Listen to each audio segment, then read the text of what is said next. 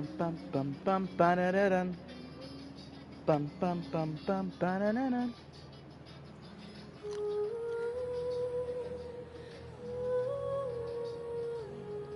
Yo, yo, yo, what's good, Plasma? What's up?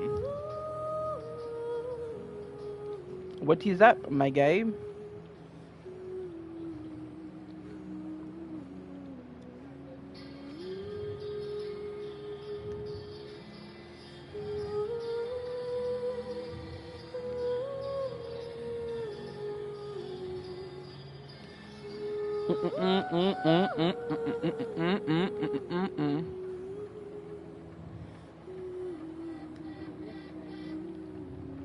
We chilling. We chilling right now. We straight chilling.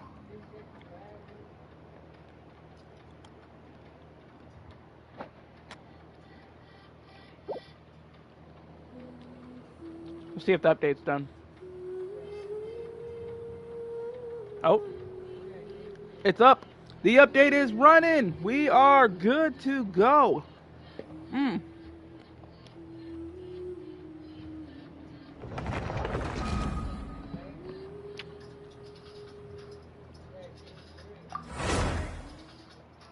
Genshin 5.7 update is live. Here we go. I managed to get here right as it started. Ooh. I hope I can get lucky here. Oh man, I can't wait to look at that banner. It's taunting me. Okay, first. Peak Gaming.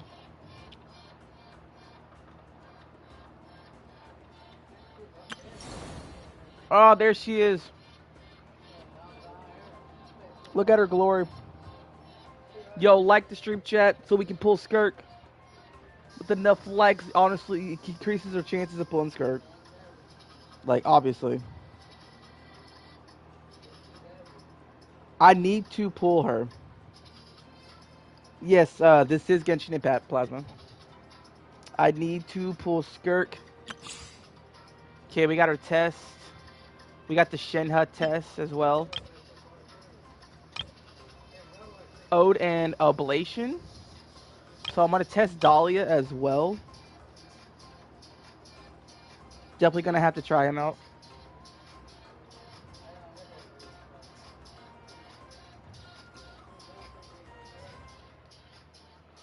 Okay.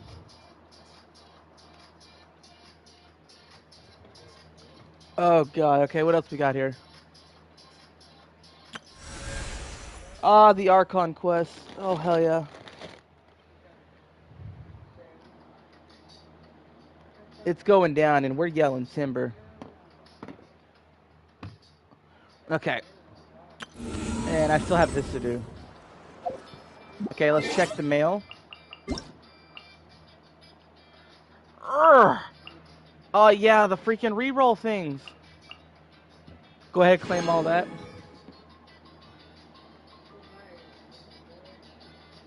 Oh, this is nice. Oh, this is nice, y'all.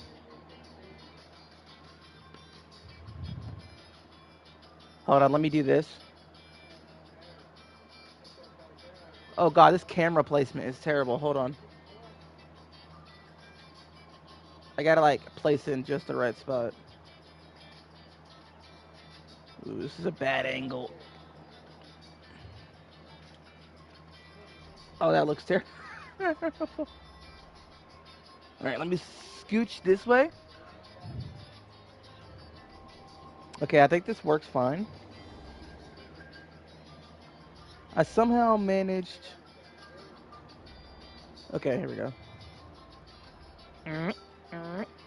Yo, what's good? Let me ping the Discord before I do any form of pulls.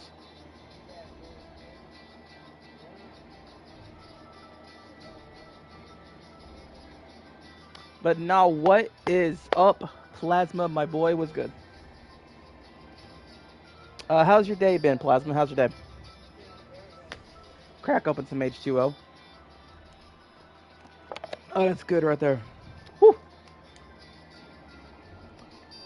Just give me one moment. We're just pinging the Discord.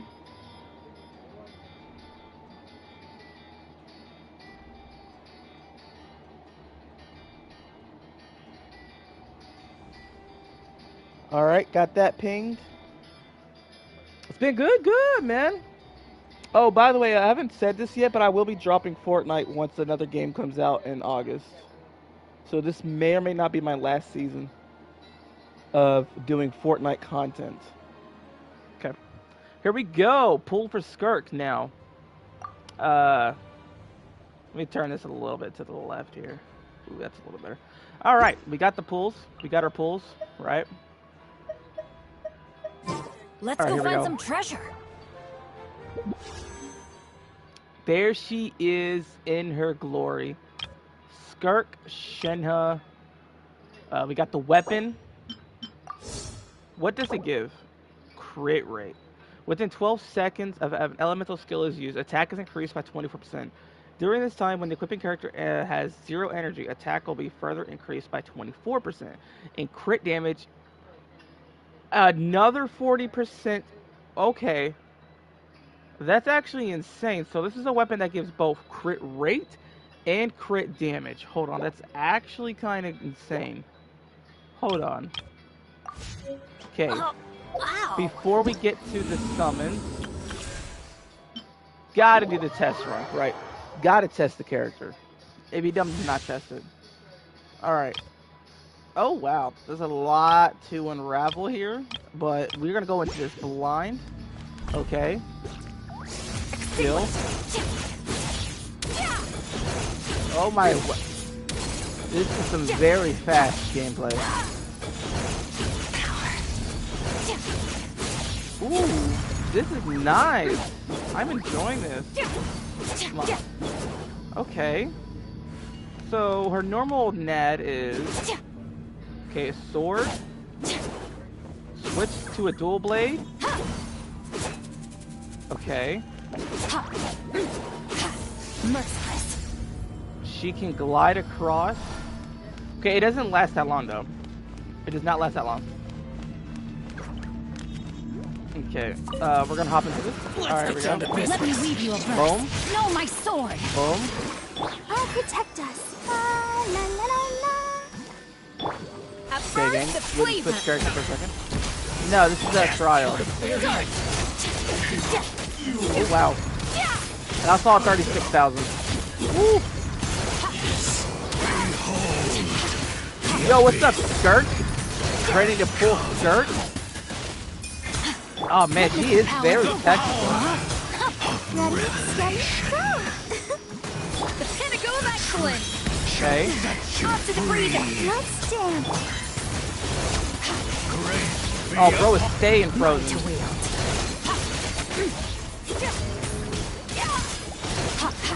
Oh my. Okay, she feels very good. Like, it is very smooth. Like, her gameplay is very smooth. And she does very good damage. I am really enjoying her gameplay. I did my best to not look at leaks, because I didn't want to be spoiled. I accidentally went back into it again, but that's fine. I'll just back out and claim the rewards. Fine. Okay. I was going to pull it regardless, but it's like, what's that mean, right? I was going to do it regardless. You didn't have to convince me. But, hey, you convinced me. All right, here we go. So, pity. I'm at 0 pity, and I'm on a 50-50. Last character I pulled was Escoffier. So, I not only have to pull this early, but I have to win the 50-50. I am scared. All right, 10 pull, number 1. Let's go. Okay, 4 star, 4 star. It's fine, but can we get Dahlia? Can we get the Twink? Can we get Male Barbara? Come on. Come on. Come on. Okay, we got Diona. That's fine. That's fine. It's fine. It's fine. Mm. Okay. Double 4. Okay, does not appear to be so. That's fine. You know, it's fine. You know, it's just a start, right? We can't expect it to be handed to us at the beginning, right? Okay. Here we go. 10 pull, number 2. 10 pity. Okay, purple again. No need to panic, right? No need to panic. Alright, can we pull the Dahlia, though? Come on, Dahlia. Come on. We got the Fav Warbow. Not very pleasant. Oh, no. Not even Dahlia yet, either. Thanks, Skirk. I really hope I get it, man. Like, with you here, Skirk, I got to pull you. You know, I have to be able to pull you. Like, if I don't pull you while you're here, you know, it just looks bad on me. Oh, man. Oh, yeah. Before I do the next 10 pull, have you guys seen the news about Paimon got recasted for this patch? Has anybody done the story yet? And if they have, can they confirm if she sounds different? Because there was a lot of big leaks going around with audio footage of her being recasted, and I haven't checked yet. So, I don't know. Also, sneaky through the temple. No! Ah! Come on! Give me Dahlia. Give me Dahlia. Dahlia. Twink! Greetings. I'm Dahlia, Deacon of the Church of Favonius and Herald of Barbados. As you can probably tell, I'm going out of my mind with boredom right now. So, what's going on in your life? Any issues you're facing? I'm here to listen. And probably to laugh a little. but also to help.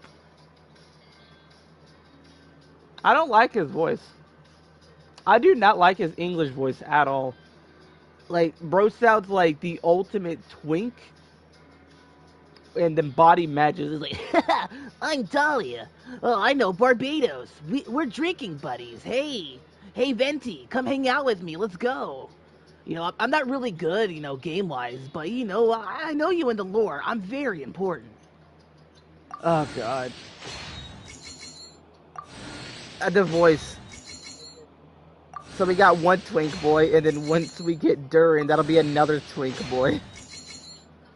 We seem to get a lot of twink boys. Come on. Nope, just the one. Okay. We at least got the 4-star, which is always, you know, the harder character to pull. Oh, boy. I still got 2 more. Here we go. 10 pull. Wait. Benny's Adventure Chick? Wait. I know what I'm going to do for these last 2 10 pulls. I'm going to go somewhere. We are going to go somewhere. We are going somewhere.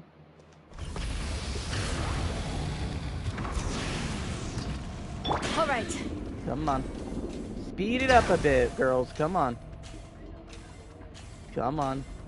Come on. Let's ride. Now, knowing my Stop luck, me. considering especially what I did on Wuthering Waves today, I can see this going poorly. Because I jokingly did a 10 pull for Cartethia at 0 pity on Wuwa, and I pulled a 5-star. I didn't want a second Cartethia, so I'm glad I lost the 50-50.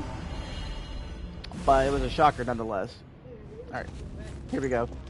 This is a good wishing spot. Alright, see, now that we're here, easy Skirk. Watch. Dang it! I meant the next 10 pull, okay? It was the next one. You know, you gotta save that for the last, right? I don't want Diana.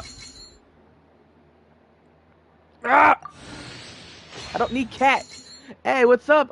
What's your name? Rosali Suno. Welcome to the chat. How you doing? Going for Skirk, and it's not going so well. So far, we're 4 10 pulls in and only gotten 1 Dahlia, 2 Dionysus, and a Favbo. It's not looking good. Oh, 2 Dahlia. 2 Dahlia.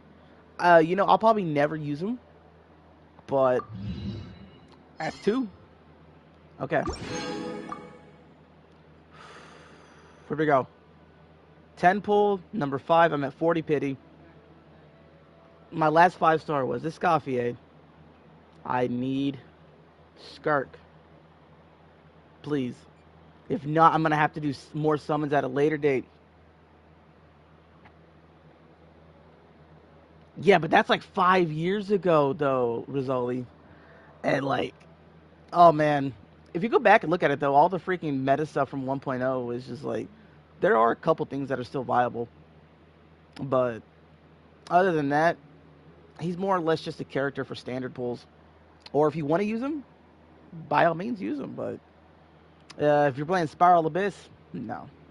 It won't really work out. No! I'm gonna have to go hard pity.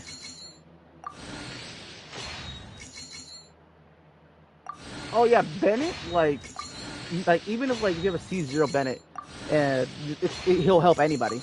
It's like especially like newer accounts. You get a Bennett day 1 and you're basically set for the rest of the game. Another Dahlia. So I can get 3 Dahlias and no Skirk. Oh, and I can't swipe either right now because I just pre-ordered Gears of War Reloaded. Oh, this is tough. Okay, what am I sitting at? Okay, I have 7 pulls right now. We have 7 pulls, right? Okay, so what I'm going to do... Let me get a look here.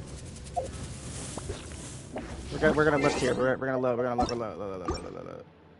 Where's the shop?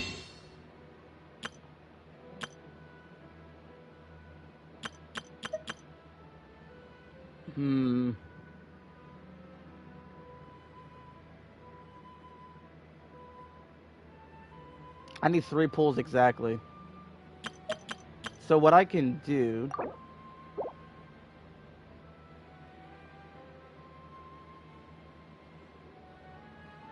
Okay.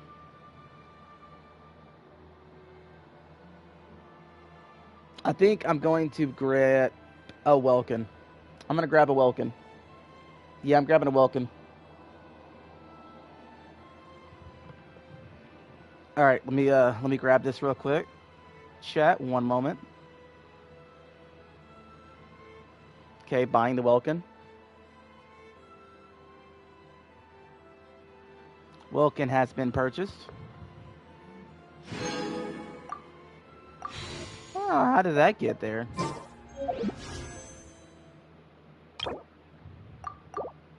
Okay, that puts me at 9.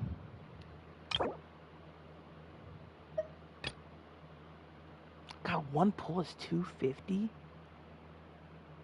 Why is 1 pull 250? Hold on. Yeah. Yeah. Hold on. Come on, game.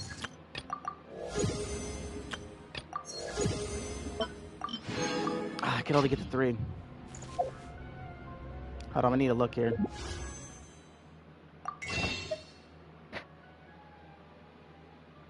I'm doing math.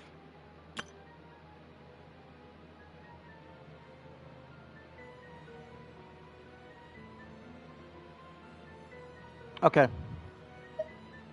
gonna buy 2 of these. Because the 120 crystals will put me up to 489, which would be enough for a 10 pull. Okay, here we go. We're going in, chat. Spend just a tiny little bit more. Just a little bit more, right? Just a little bit more. I ain't no whale. Okay, there's 1. Okay, 1 more. 1 more. Also, if you see the face cam disappear, it is because whenever you like press the button on PlayStation, it will turn off the camera. Okay, grabbing it. There we go. And we should have enough. Yep, there we go. 50 pity. Here we go. 10 pull, number 6. Let's hope Give me Skirk. No! Ah!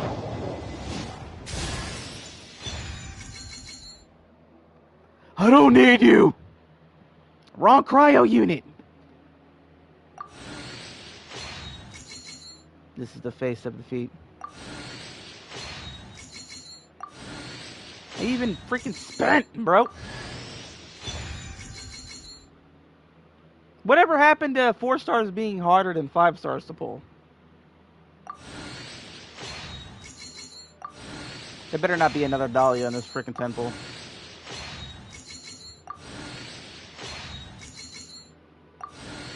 I don't need Ice Cat. Bro, I have like a C30 Diona. What is, hold on, I need to check this, hold on. Where is he at? Let me move the face cam. Bro.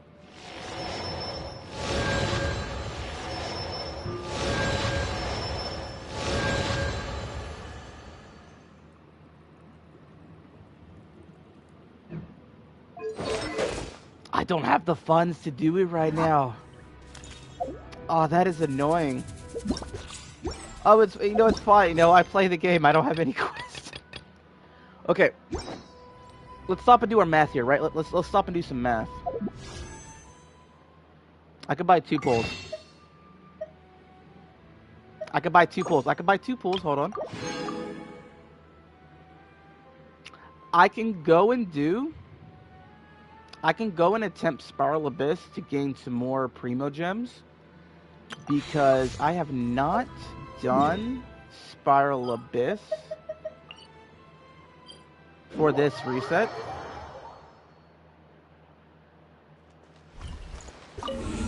I have not done it yet.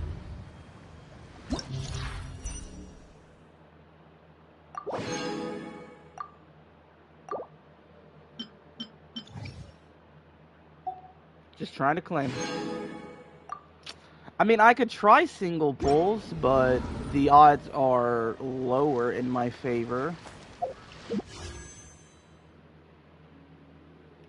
Do we want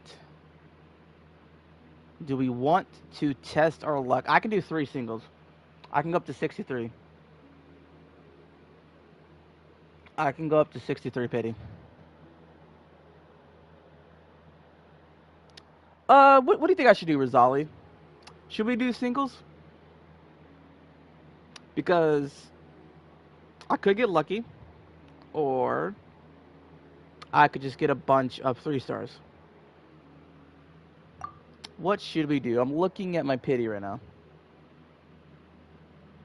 How hard did I have to go? Okay, I should do singles? How hard did it... Oh, God, it took a lot of pulls for a Scoffier, too. Okay. Single magic. Just like I did your Woo With Luck. Bro, don't even get me started on Woo With Luck. I was playing with my friend on Woo With today, and I pulled Cartethia, or Cartethia, I can never pronounce it. I pulled her already, and I had a 10 pull. I jokingly like, all right, here, let me just pull a second Cartethia in the 10 pull, and it turned gold. I didn't want a second Cartethia. I was joking. But I got lucky, and I pulled old little sheep girl. So, by the way, I was at 0 pity. And I pulled her at 2 pity. So, I'm going to guarantee if I want to go for Lupa or, you know, Augusta, I'm chilling. I'm chilling. But, you know, I have a story from back where around the start of Genshin when I played. I pulled Eula on a single pull. Then I went and did 5 single pulls on her weapon banner. And I pulled 2 5-star weapons in those 5 single pulls. Skyward Pride, I believe is the Claymore one, and her weapon. I have not been that lucky since. I have not gotten a single double in this game. But I've gotten a double in Star Rail. Oh, you know what? You know, Plasma's right. I don't want Skirk. You know, she's mid. Watch. I don't need Skirk, bro. If that became gold, I would have been upset. Come on, come on, come on, come on, come on, come on, come on. I've wanted you for over a year now. I'm gonna crash out. I'm gonna crash out. Skirk.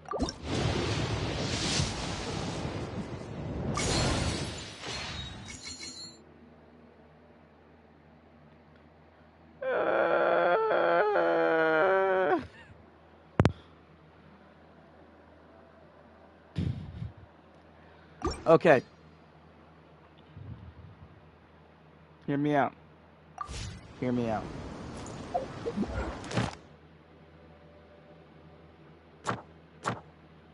Hear me out.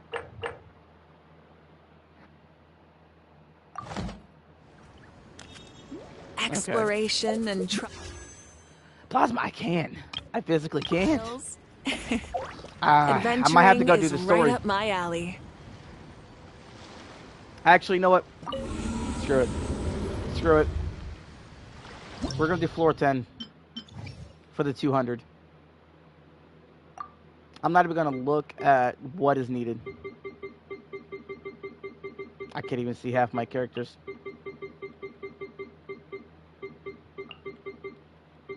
Come on, game. Let's see. Do I want to use my Eula? Bro, if I had gambling money right now, I would have already pulled Skirk. I would have did a $100 top up. But I got Gears of War Reloaded today, man. What's a good team for Eula? I want to use my 1% Eula. Because I am almost top 100 in, I believe it's, I don't know if it was just NA or World, but in Eula's. I'm like 139. I am top 1% Crayfish. I'm trying to remember. I have not used my Eula in so long. Oh, God. Let's have some fun with this. Do not... we're gonna put on some Raiden, good old Raiden Shugen. Right, Shugen. I'm gonna have some fun here. I'm gonna put on some random stuff. Alright, I'm just gonna put on a random team. Let's go. Don't want to overthink it because I don't want to shoot it too long. So we gotta do the story. Let's hope you put up a good fight. Time to shine. Hear the echoes of the valley. Watch this. Go in. Pyroclastic surge. Let's hope you put up a good fight. Show me your Finish moves. this next Come time. on. Come on. How about Come on. this fun, Come shall on. we? Full throttle. Okay. Well played. Red and A was your first ever 5-star you got back then? Nice. My first one was Chi-Chi. Don't want to talk about it. Here, Shine down. I feel like Raiden is still overslept on these days. Settle this. Stand with me. Crush. Blood of frost. Come on. Yeah, another swing. I didn't even get to do my ult's damage. You'll come down. No.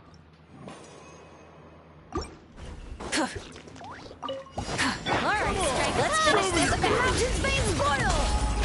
Yeah, freaking zombie lobby. But fun fact, in the 4.5 years I've played, I've only ever pulled her Everybody twice. stand. Line up the So I think I'm pretty lucky.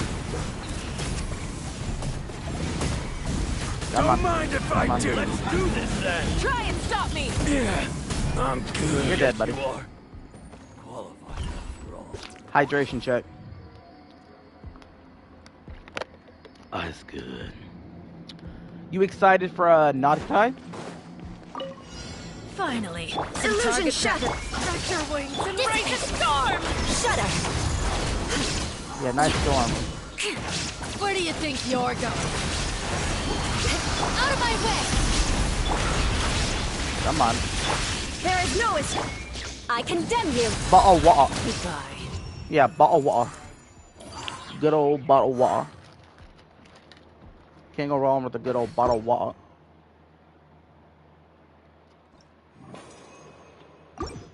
Alright, go. Alright, let's finish this back. Let engraved names echo.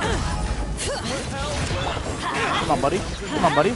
Teamwork is pyroclastic surge. You asked for it. Good show. The little baby Saurians are only there because they're orphaned. Beg for for mercy. Boing. Shine down. Boing. Obey. Boing. Stand with me. Boing. Do your master's bidding. Crush. Boing. Vengeance will be mine. Beg for mercy. Boing. Rack and ruin. I just stood there. Alright. Let's claim those Primo Gems and do another single.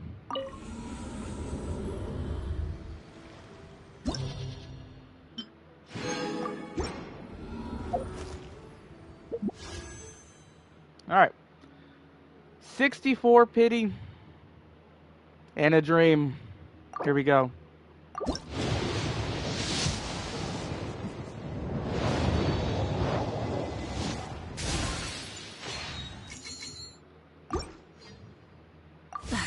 Instead of... Alright, so like I was saying, floor 11 of the Abyss looking nice right now. Okay, I feel like I need to look at the enemies. Water. Okay. Wait. Oh, I don't like that. I don't like Chamber 2. I don't like... Wait.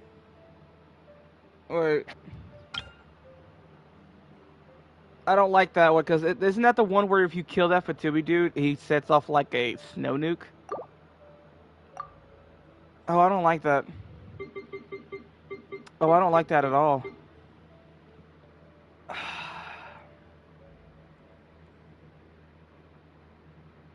Okay. This is,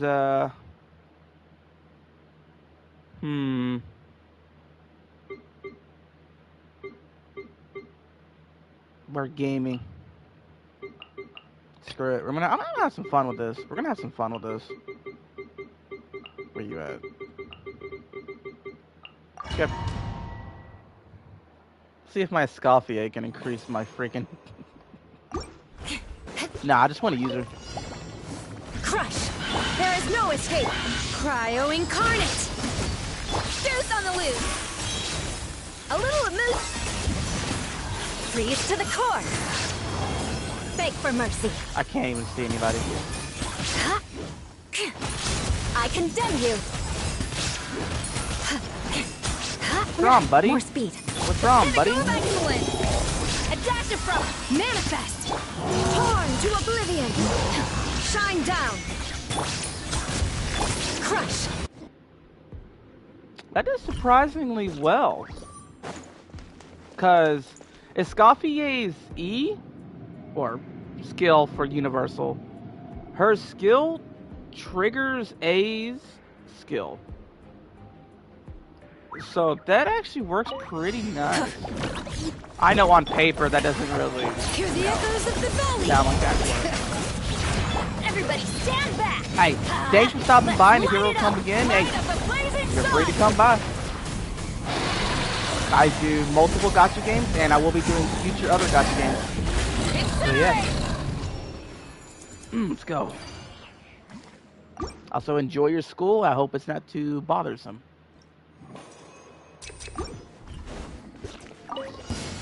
Shudder. Boom. Illusion Boom. shudder. Boom. Do your master's bidding. Unleash. Deuce on the loose. Off to the breeze. Crush. Vengeance will be mine. Rack and ruin.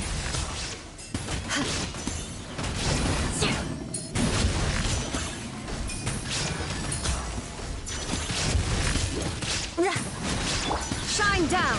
Okay. The pinnacle of excellence. Attack.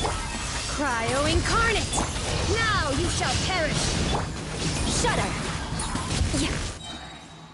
That team's actually doing surprisingly well. Uninvited guests. Now, here's where it becomes fun. Let the mountain's veins boil. Bring it. Going in. Freshness preserved. Pyroclastic surge. Chill to the bone.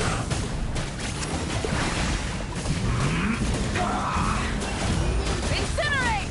Rise with the... Strike a pose. Hear the echoes of the valley. As unyielding as ice. Ah, get me out! Everybody stand back! Time to shine! Bring it quickly! Let the mountain's veins boil! Yoo-hoo!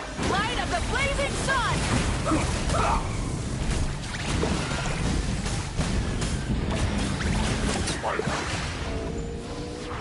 Let's light it up!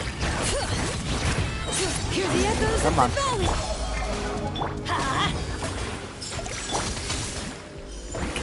Pyroclastic surge! Come on.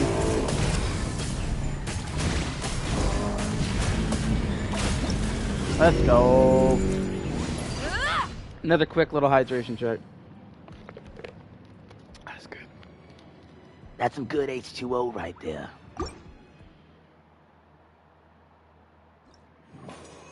Alright, come on. Energy recharge. Beg for mercy. There is no escape. Manifest. Deuce on the loose. Pop you. Shudder. Flood of frost. Crush. The truth is that truth is hard to come by. Beg for mercy. By ordinance divine. Obey. The pinnacle Of of revelation. A little amuse. Shine down. Inazuma shines eternal. Crush. Hear ye the word of joy. Ow. Shudder. The door fully opened unto you. Beg for mercy. A dash of frosting. I condemn you. Deuce on the loose. Torn to oblivion. That's what I'm talking about. Let the Battle hardened. Tortoise, what are you? I haven't fought you. Bring it. I'm What do going you do? in. Let's light it up. Light of the blazing What does it do? sun. Oh. Oh. Incinerate. That was supposed to be a boss. That felt like a weak little world enemy.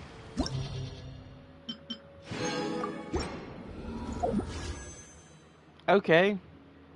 Anyway, 65 pity. Ah! Watch. Dory. Or Diona, my fault. Rondine.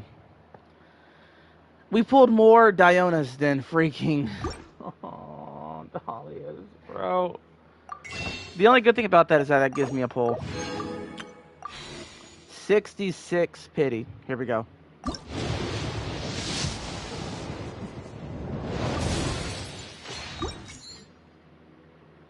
I'm gonna crash out.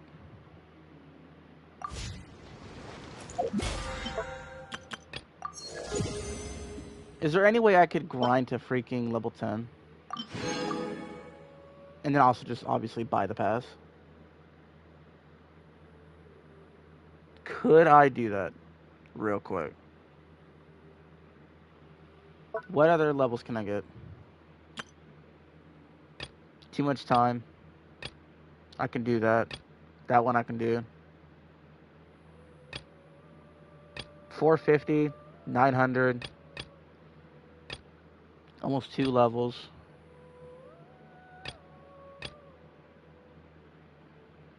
It wouldn't be enough. It wouldn't be enough. Okay, floor 12. What are we fighting? Okay. Chamber 1's not an issue.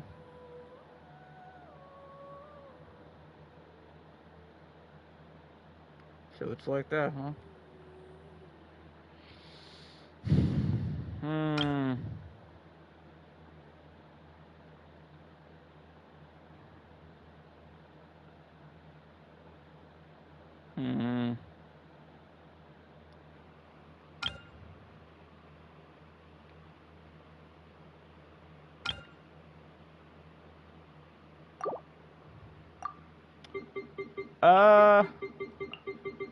Yeah.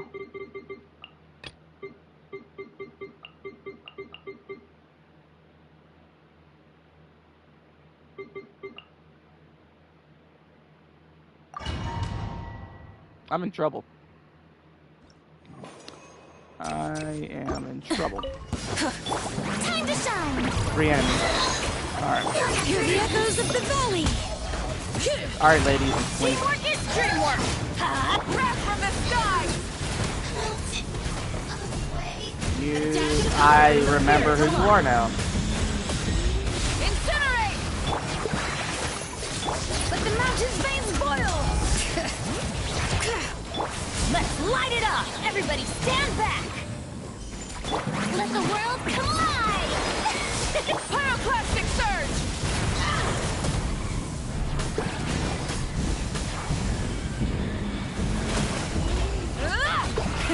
Revy!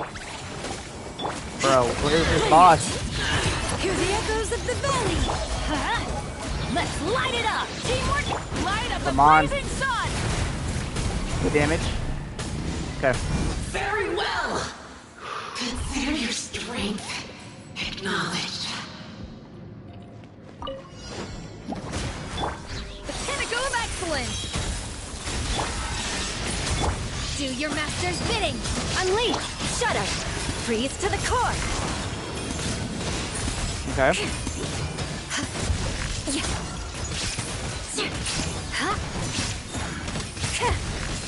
I didn't get the crit. Now you shall Okay, mechanical perish! array, mechanical array. Goose on the loose! Off to the free... Obey! Cryo incarnate! Crush! Unleash! A little amuse... Blood of frost!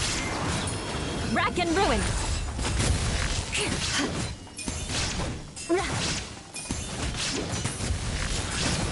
The pinnacle of excellence! Manifest! There is no escape! Okay, which one's the enemy? Torn to oblivion! Okay, which one two? Which one two? Which one two? You. Do your master's bidding! Adaptive! Illusion shattered! Beg for mercy! Shudder! A burst of flavor! I condemn you! Obey! Freeze to the core! Crush! Eye for an eye! Now you shall perish! Woo! Still clear with my Eula? Who said Eula fell off? Hmm? Who said it?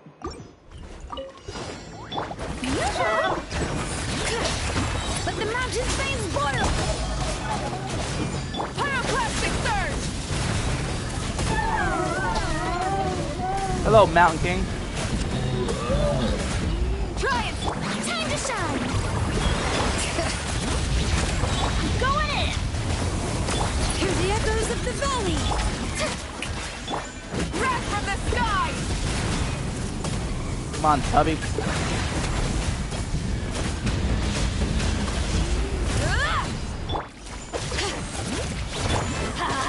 Let's light it up!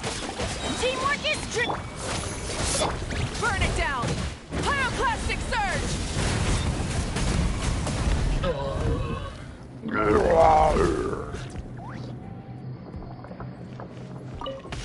Behold! Shudder! The abyss There is no escape! Cryo incarnate! Manifest! Goose on the loose! The truth Show no fear! Ow. Adaptive frost beg for mercy! Who's on the loose? of grace. Rack and ruin! Peace be with you. Shine down!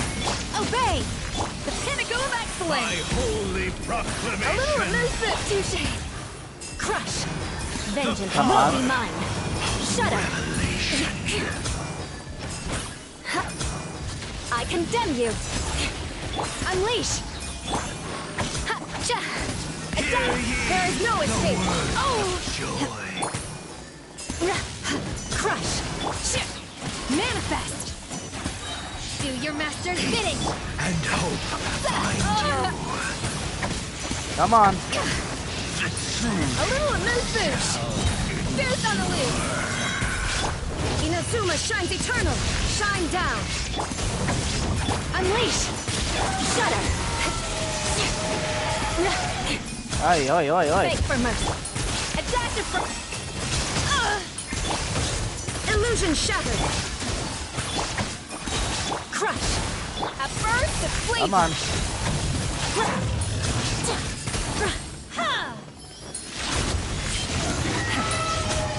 Manifest! Off to the freezer!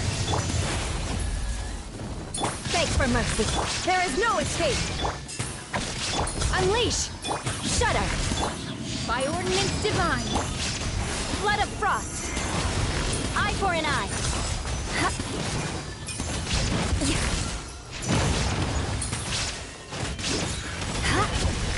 The pinnacle of excellence! Now you shall perish!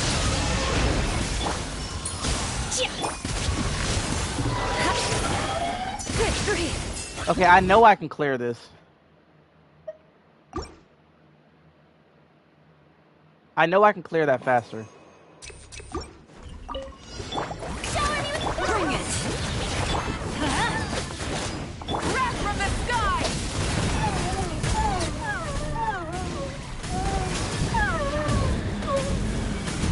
Incinerate! Let the mountain's veins boil! I'm going in! Let the world collide! Light up the blazing sun!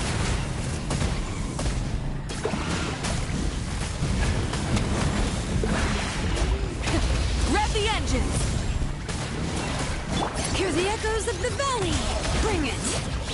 Let's light it up! Teamwork is...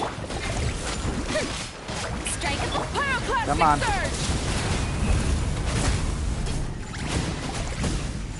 Come on. Ah! We can do this. It's not an issue, right? It's not an issue. Behold! Cryo incarnate! Mana! Fierce on the loose! A little amuse...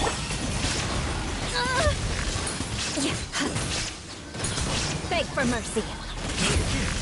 Of grace! Peace be Vengeance with will you. be mine! At first, the flavor! Unleash! Shudder! The truth shall set you free. Manifest! By ordinance divine in your... Adaptive frost, beg for Be mercy! upon you. Peace and hope Unleash! find you. Endure is Shine down!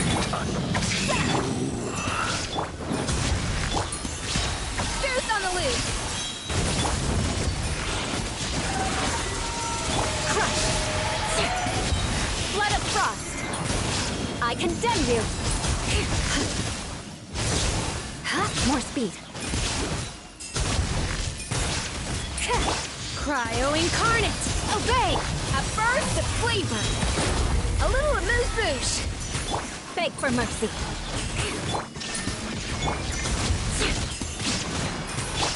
Manifest! Shudder! Freeze to the core! Rack and ruin! Why did it run all the way over here? Why did it run all the way over here? The pinnacle of excellence! Off to the brink! Unleash! Illusion shattered! Do your master's bidding!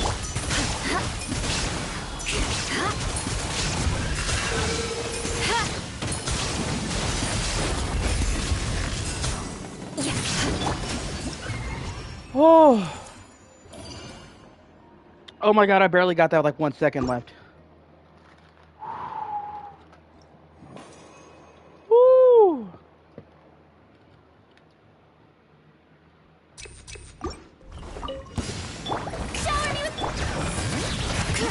the mountain's veins.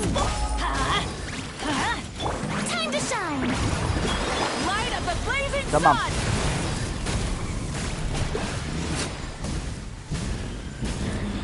I'm going in! Light it up! Letting Crave's names echo. Bring it.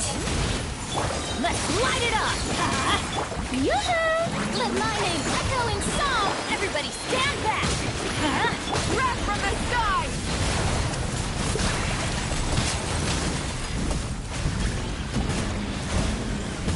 Incinerate! Hear the echoes of the valley.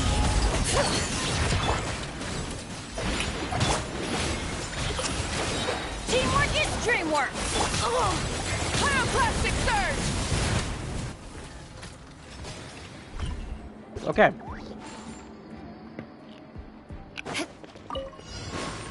Crush. There is no escape. Manifest. Juice on the loose! Adaptive frosting! Flood of frost! I condemn you.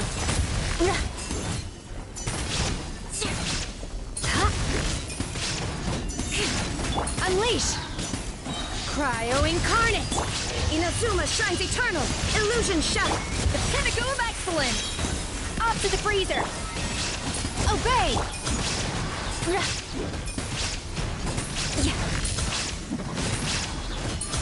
There is no escape. Unleash. Beg for mercy. Now you shall perish. Juice on the loose! Do your master's bidding. Mana. Illusion shattered. Shudder. Freeze to the core. Eye for an eye.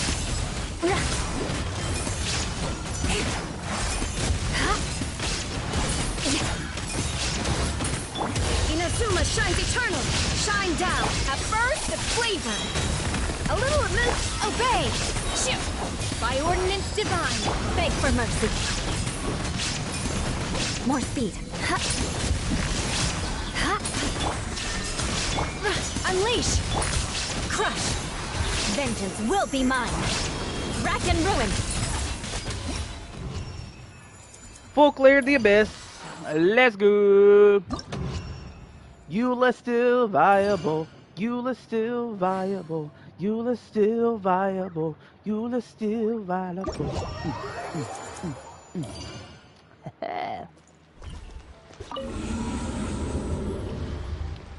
Anyone who says Eula ain't good anymore, eat my buttocks.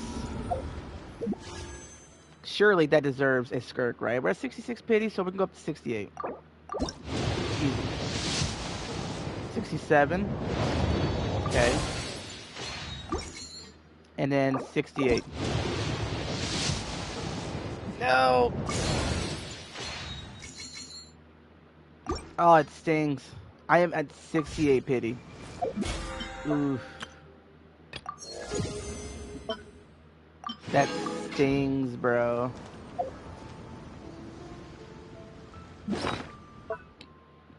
Let me check some things.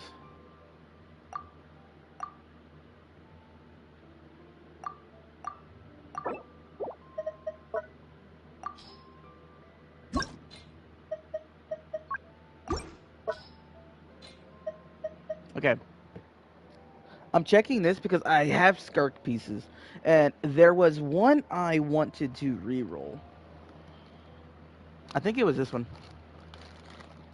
I think it might have been this one. Because I had a couple decent ones. 1, 2, 3, 4. I think it might have been this one. Hold on, let me look at the details.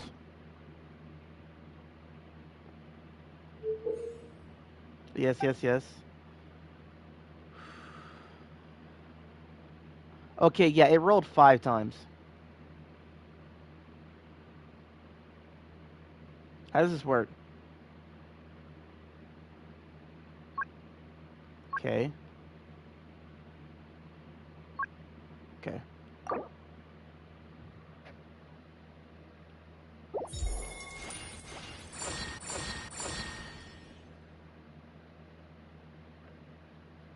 Is it technically better? Why did it roll HP? I mean, the crit value is higher. Doesn't make it any less annoying.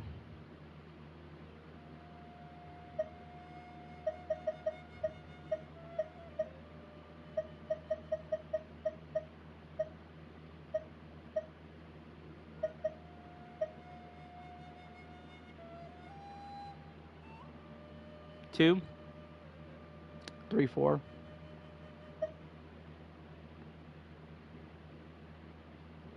Okay. We're gonna do the goblet. We're gonna do the goblet.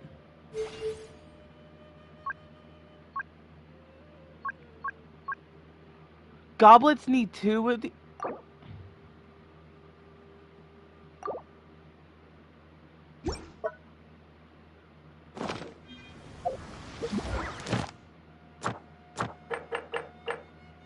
That's not annoying at all. Whoa, what's this? Wait, there's a first clear reward for all these now? Shoot, I'll take it.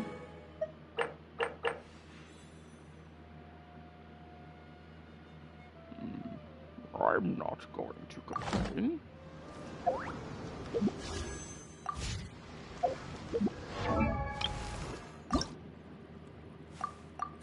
Huh? Ooh.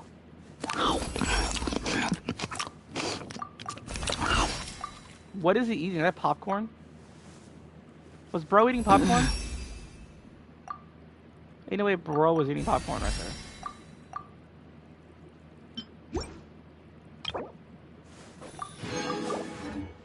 Alright, here we go.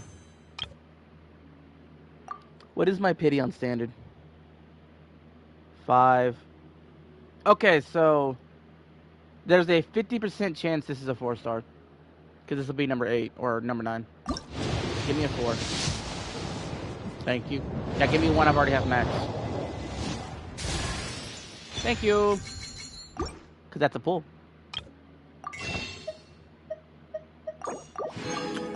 Here we go. 69 pity for Skirk.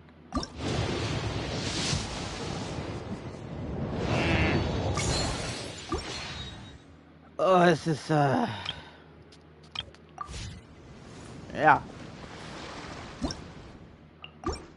This is something. 69 pity. Well, can't keep putting it off much longer. Time to do story. Wait, let me check something. Alright, yep, time for story. Alright, let's go. Yep.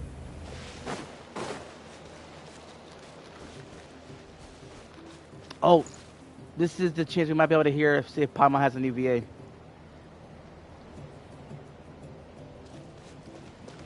Come on.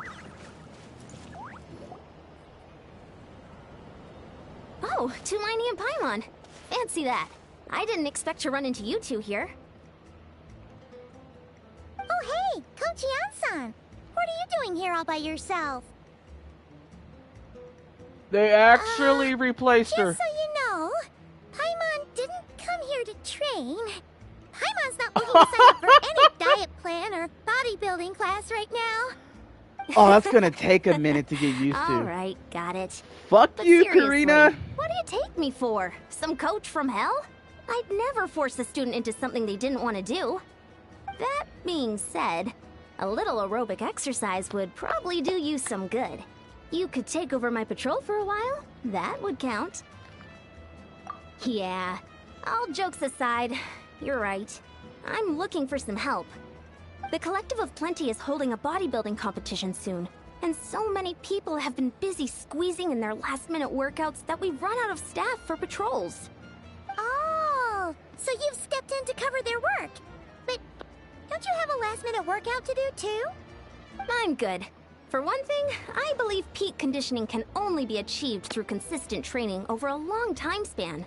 Cramming in a workout at the last minute does next to nothing for you. But more pertinently, well, As you can probably imagine, I'm not able to compete in any of the most popular weight classes, and there's no real competition in my own weight class. Yeah, that makes sense.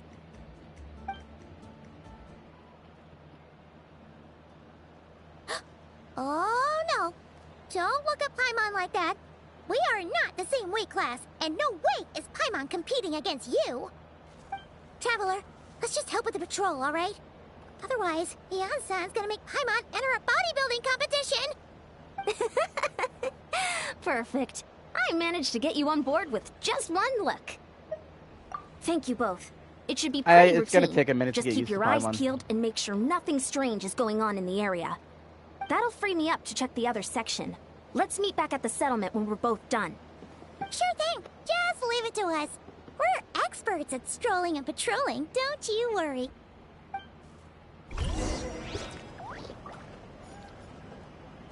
I'm not used to that.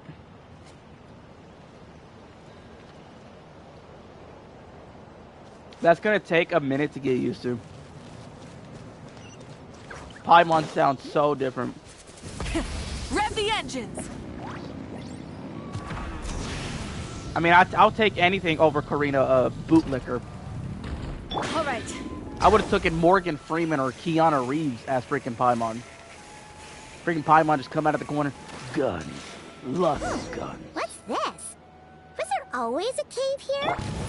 Yes, Paimon, whose voice is now tolerable. Hey, there's a hilichurl here. Is it sleeping? Doesn't look very hostile. Why is it hiding away here? Ah! You woke it up! Huh? It ran away!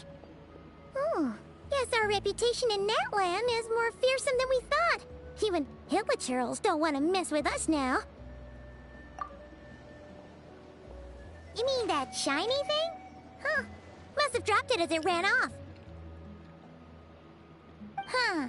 Paimon bets that hilichurl thought it was a priceless treasure. It was probably planning to hide it here for safekeeping. Until we showed up. Let Paimon take a look. Hilichurls aren't the brightest, so it might not be worth much, but still. What is it? You look so serious all of a sudden. Isn't this just a regular old key? The style is unusual, though. Doesn't look Natlanese. Where do you think it's from? What do you mean? What hibernation chamber? What spaceship? Oh, wait. You mean the spaceship? The one that brought you to Teyvat? So, how did that key show up here? Are you sure you didn't just drop it? Whoa! Yeah! These look identical! So, if one of them's yours, does that mean the other one is... Knew it! Huh! The keys to a spaceship! Huh! Somehow that really rams home the fact that you really are an actual alien! Oh, wait, no. Descender. But anyway, now we know where it came from. The question is, how did it get here? The simplest explanation is that your brother lost his key somewhere not far from here. Then that hilichurl found it and ducked into the nearest cave to hide it. If that's true, it means your brother was here recently. Yeah. Man, this is so crazy. We only agreed to help with the Anson's patrol on a whim. And now, we've made this bombshell discovery and found a huge lead on your brother. Should we keep following this trail while it's hot?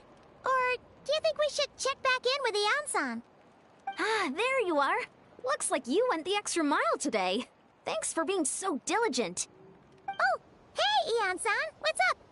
Didn't think we'd see you again till we headed back to the settlement. We were actually just about to go meet up with you. We've made a huge discovery today. I came here to let you know that you don't need to keep patrolling anymore. The bodybuilding competition has just been cancelled, so the usual squad will be resuming their normal duties. They'll be here to take over shortly. Wait, cancelled? Why? What happened? The Abyss Order attacked. Huh?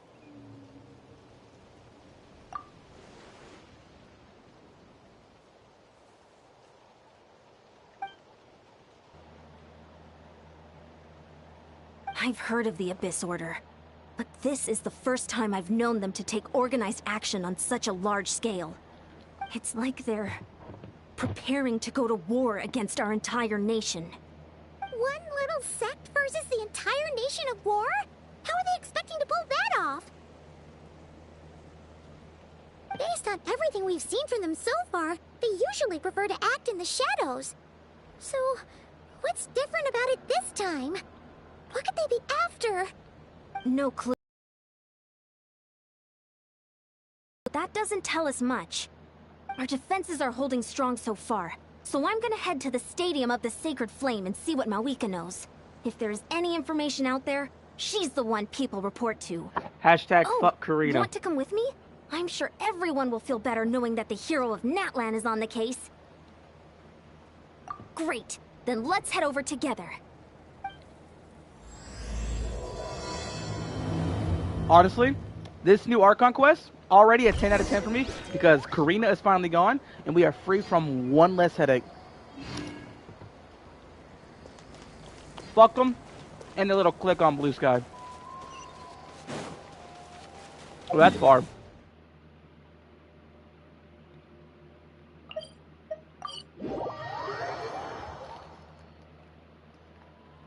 Karina Bootlika.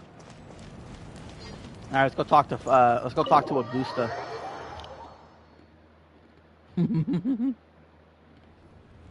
Mawika! Oh? Ah, great timing, Yeon-san. I was just about to send someone for you. And it's good to see the travelers with you. How are things looking? What's the latest word from the messengers? The Abyss Order has been spotted near several tribes at the same time. Clearly, this is a coordinated strike. Also, their numbers are much higher than expected.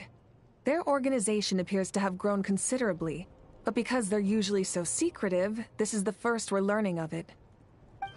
It sounds like they're throwing everything they have at us. What are they trying to achieve? That's what I'd like to know as well.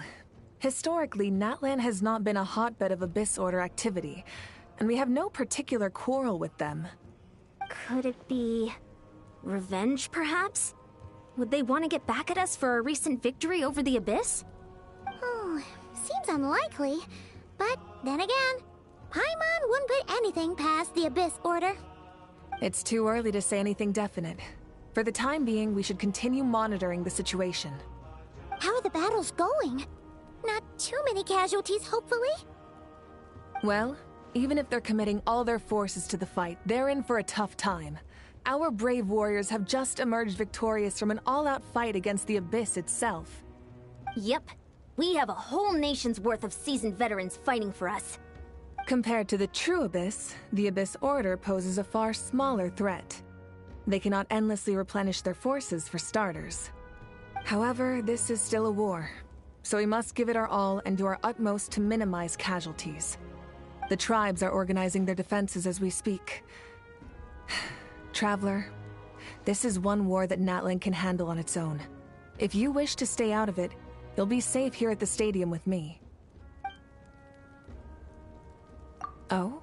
In what way?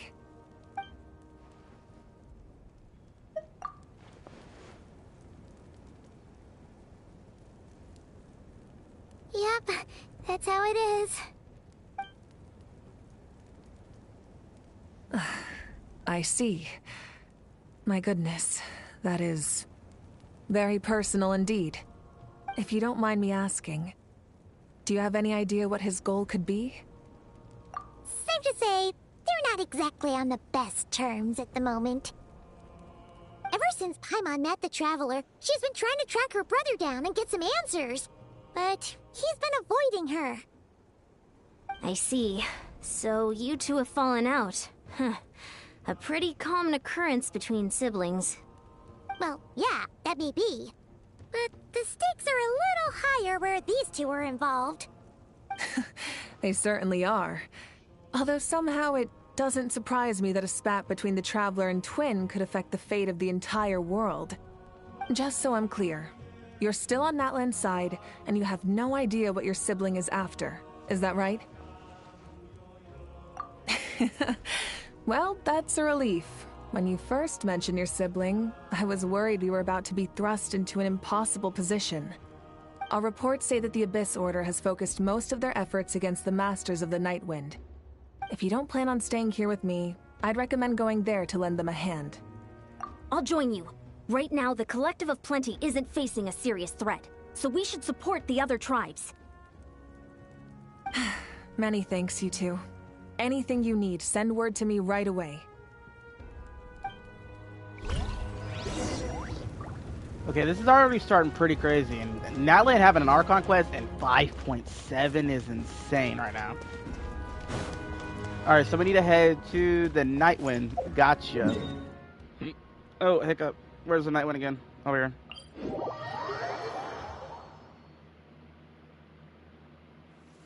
Ooh, I wonder if Dane will already be replaced. Though it might be highly doubtful because he is a more notable voice actor than Karina Bitchlicker. So I doubt they would replace Yuri Lowenthal. Still don't know if he was willingly in that stuff. Huh. I wasn't expecting to see you here. Are you here to reinforce us? How are things looking? Mawika told us to come here. Oh, the situation must be pretty dire if it's managed to get Lolly out of the house. Dire? No, I wouldn't go that far. It's mostly just irritating. I heard we're being hit the hardest out of all the tribes. What are they trying to imply? They just think we're pushovers or something? The more I thought about it, the angrier I got. I couldn't exactly concentrate on my novel after that, so... well, here I am. So, that's how they earned the ire of Granny Eatsley, huh? They call themselves the Abyss Order, yes? Ugh, so tasteless. It's exactly the kind of two-dimensional name a clueless writer picks because they don't trust the rest of their writing to persuade the reader of who the real villains are. Hey, she's saying your brother has poor taste. Wait, what? Are you saying her brother is a member of the Abyss Order? I only said that because I was mad, but maybe I went too far. Hey, let's save the chat for later. We've got some enemies incoming. Good. A much-needed chance to vent my frustration. Not a moment too soon. Things were getting awkward there. Luckily, I'll never have to find out just how badly the rest of that conversation was gonna go. You didn't have to say that last part out loud, Sweet Lolly. Anyway, let's get him!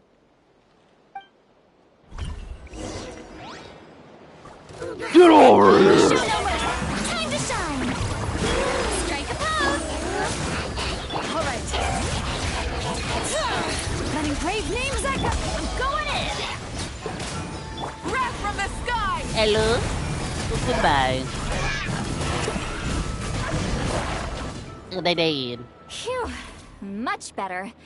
That's more like it. Ooh, impressive work, Granny Eatsley.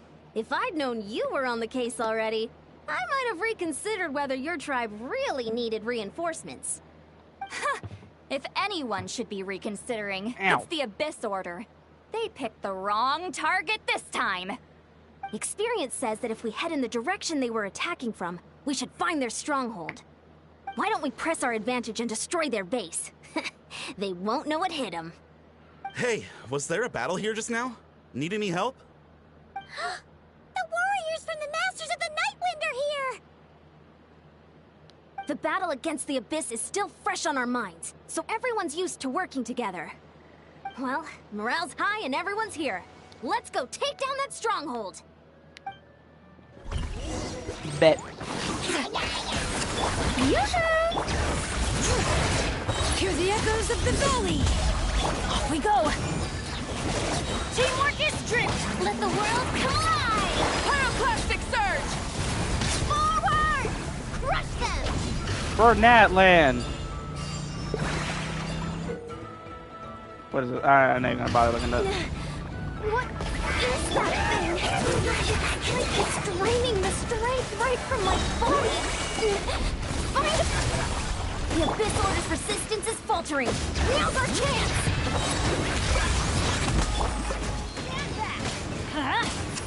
Strike a pose! Light up the Goodbye! Warriors! Attack! After them! Rar.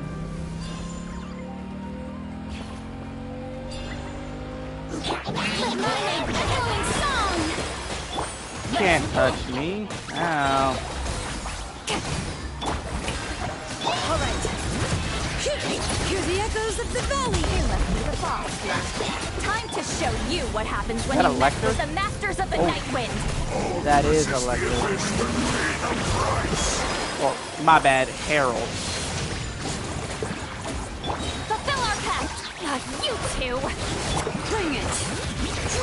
Letting grave names echo. What's he gonna do? Absolutely Let's rock. nothing. Light up the blazing sun.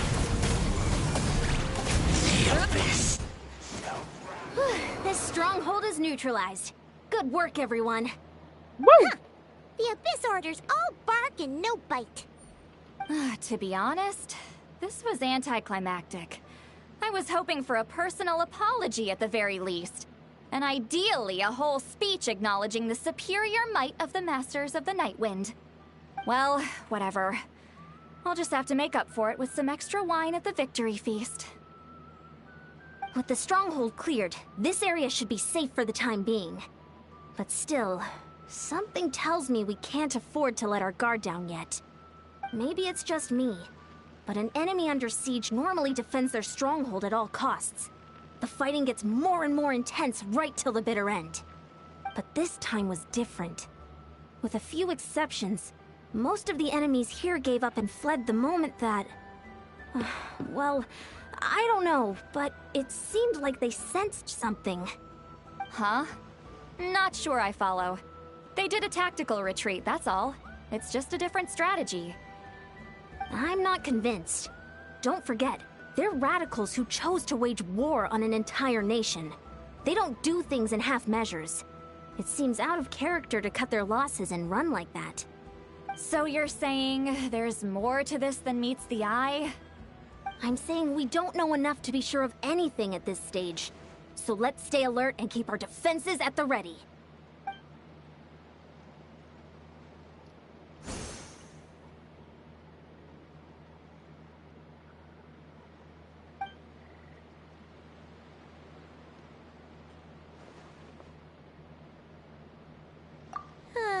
Paimon had a hunch you might say that.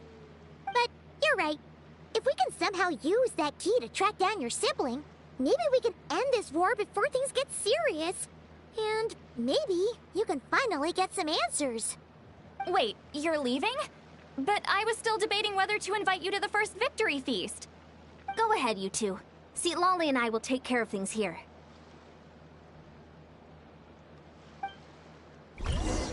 Okay. Oh. Okay. Oh, achievement. Okay.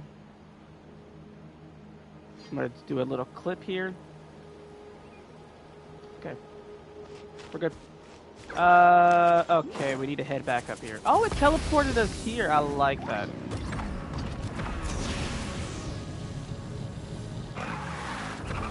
All right.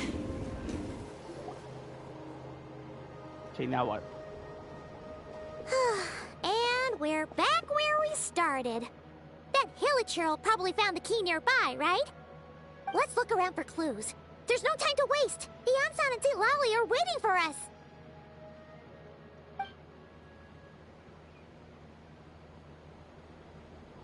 Ugh. We've scoured the entire area, but still nothing. How the heck did the key end up in that Hilichurl's hands? Are we supposed to believe that it just fell out of your brother's pocket as he passed by? Seems kind of ludicrous to lose something so important in such a dumb way.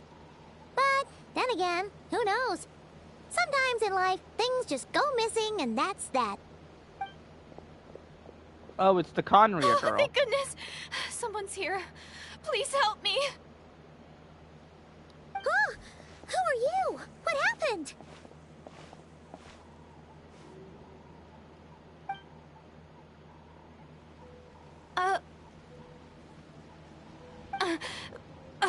No, now isn't the time. Please, you've got to help me. I'm being chased by monsters and I can't keep running. Can you do something? Yeah, where are they? Paimon doesn't see any monsters behind you. Huh? I'm sorry, I don't quite understand. They're almost here. This really isn't the time to be joking around. We're not. We're completely serious. We don't see any monsters. But how? Ugh, there's no time. They're coming. We gotta run. What's wrong with that girl? She must be seeing things. Oh no! It looks like something really hit her. Maybe she was right. Quick, let's see if she's okay. What's wrong? Are you hurt? What was that? The monsters! They're right there! You need to get out of here. It's too dangerous.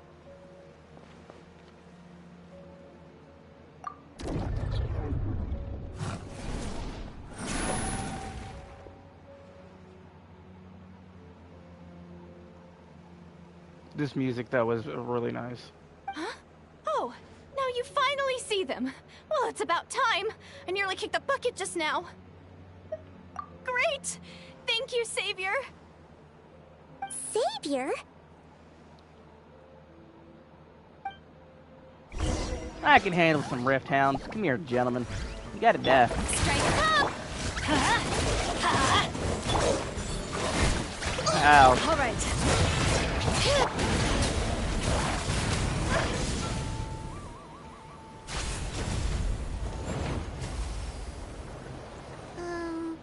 You done? Paimon still can't see anything, so she can't tell. It just looked like you were slicing at thin air. Kinda funny, actually.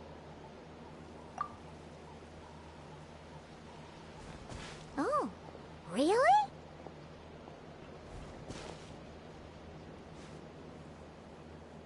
Sure.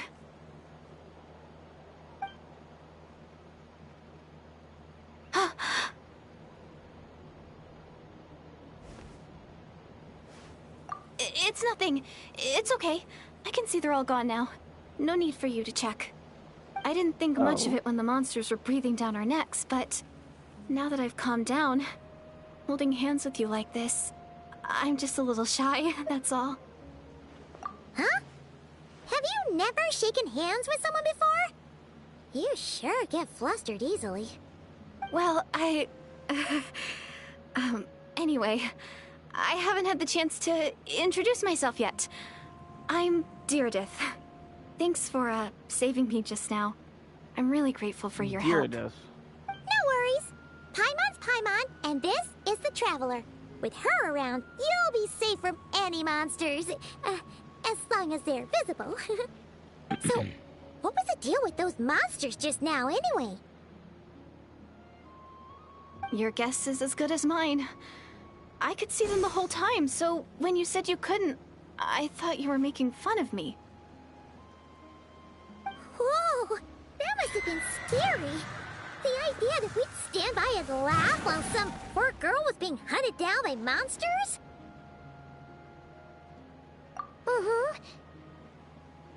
Don't worry, we aren't like that.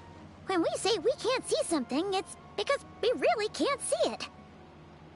But more importantly, did the monsters hurt you? How bad is it?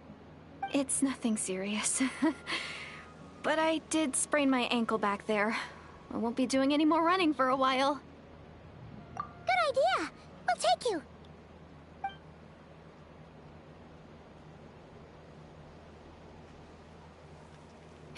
Thank you so much.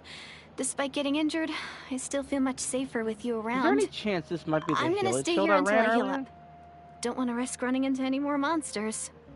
Yeah, you already took a big enough risk coming out here all on your own. So, where are you from, Deirdith? A small village, far away from here. I walked for what seemed like forever and lost my way, so... Yeah, I have no idea where I am anymore. Maybe all these trials and tribulations are part of the journey. No one said finding the Savior is gonna be easy. Huh. That's the second time you called the Traveler a savior. What's all that about? Oh, sorry. It just slipped out. I was caught off guard. The resemblance is so uncanny. Anyway, let me start from the beginning. There was once a sage who passed through my village. People got the sense that she was truly omniscient. The sage said that doomsday was coming. But as that day approached, a savior would reveal themselves to us. The day of disaster is almost upon us, so my grandmother begged me to leave the village and find the savior before it's too late. Doomsday? I've heard people talk about the savior since I was a kid. Growing up, it really made an impression on me. The description is practically etched into my mind. So when I saw your golden hair for the first time, it was like this image that's existed in my mind's eye all these years suddenly came to life. Everything matched. Oh, so that's why you were lost for words when you first saw her. Well, the Traveler's definitely got what it takes to be a savior, and she's already got a ton of titles, so she won't mind one extra. Actually, I don't think it's her. What? But didn't you say that everything matched? Everything except the gender. The savior was described as a young man. Sibling. Oh, for goodness sake. There are gender requirements to be a savior? Really? Oh, of course. If it's not you, then it's gotta be him. Who? Who is it? You have a brother? Well, then that's it. Oh, it's him. It has to be. Oh, thank goodness. Please, can you take me to see him? Yeah, about that. Huh.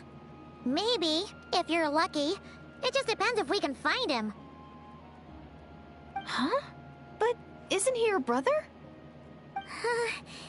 Sorry. Looks like Paimon steered this conversation back to the fallout between you two.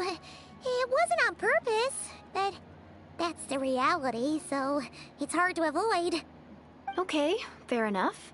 But since you're looking for him anyway, why don't we team up? We might stand a better chance if we work together. Yes, everyone says that the disaster is inevitable. But the Savior will rescue us all from our pain and suffering. I've always dreamed of meeting the Savior.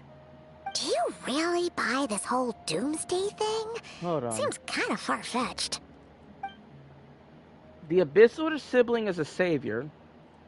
These people look Conrian. Are these surviving Conrians or Hilichos that turned into their human forms again? And then told a story about the Abyss siblings saving them from their cursed fate. Interesting.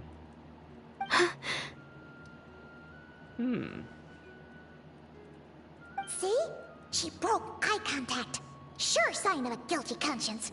Time to press her for answers. What's wrong, Deirdis? Something's clearly bothering you. You want to tell us what's going through your mind? Oh, I just, how should I put it? The Traveler looks just like the savior of my dreams.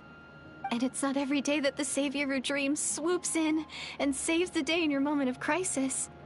So I'm just a little overwhelmed, that's all. 3 seconds of unbroken eye contact is the limit. I don't think my mind and body can handle any more than that. What do you mean, limit? What happens after 3 seconds?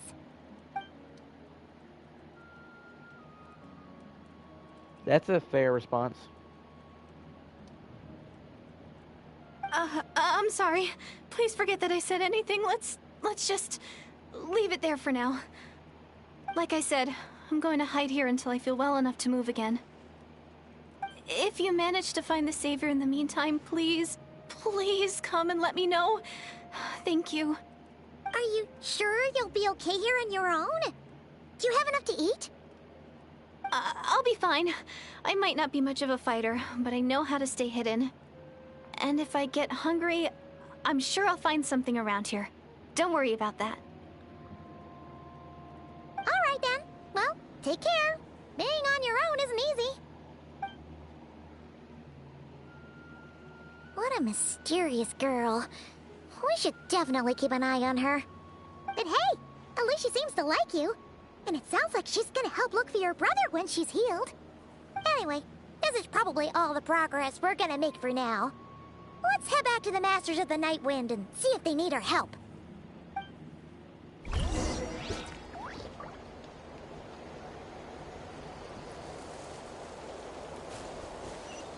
Okay, where do we go? That's pretty far away.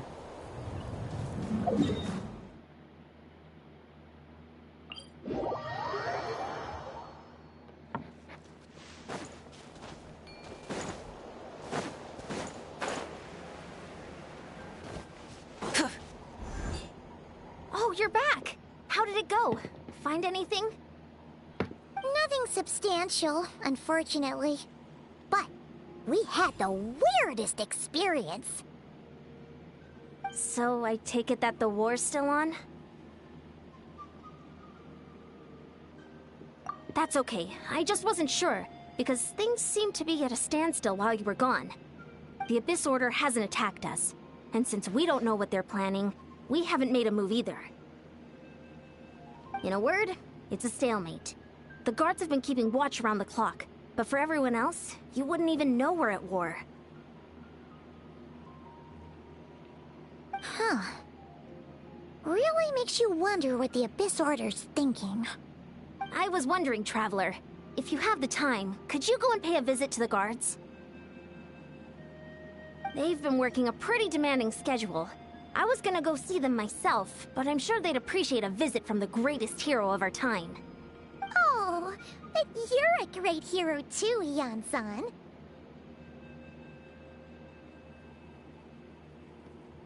Great. Thanks, you two.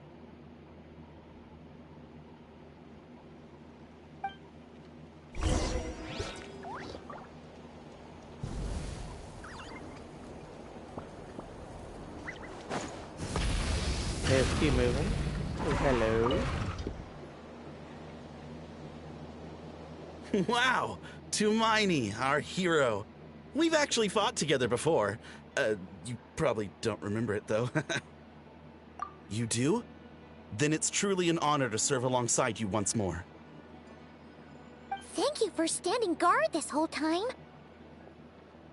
It's all good. Honestly, it's not been that much work. Haven't heard a peep from the enemy. Nothing that would indicate an impending attack. I've spotted a bunch of Abyss Order operatives, but they weren't acting hostile, just hanging around. There were even moments when they seemed to be meditating. At least, that's what it looked like to me. Maybe it's part of their religion or something. Out of an abundance of caution, I asked some shamans from the tribe to take a look and see if there was anything nefarious at work. But they didn't sense anything untoward, so we just put it down to religious ceremony and left them to it. Huh. Interesting. Oh well, the more time they spend meditating, the less time they spend trying to beat us to a pulp. Well, the shamans didn't raise any concerns, so how bad could it be? As far as I'm concerned, so long as they don't pose an active threat, they can do all the cult worship activities they want. Besides, as soon as everything's in place and we're ready for an all-out offensive, there'll be no match for us. Huh. Sounds like morale is pretty high. Guess there's strength and confidence in numbers. Let's keep going, Traveler.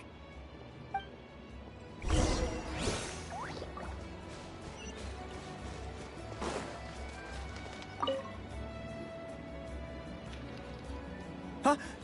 Is that Tumaini? What brings you here? Is this, like, a meet and greet? I wasn't... I'm so nervous. Hey, come on! You'd march to war without so much as blinking. What's so scary about a chat with a Traveler, huh? It's not the same thing at all. There are plenty of chances to go to war. But a one-on-one chat with our great hero? That could be a once-in-a-lifetime opportunity. How can I not be nervous? What if I say something wrong? Or if my posture's bad? Or if I accidentally make a weird expression with my face? One bad impression can stick for life. No one's here to judge you on your posture or your facial expressions. Relax. All right then. I'm sorry, great hero, but I have a small favor to ask. Let Paimon guess. An autograph, right? That's easy. May I challenge you to a fight? What? How can you be so audacious and so sheepish at the same time? Huh. Paimon's starting to think your nervousness is all just an act. No, of course not. I just figured that if I don't ask now, I'll regret it for the rest of my life. But I am still on patrol, so please, Great Paimon, if you wouldn't mind taking over for me for just a few minutes? Ugh, again with the sheepish audacity. Just pick one or the other, will you?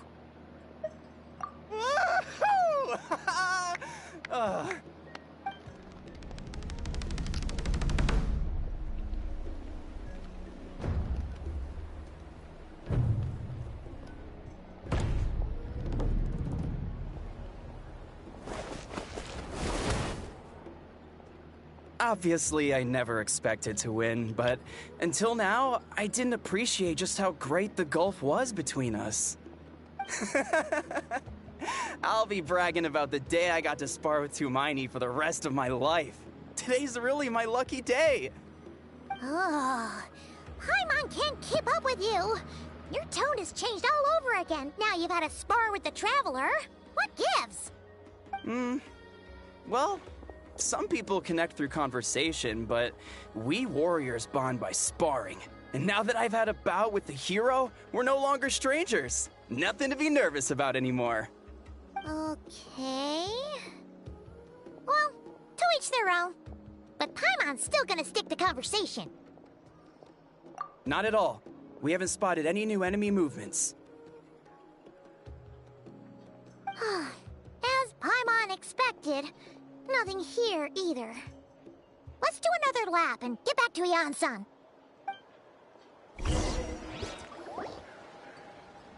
You're back. So, did the guards find anything?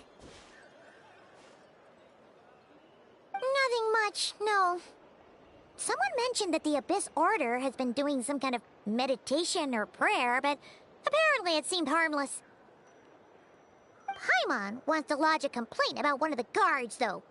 His name's Kentaro.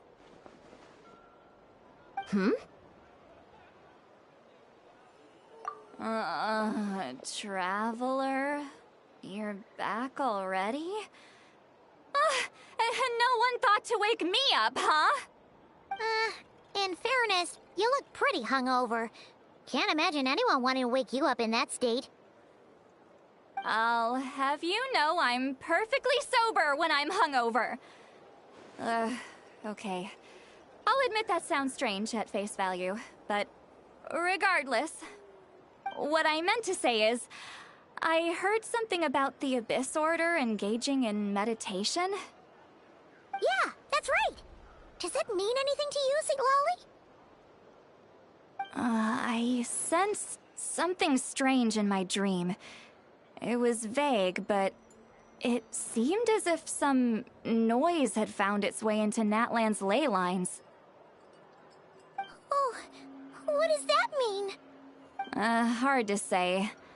I don't think it had any tangible effect on the Night Kingdom or on our ley lines, but still. It's like a signal that exists on a different dimension of reality. It might not interfere with ours or pose any detectable risk, but I just get the sense that something strange is going on. Oh. So even someone as familiar with the ley lines as you can't tell what's going on. No wonder the shamans that Satura called to the front lines couldn't sense anything. Yan-san, I think we should go talk to the chiefs. There's no point dragging this out. We need to take the initiative and drive the Abyss Order out of Natlan for good. If that's the Council of Granny Eatsley, I'm sure the chiefs will agree. But it will still take us some time to gather the required force. In war, adequate planning and preparation is the key to victory. Sure, but the finer details aren't my concern. Anyway, I'll leave you to it. Just remember to come find me when you're ready to talk to the chiefs. Oh? Sure, what is it? Huh, you mean only select individuals can see them? Now that's a strange one. I guess they could be manifestations of a disturbed psyche? Or extreme negativity embodied in physical form? It could also be a simple case of dead monsters whose souls got stuck here somehow. Well, I say simple. Things quickly get confusing when you start looking into monster souls. For starters, trying to figure out which classification system to use is a real pain in the... Alright, we get it. Granny Eatsley's learning and wisdom knows no bounds. But could we just get the short answer? Hey, I was just thinking out loud. You really think I was just trying to flaunt my knowledge? Anyway, the short answer is... there are many potential explanations for the kind of phenomenon you describe. That said, it's not something I've ever encountered in all my years. Oh, wow. Okay. Well, if Granny Eatsley's never seen it, it might as well not exist, right? Hey, I'm not that old! Care to elaborate on what happened? This all sounds rather mysterious.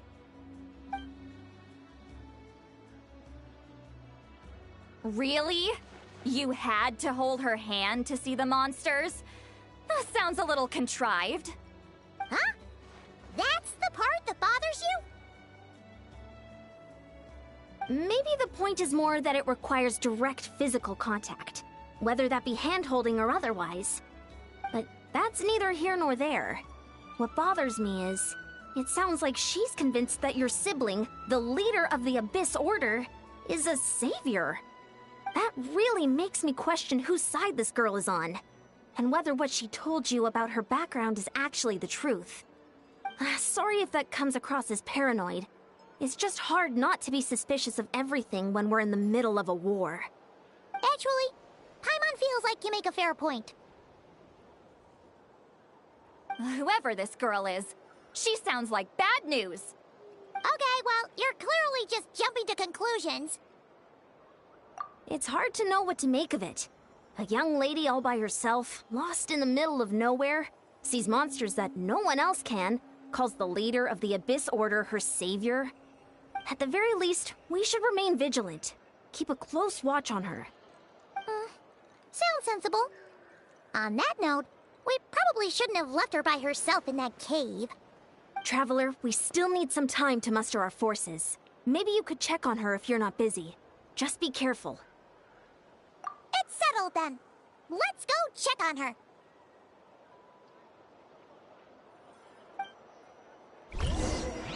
Don't worry, I'm sure they'll show up soon.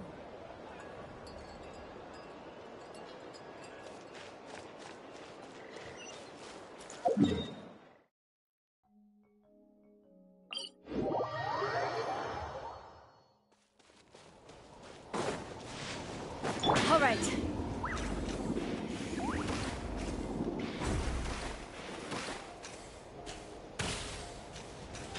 Let's ride.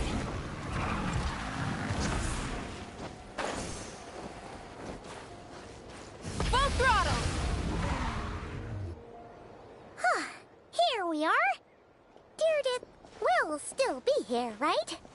Oh, it's so quiet though. Uh-oh. What if Yansan was right? Maybe she never intended to stay here at all.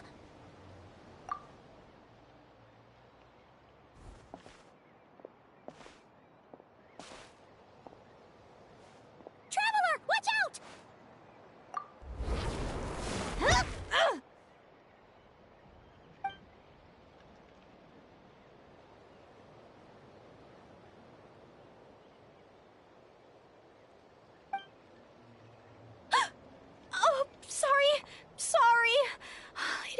it's you! I heard a noise and I thought it was the monsters coming to get me. Oh, did I hurt you? Oh, I'm so sorry. I wasn't thinking straight.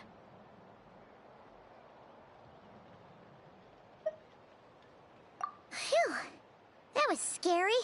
Paimon thought we'd walked into a trap. Maybe we shouldn't have sneaked in without announcing it. Then you would have known we weren't monsters. To be honest, I've been really on edge since you left. I just have this constant feeling that any second, the monsters are gonna come back and get me. And it's not like I can run from them. There's also no way to cook here. It's good you got back when you did. Another hour and a half and you probably would have found me starved to death. Oh, that's weirdly precise. Though, it does explain why your attack on the Traveler was so weak. Wait, if you really thought you were gonna starve or get killed by monsters, why'd you promise that you'd be okay here on your own? I just didn't want to lose face in front of my hero. She already saved my life once.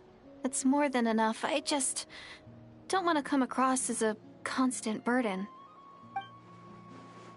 Huh. For someone on the brink of starvation, you're pretty preoccupied with your image. What's the real reason? What? That is the real reason. I'm kind of bearing my soul here, you know?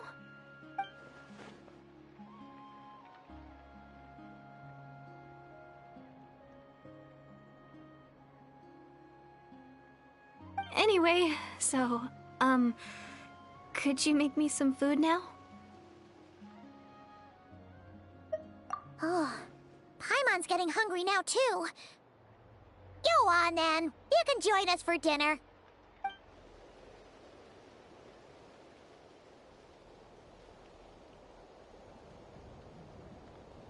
Whew. I am so full. Thanks for saving me, again. Starvation feels like a distant memory now. Huh. You can really pack it away, Deirdith. Guess that explains how you had the energy to make it this far. I tried so hard to hold back, but it looks like I still came across like a total glutton. Paimon didn't even realize how late it is. Hey, the night sky here is really pretty. Yeah, and it's all thanks to you both that I'm able to relax and enjoy it. I was cooped up in that cave the whole time you were gone. Now, I'm finally out. The air seems fresher, and the stars more beautiful than ever before. You weren't in there that long. When I was young, I used to lie on the roof of my house, gazing up at the stars. And often, my mind would drift to this question. Is this starry sky actually real?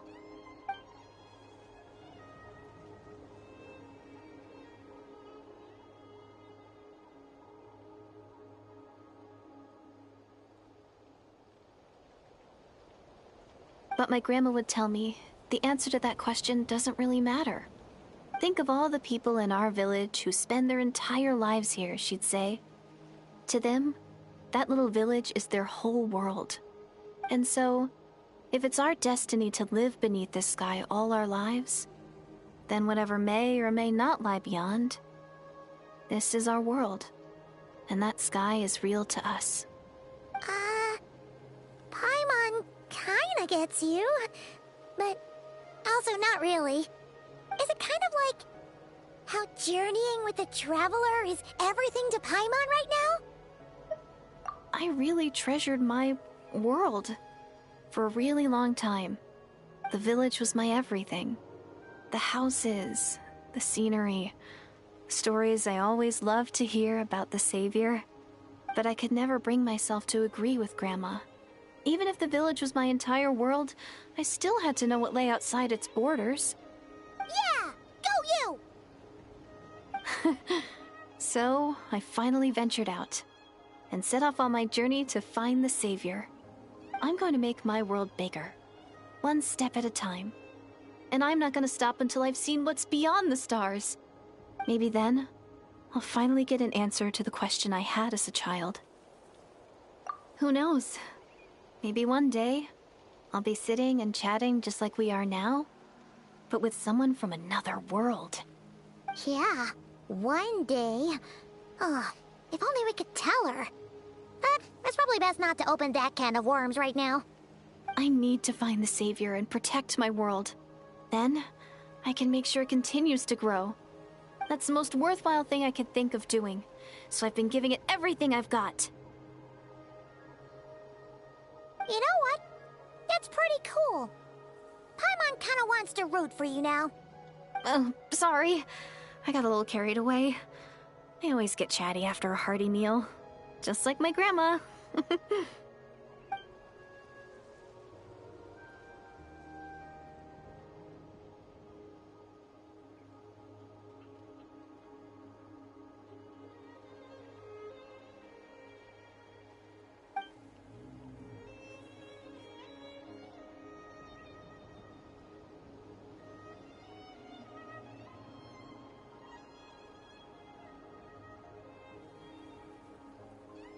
Hold on. Shh. It's them. The monsters are back. Where? Oh, still invisible, huh?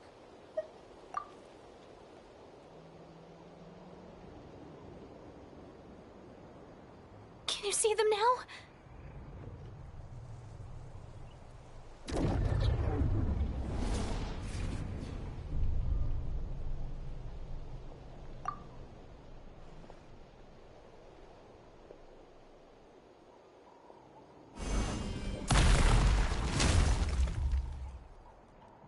Oh, Paimon still can't see anything. But please, be careful.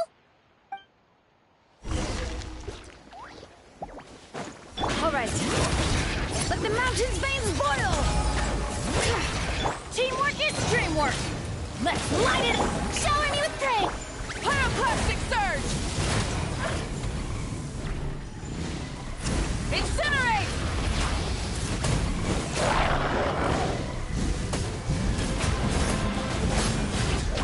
All right, hear the echoes of the valley! Let my name echo in song! I'm going in! Light of the blazing sun!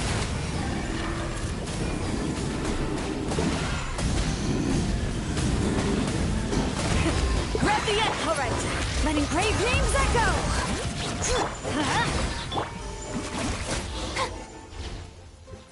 Huh? Wow, that was fast. Did you get all of them? Oh, Paimon's slowly but surely getting used to the sight of you fighting thin air. You doing all right, Deirdith? Deirdith? Hey, it's okay. There's nothing to be scared of anymore. Oh, I'm fine. I just spaced out there for a moment. You spaced out? That's a pretty bold move under the circumstances. I was just... the image of the Traveler fighting to protect me. I was trying to commit it to memory. Seems like the least I can do. All right. Whatever floats your boat. Anyway, there are no more monsters in the area, and it's getting late. Why don't you stay here tonight? Sounds reasonable to Paimon. What do you think, Traveler?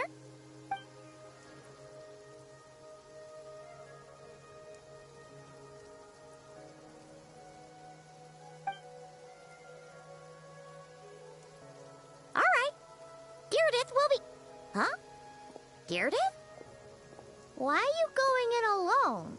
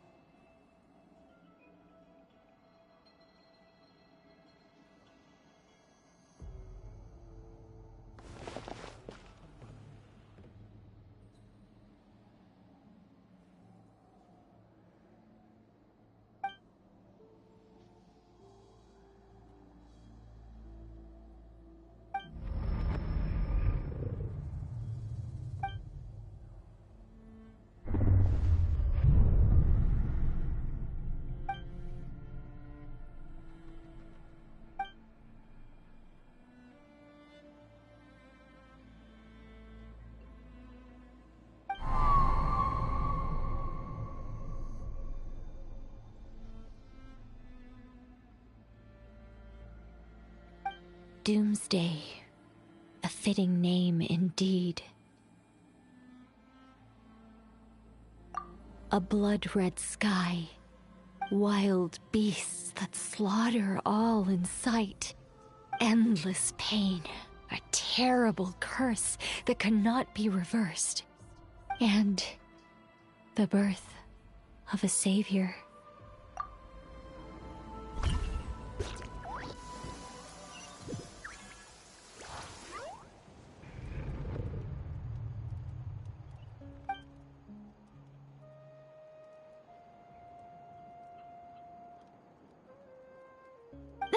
You're awake. I'm sorry. I didn't mean to,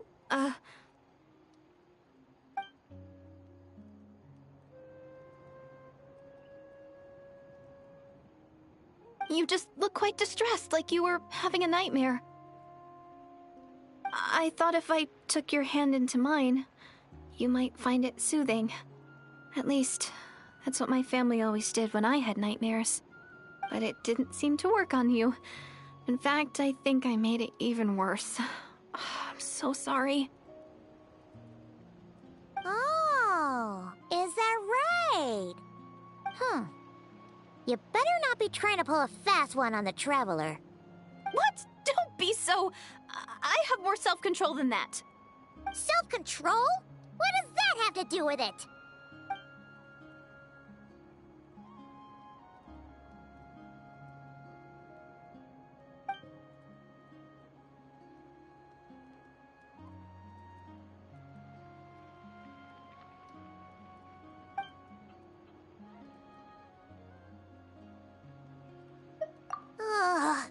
No way is Paimon getting back to sleep after this. You go ahead. But for the rest of the night, Paimon is staying up to keep an eye on this young lady. Oh, do I really seem that shady to you?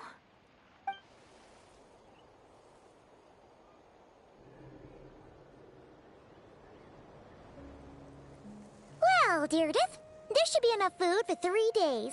Make sure you eat the perishable stuff first, so nothing goes to waste. You can tell which stuff is perishable, right? Yeah, I can tell from the ingredients. Thank you so much for making all of this for me. 3 days will definitely be enough time for my ankle to heal. Then I'll continue on my journey to find the Savior. All right, then we'll be off. Bye for now, Deirdith. See you? Wait! But if this is goodbye, how am I supposed to find you again? Oh, I mean, what if I find your sibling? How am I supposed to let you know? Ah, that's a good point. We share the same goal, but we're constantly on the road, so we've got no fixed address. How about this? When the time comes, you can just write a letter to Mawika. She'll be able to find us for sure. Mawika? Who's Mawika?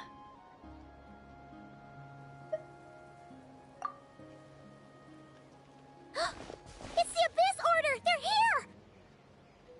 But it doesn't look like they're marching to war. More like they're... running away? Where? What are you talking about? A bunch of Abyss Order thugs! You don't see them? They're heading right this way! That's strange. I guess it's my turn to not be able to see the monsters.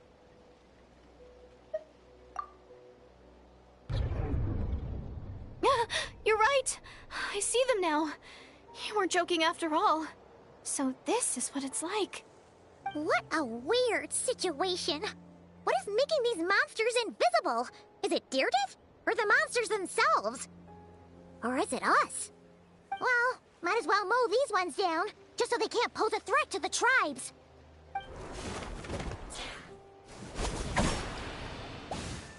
Woohoo! All done! Their morale seems super low. Guess they really were on the run, huh? So, there's no more of them, right? I still can't wrap my mind around this.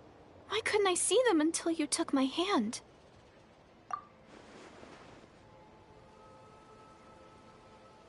So, any ideas on why those monsters might have been running away? Maybe something went down on the front line. Oh, Paimon's getting a a little worried about Eon-san and the others. Let's head back to the Masters of the Night Wind right away. We gotta go. Bye for now, Deirdre. See ya, and please take care.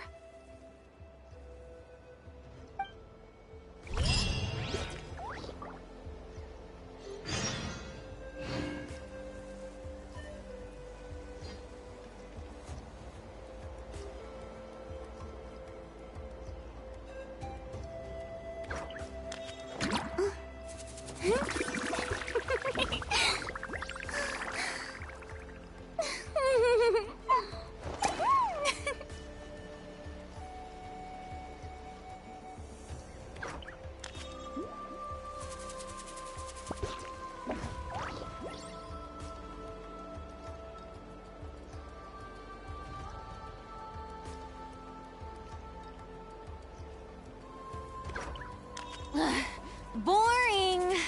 Isn't there anything else more interesting to do?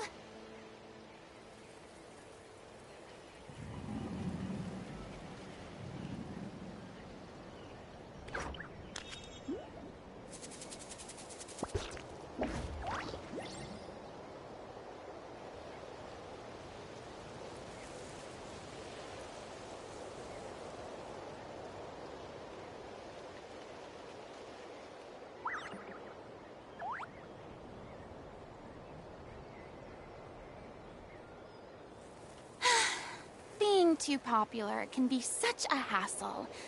Who knew the people would adore me so much?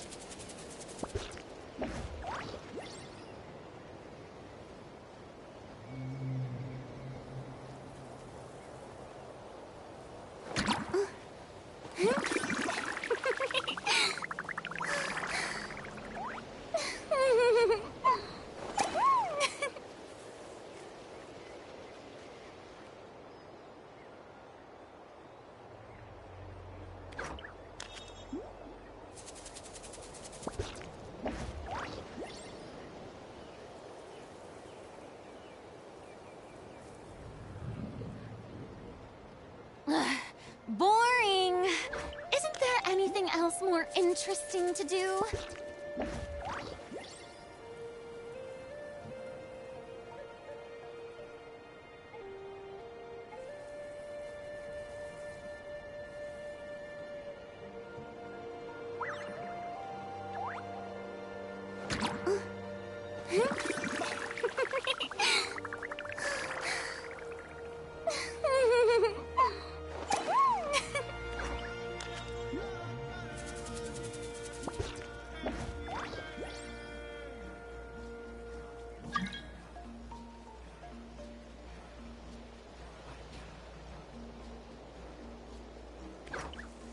Tea parties are a must for the well-mannered.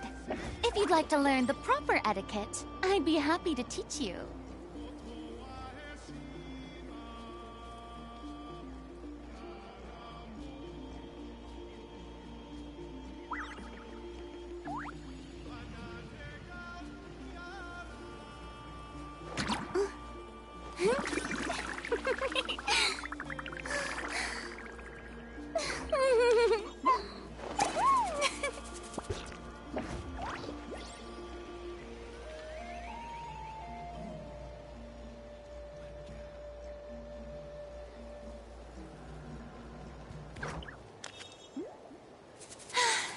Being too popular can be such a hassle.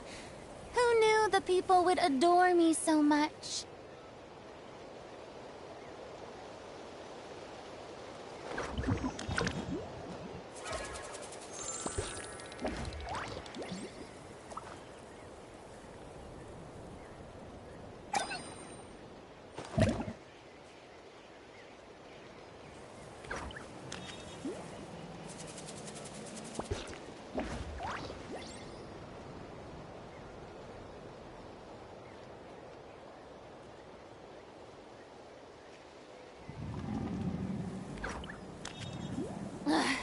Boring! Isn't there anything else more interesting to do?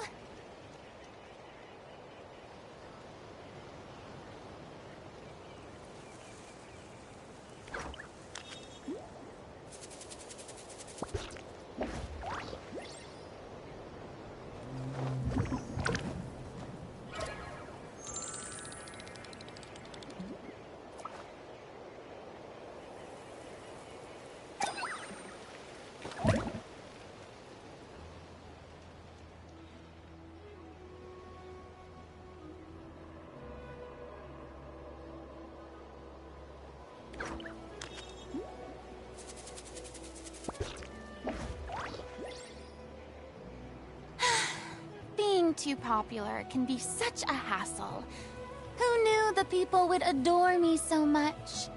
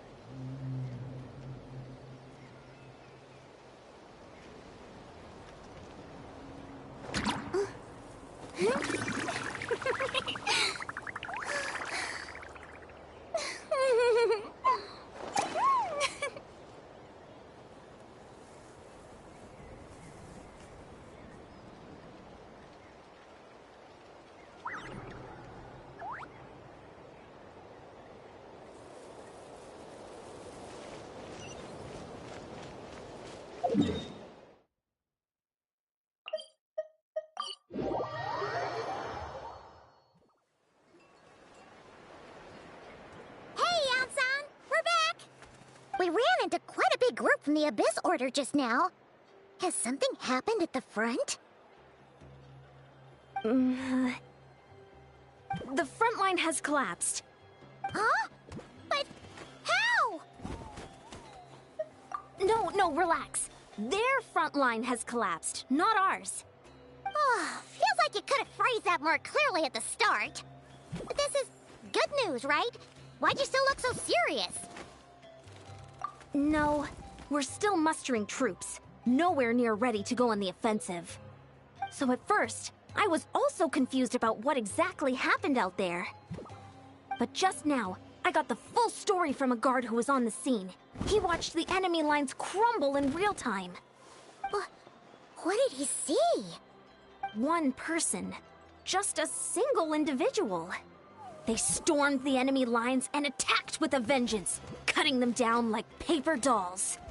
They wielded an unknown power and fought with a sword style that no one recognized. The guard who relayed this to me said that before he even had time to react, the enemy was decimated. I'm only recounting what I heard, and I'm sure the guard in question must be exaggerating to some extent. But still, we have to identify this person. And assuming they're a neutral party, we'll need to figure out how to engage with them. Clearly they're a force to be reckoned with, so we don't want to come across as too weak or too hostile. It's quite a diplomatic conundrum. You don't need to sweat it, Eon-san. From your description, we're already pretty confident that we know this person. Honestly, with the Abyss Order acting out so publicly, it's about time he showed up. Gainsleif!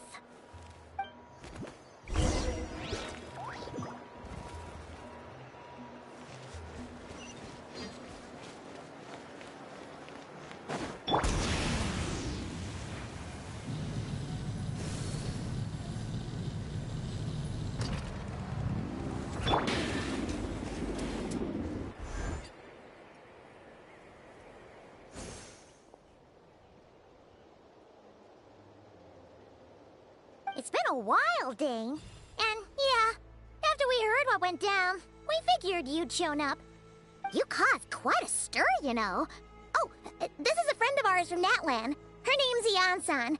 She insisted on coming here to thank you in person. It is my honor, Mr. Dainsleif. Thank you for breaking the stalemate in our war against the Abyss Order. Natlan is fortunate to share a common enemy with such a mighty warrior as yourself.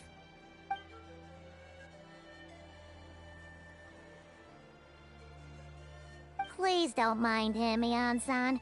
He always talks like that, but he's a pretty nice guy deep down. It's quite alright. Uezo Iansen respects those of great power.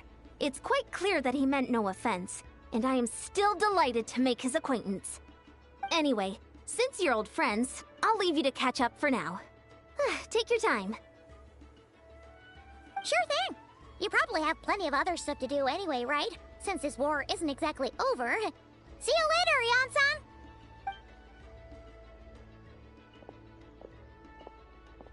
Hey, Dane! Would it have killed you to be a little more polite? She's our friend!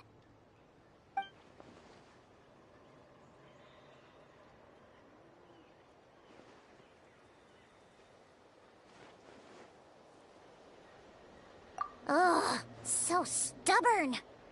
But whatever. So anyway, Dane, do you have any new info about the Abyss Order for us? Any idea what they're trying to achieve with this war, for example?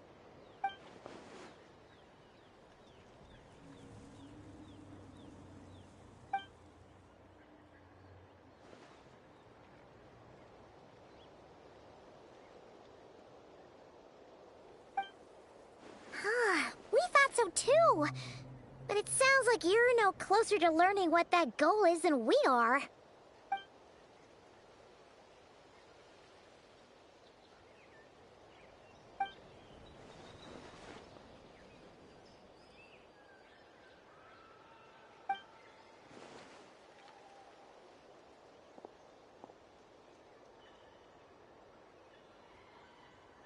What do you think we should do?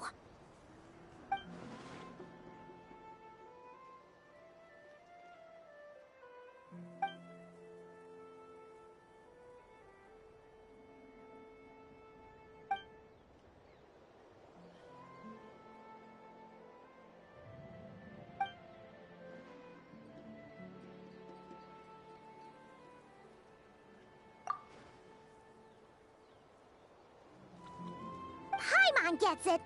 Nothing in the world can satisfy you like making mincemeat out of the Abyss Order, right?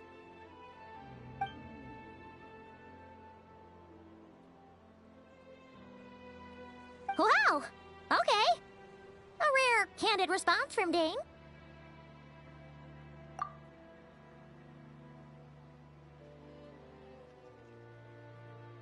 Well, actually, we found her brother's hibernation chamber key near the Collective of Plenty.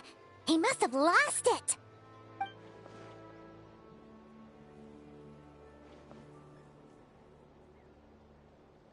Oh, and there's more! After finding the key, we also ran into this weird girl. She kept seeing monsters that we couldn't see, and then, this other time, we saw a load of monsters, but she couldn't. She also said she was on a journey to find the Savior. Her description of this Savior matched the Traveler pretty closely, so we figured it's probably her brother.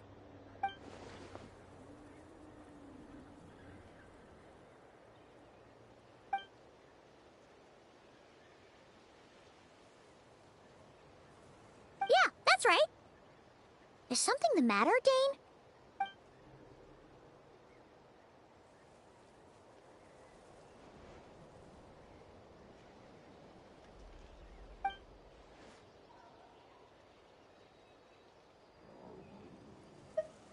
Wait, wasn't her brother called the Prince, though? Where did this Savior thing come from?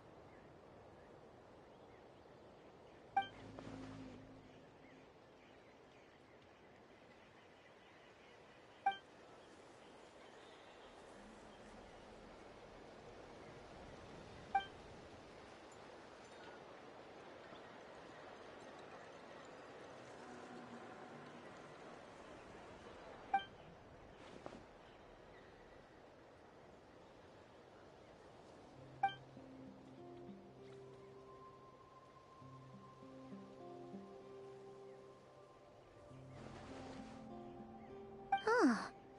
Sounds like the people of Conria really believed in him.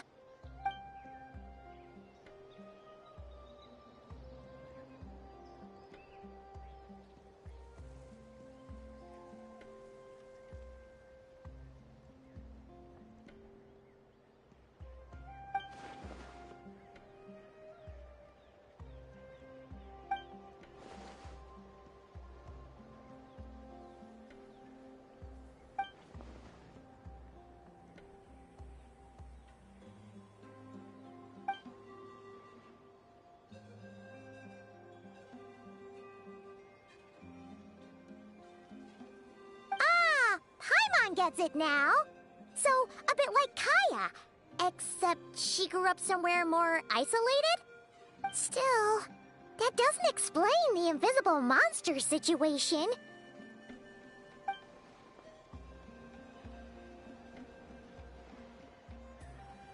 Sure. Also, why don't you stay with us at the Masters of the Night Wind for tonight? You must be tired after all that fighting today.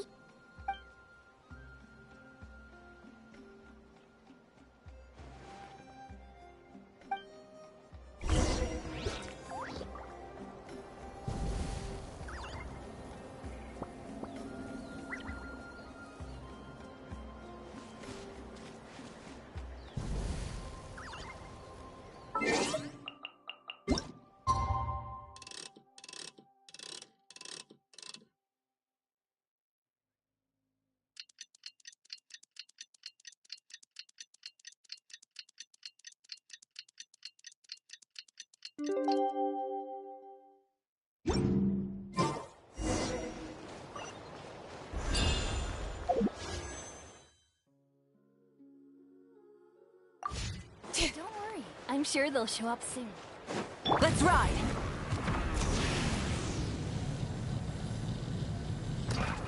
Full throttle!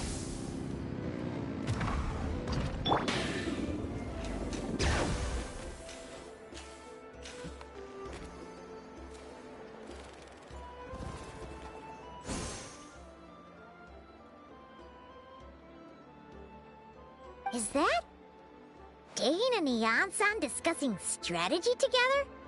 Huh. Looks like they're getting along just fine.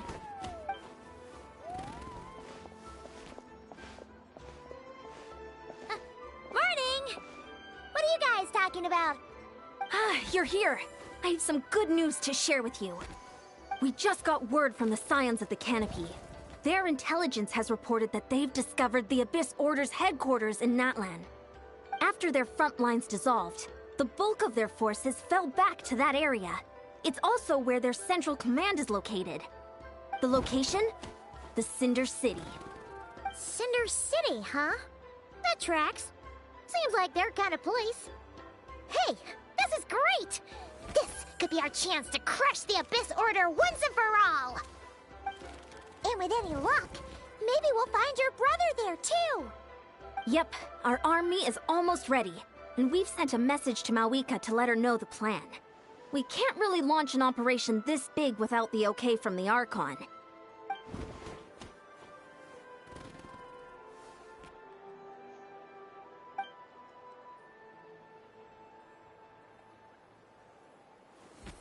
I've already explained my reasoning, Mr. Dainsleif. I understand your concern, but an immediate strike is not on the cards for us.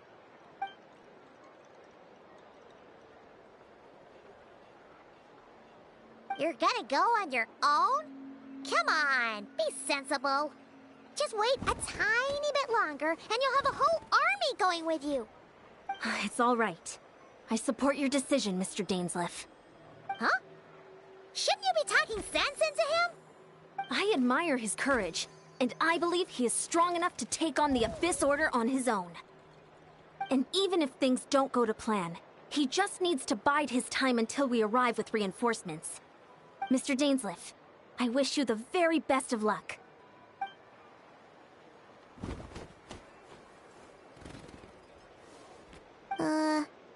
Looks like he's waiting for you to say something, Traveler. Oh, for a second there, Paimon actually thought he was gonna brave it alone. And then he called his own bluff.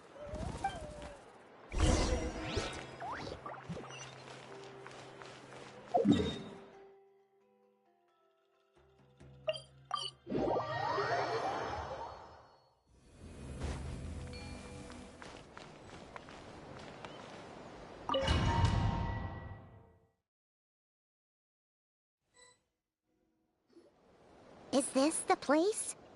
The Abyss Order's hideout in Natlam?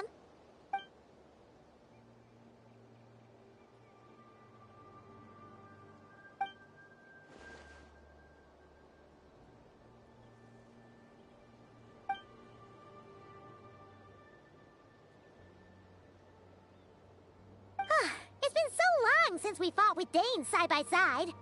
Paimon's confident we can clear this place out long before Eon-san arrives.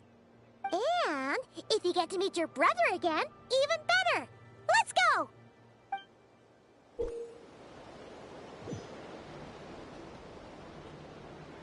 In this battle, Dainslev will show you the might of the Twilight Sword. Summon him to clear out the obstructions that bar your path. The swordsmanship Dainslev has mastered as the Conrian Court Guard captain allows him to easily SB the weaknesses in opposing elemental wars. His long war against the Abyss has made him highly cognizant of their weaknesses, allowing him to also destroy their void wards. Oh, this feels weird. Oh, this feels weird. Oh, it feels weird having Dane. Alright, Dane, you're up.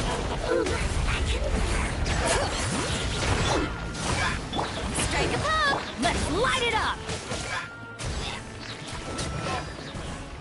Oh, that's so crazy. We're fighting with Dane.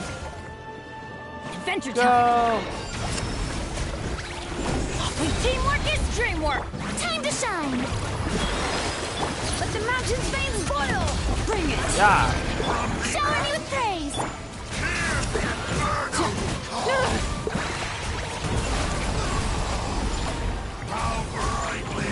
Pyroclastic surge! Get him, Dane. The valley! I'm going in!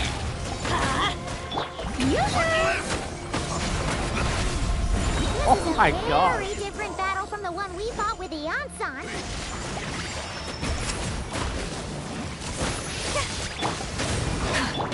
Stuff's going down.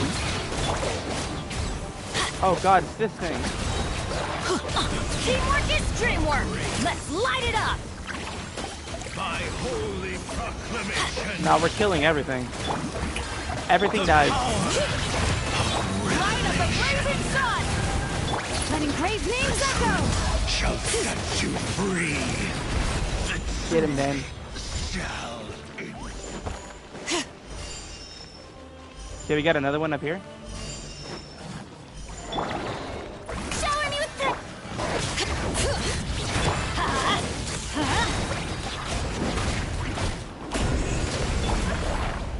Oh wow. Breath from the sky! Incinerate! Alright, we got some more guys up here. Dane, do Dane things. Let the mountain's veins boil! Let my name echo in relentless Whoa. spectre. Oh.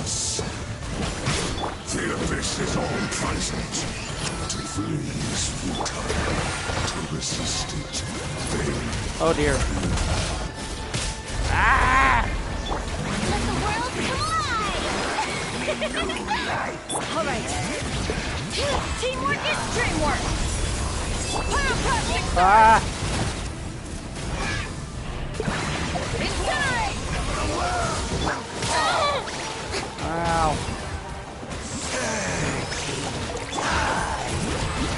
Let the mountain's veins boil! We're going down.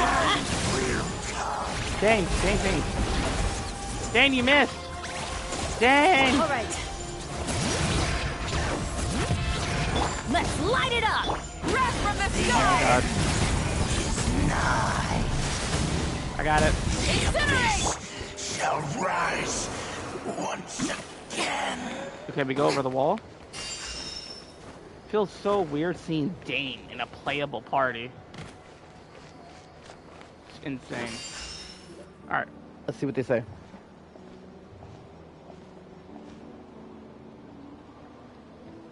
Twilight Sword Dainslev. Is this really what you want?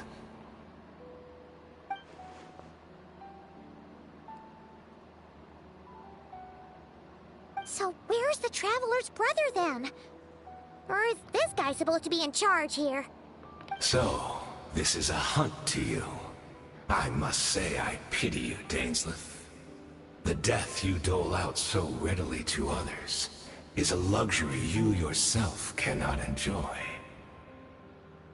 But today, that is the least of your worries. Do you realize that all your years of pursuing us are being rendered utterly meaningless, even as we speak?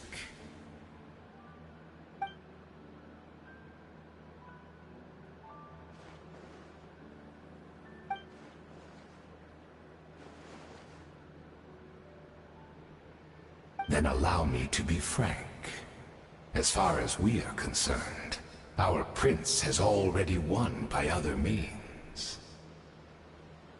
And I do not merely mean this battle.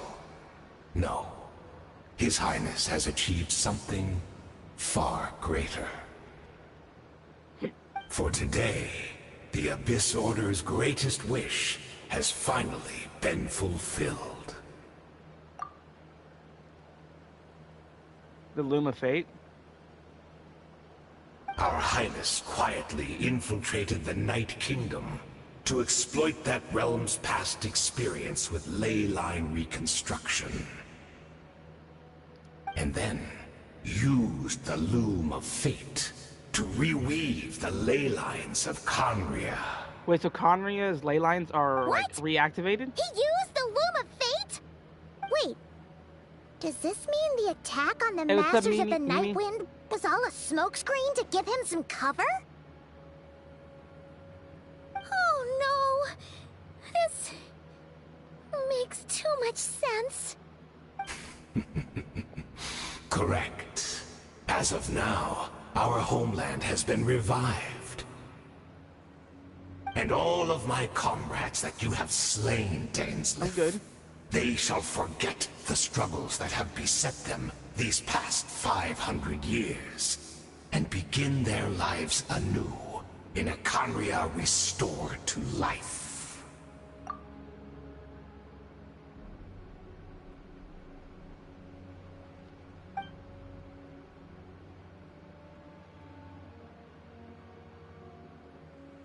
Right! You still need a few steps after that, such as finding a place to host the ley lines you just re-wove. Plus, if it was really so easy, Moika and the captain would have had a way easier time during the war.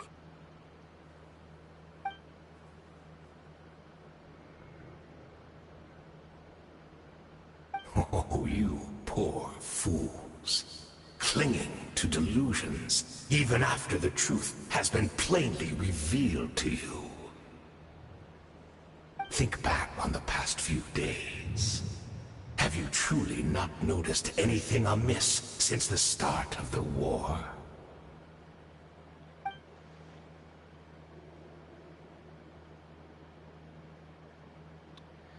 The Night Kingdom. Oh my god. Is it the Night Kingdom? I sensed something strange in my dream.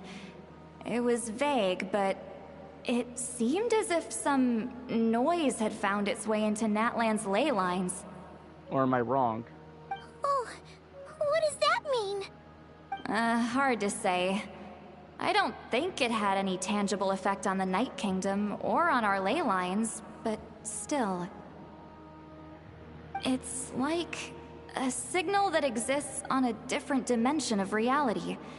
It might not interfere with ours or pose any detectable risk. Don't forget to like the stream, but chat. I just get the sense that something strange is going on.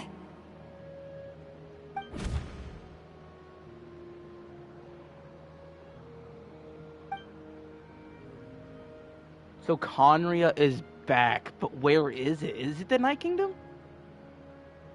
Or did they just create their own realm? Like, tangible to like the Night Kingdom? Which of these events has proved that Conria's been revived?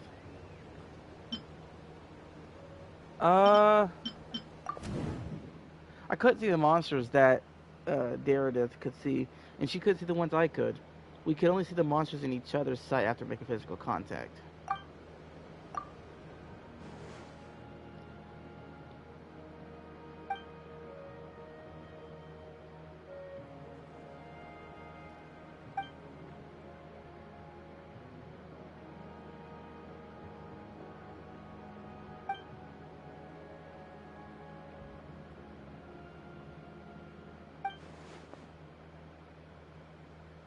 Okay.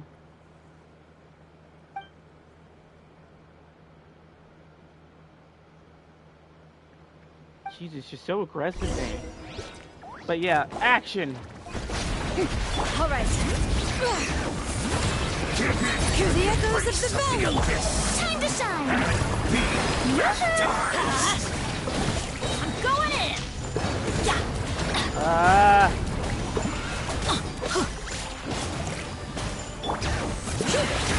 Pyroclastic surge!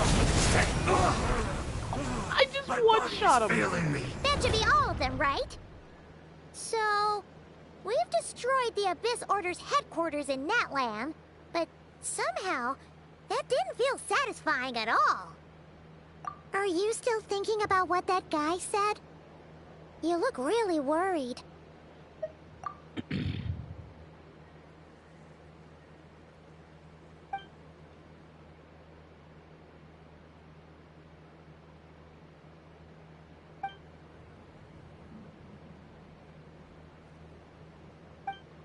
Alright, Dane.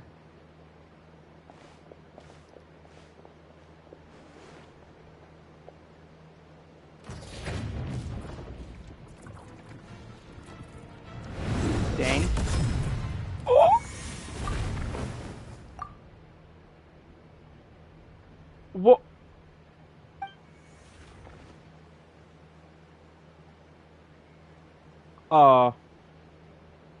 You good?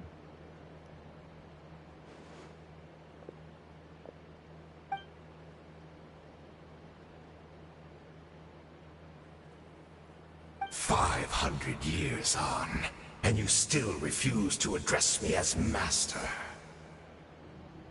Don't forget, Dainsleif. You may be the renowned Twilight Sword, while my arm has grown too feeble to swing a blade. But I taught you everything Word you sword know about wielding of a Heaven's blade. End? That's a name.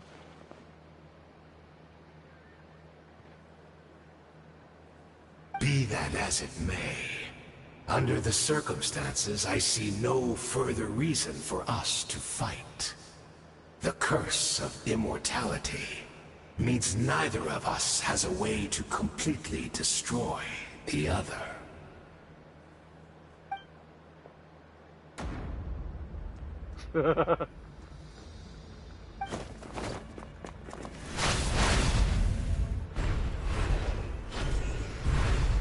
Okay, Dane is a little unhinged.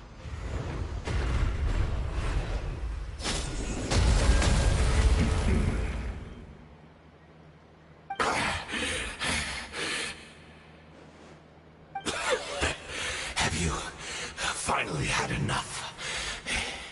You weren't joking then, huh? Never, in all my worst nightmares, have I experienced anything close to the pain of 100 deaths. Surely, there's no point taking out all your hatred on me alone.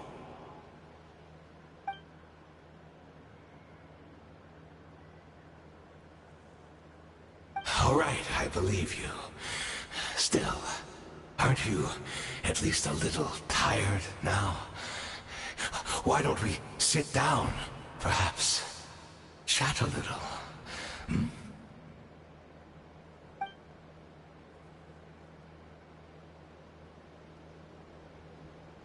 What? Not a fan of reminiscing about old times? Well, I suppose you don't have many fond memories to look back on.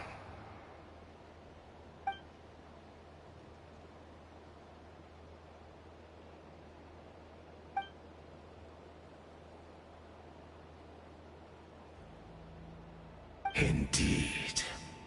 When the cataclysm first struck, everyone prayed for the Savior to deliver them, but he was nowhere to be found.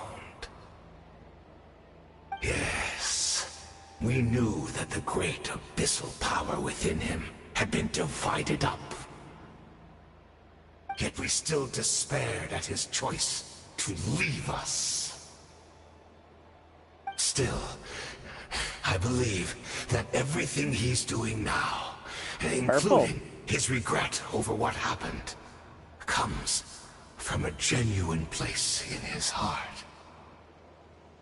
And besides, who else can we place our faith in? We are proud Conrians, are we not? I mean, we can hardly turn to the gods.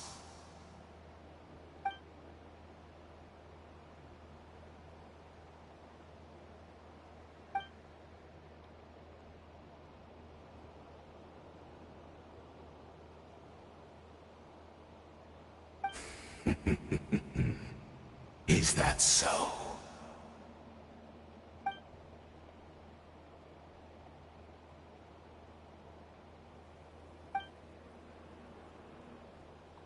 Yeah, I know it's laggy. I tried to tell them earlier, and they said they tried to joke about my PC, even though I don't play on computer.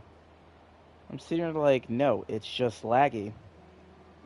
I couldn't even play. I got on for like 10 minutes and got off. Like, I couldn't even get through iron doors.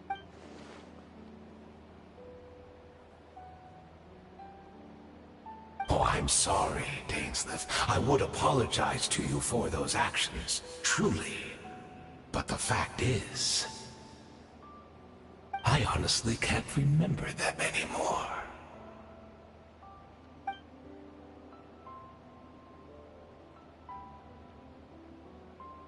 Look at me. Look at what has become of me. Only by the Abyss's grace have I managed to maintain this physical form.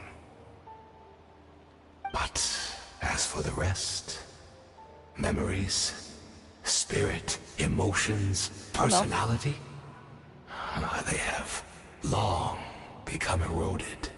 Like, how can you sit there and call out what I'm playing on in my connection when everything else I'm playing works if fine? mine was a past steeped in sin, or in shame I once longed to hide, I would wish to remember it. Without my history, I fear I will become another person entirely. I would like to apologize for any misdeeds that are mine. So please, tell me everything. Tell me about the Conria we once called a home.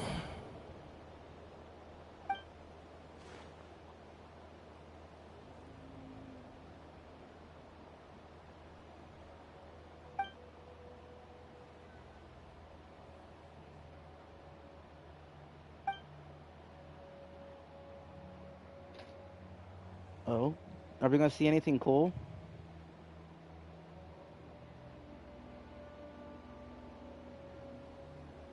You seem to remember much. Could you tell me more about it? About our golden age?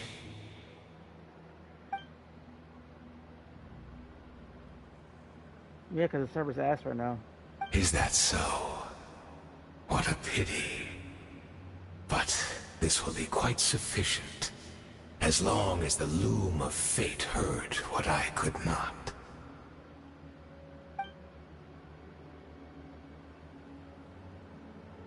Yeah, this story is so good right now. I'm afraid I owe you yet But it would be a million another times better apology, if Dainsleif. everyone was voiced. You were right. I lied to you earlier.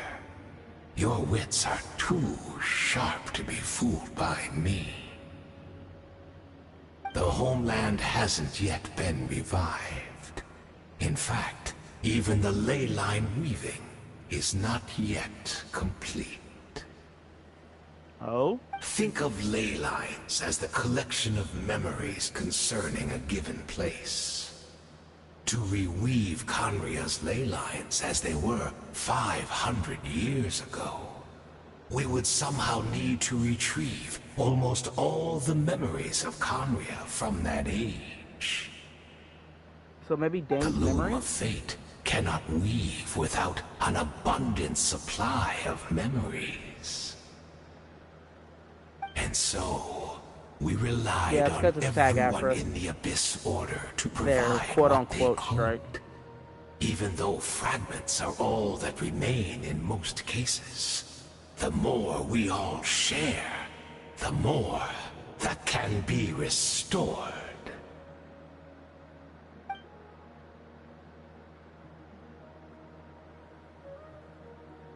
Indeed, we are people in exile, stranded 500 years in the future.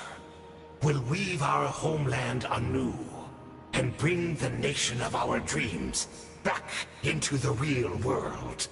Ah, what a glorious undertaking! What a shame it had to take this long. After 500 years, most of our memories have Don't forget to like the stream, chat. And a world woven from broken memories shall itself be broken. We were 1 like off of 10. Precisely. For you possess a ring left to you by your elder brother. Ooh, one of the sinners mentioned. Continuously resets your body's condition. Of course, your memories are susceptible to erosion just like ours. But of all Conrians who remain, you are sure to remember the most. We had to obtain the memories in your mind, whatever the price. Even if it meant sacrificing our entire army as bait.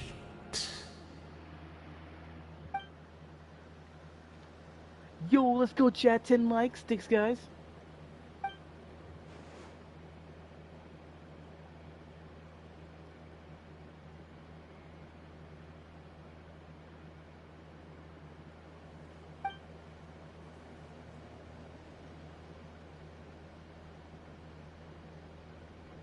Perhaps.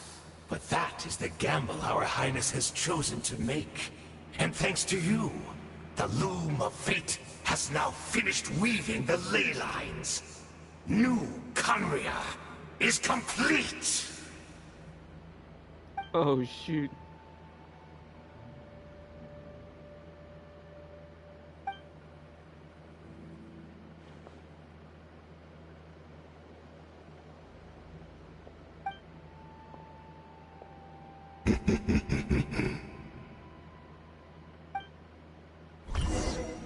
That was actually a very long cutscene of dialogue. Okay. We're gonna save the last hour of gameplay. That should cover up that whole conversation. Okay. Let's head over Chia.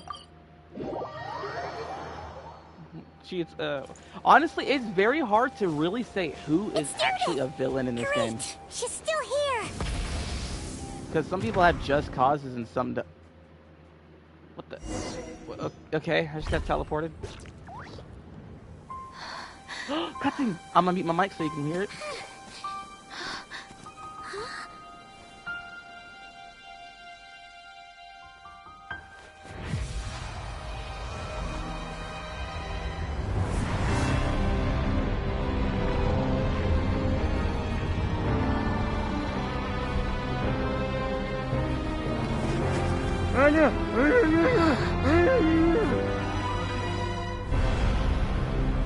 That's the cube shit from the Heavenly Principles! Bitch! What the? Huff? Huff is it?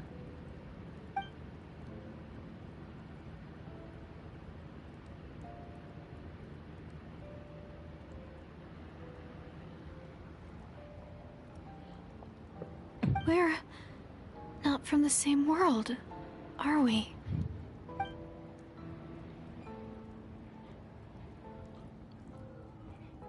Wait, but that's great! That means the world isn't going to end. In that case, tell me, what happens to Conria? What happens to my homeland? No, wait. Don't answer that. We can only fight for our future. If the future is unknown, I still believe the Savior can turn things around. I'll carry on looking for him, even if you're not there to protect me. I just got heavily invested. Although, in a way, I've already found my Savior. It's you. You protected me. Yeah, two of them and I aren't believe talking you can because they're protect us strike. all. You're the one who can change everything. It's just too bad that we're not from the same time or place.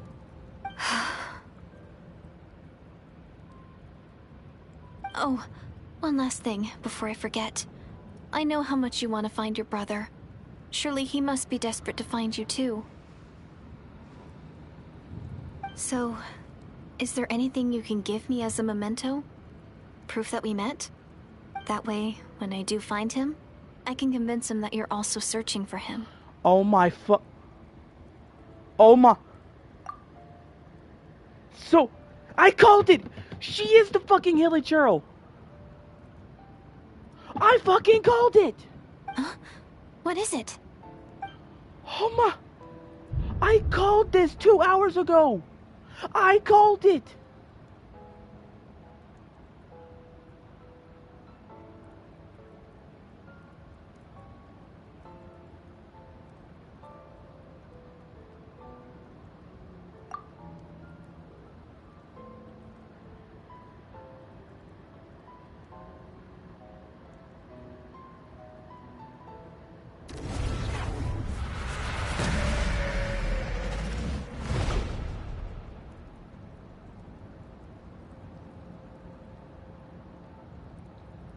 What's happening? Everything's frozen. Darn. Oni-chan? Oni-chan?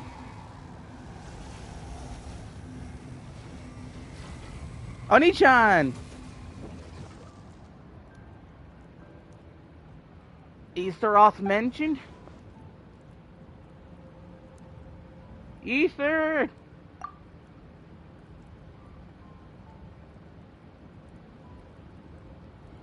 Ah, why can't y'all be voiced?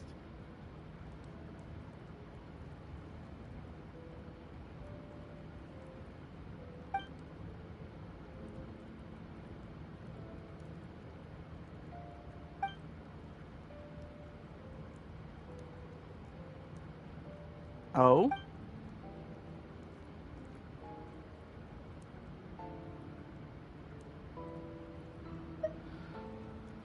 So, we are inadvertently the reason he wasn't there to protect Conria?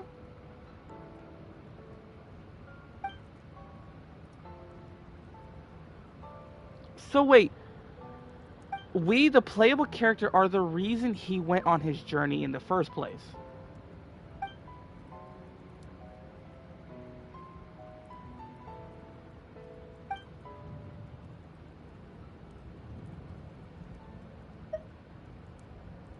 Oh my god.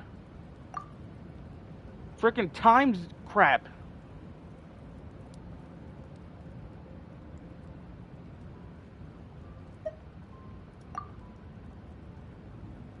What the heck?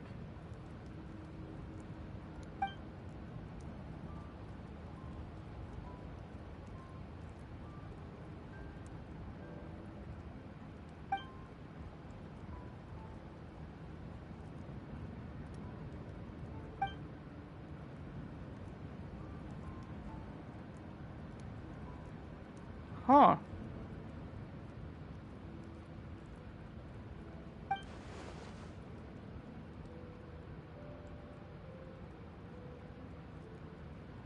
So that was our fault.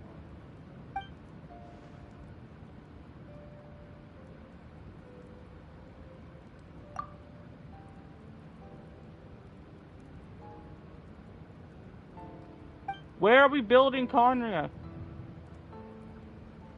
Heavenly Principles?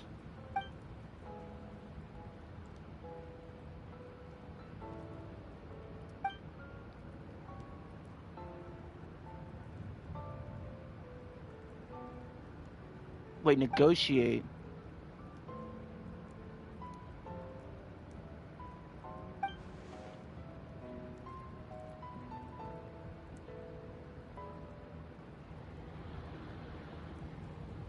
Okay.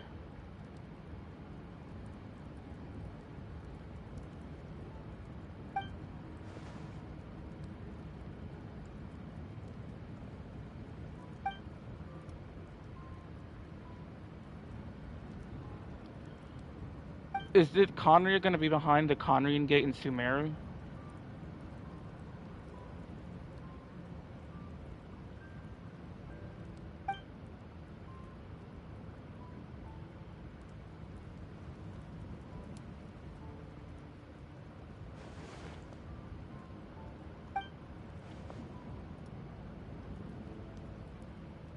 Okay.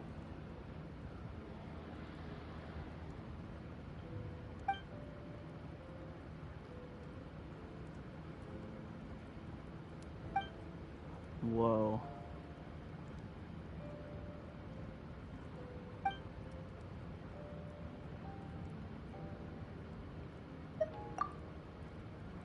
Why is it? We need explanations, man. Come on.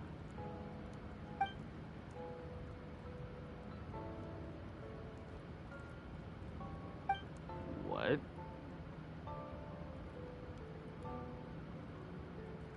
So you had amnesia.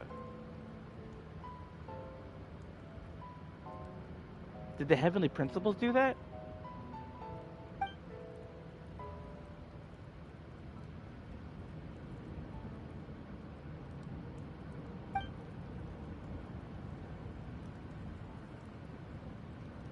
So then what's your true motive?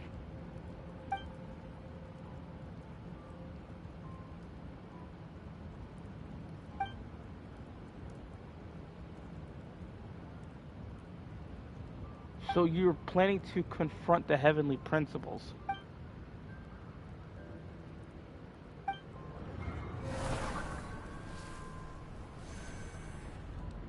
That was Heavenly Principle stuff.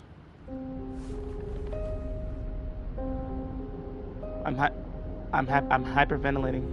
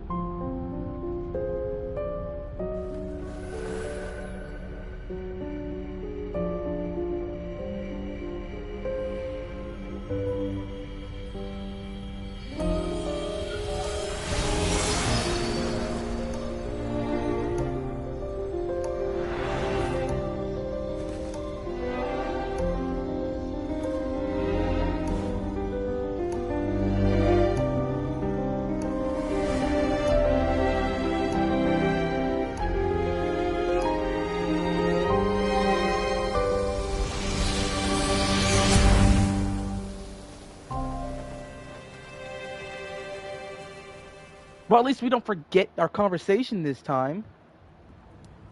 Now that, I mean, we're basically speaking fucking sign language. Oh my god. Our hero is back. Everyone's been waiting for you. Oh my god. The Abyss Order made a full retreat before our forces even arrived on the scene. All thanks to your efforts, no doubt. Oh, and Mr. Dainsliff's, of course. What's wrong?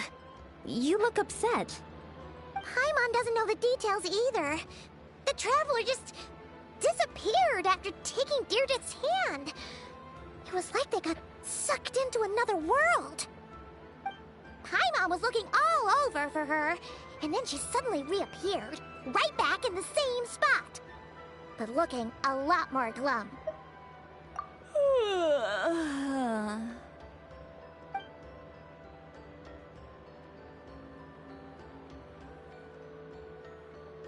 I think I got the gist of what happened. Something to do with your brother?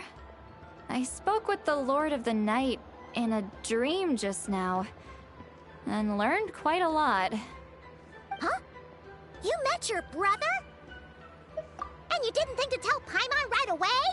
Well, oh, never mind. Paimon can see that you're pretty down right now. But let's go over everything later, alright? What your brother accomplished? It all but defies comprehension. I was stunned when I heard about it too. But what surprised me the most was that the Lord of the Night actually chose to allow it. The Lord of the Night did try to explain it to me, but in a word, it's complicated.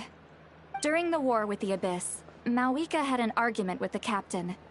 Mawika believed that we should fight to protect our culture and memories, while the captain believed the preservation of the ley lines should come before all else.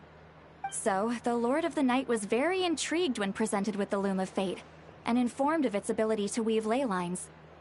She saw your brother's actions as a potential third option, namely to preserve an entire nation in the form of an atlas. Preserve a nation? You've definitely lost me now. You're not the only one. Paimon's got no idea what's going on either. With that in mind, the Lord of the Night gave the go-ahead once she was satisfied that the Loom of Fate wouldn't have any real effect on Natlan. However, I believe she imposed an additional condition of her own. An additional condition? Did she ask for something in return? No idea. She wouldn't tell me what it was. Huh. Alright, well, let's not overthink this for now. We just won a war. Time for a well-earned drink to celebrate. I trust the Lord of the Night unreservedly. I'm sure she only involved herself to take a problem off our hands, so it's one less thing for us to worry about. Don't you agree, Traveler? Come on, let's head back to the Collective of Plenty. Oh, Veressa should be there too. We'll treat you to a real feast.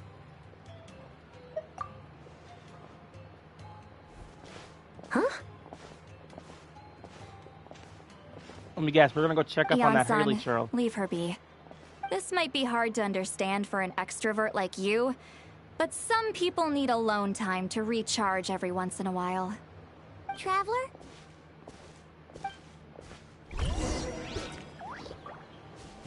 Yep, the cave. Yep, I called it. We're gonna go see if that Hilly Trail's there. Bro, I have been calling so much stuff during this quest. Alright. We're gonna go and see if she is still here. Well, in her Hilly Trail form.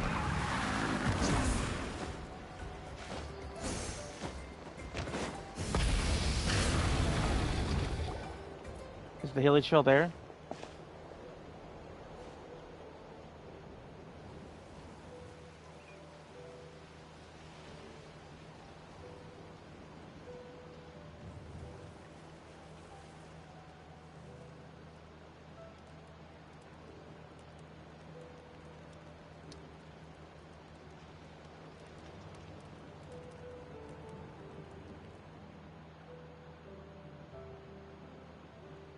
Okay.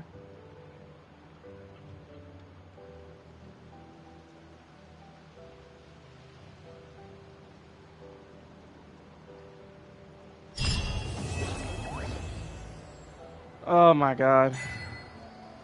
Yo, what's up, Snake Eyes? What's going on, man? How'd your stream go? Did you go live? I'm assuming you did, because you usually go live. Because, again, no notice. Many insects have a compulsion to follow the light, and humans are the same. Someone messaged me in-game. Except we call that light hope. 69. Pity. Okay. There we go. But yeah, what's going on, man? I just finished what I was doing. That's not what I wanted to do. There we go. Okay. This should be 70 pity. Let's see if I can get Skirk. Come on. No! I don't want to swipe any more than I have.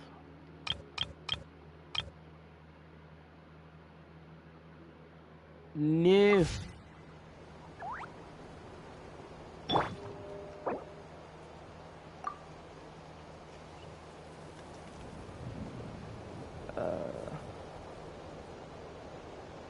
Let me let them know.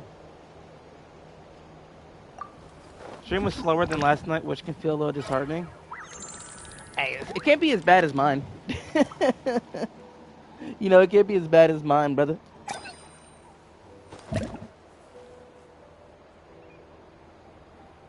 I mean, you know, if you're having fun with it, you know, that's all that matters.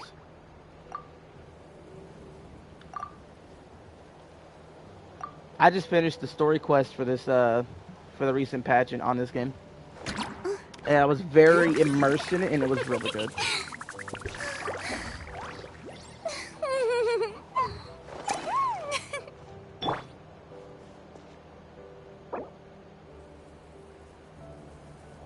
Should probably let him know. Oh, what'd you get burned out from? Did the stream burn you out?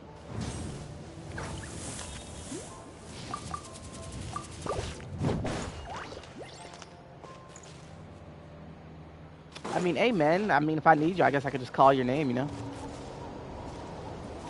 I don't know what else I can really do. I just finished the new story. Oh, the club is still here.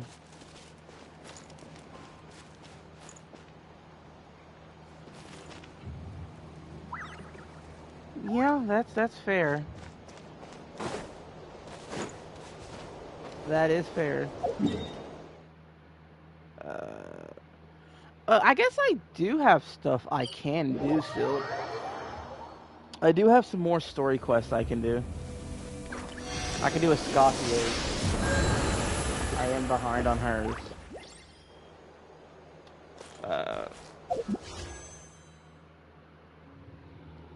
Alright, bet. Word. I do need to tinkle real quick, though. No. I've done 70 pulls to 9, still haven't gotten it. The game's gonna make me go hard pity. I just know it.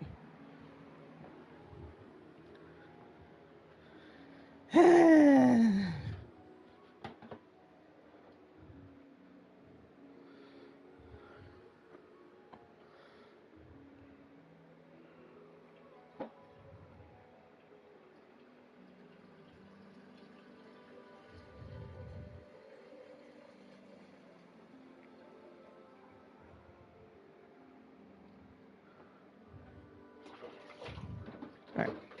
Coming back, chat. What's going on, guys?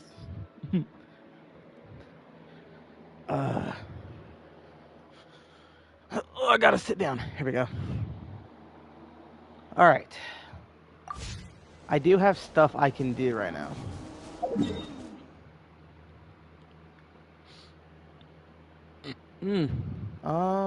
What's this? Oh, that's the, trails.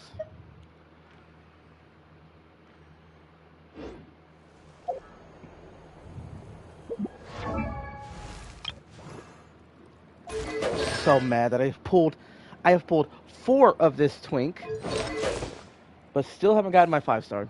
Huh? Ooh. I do not want to go hard pity and then end up not getting the character. That would be so disheartening. And trials. I guess I'll do Escoffier. Do hers. Entering.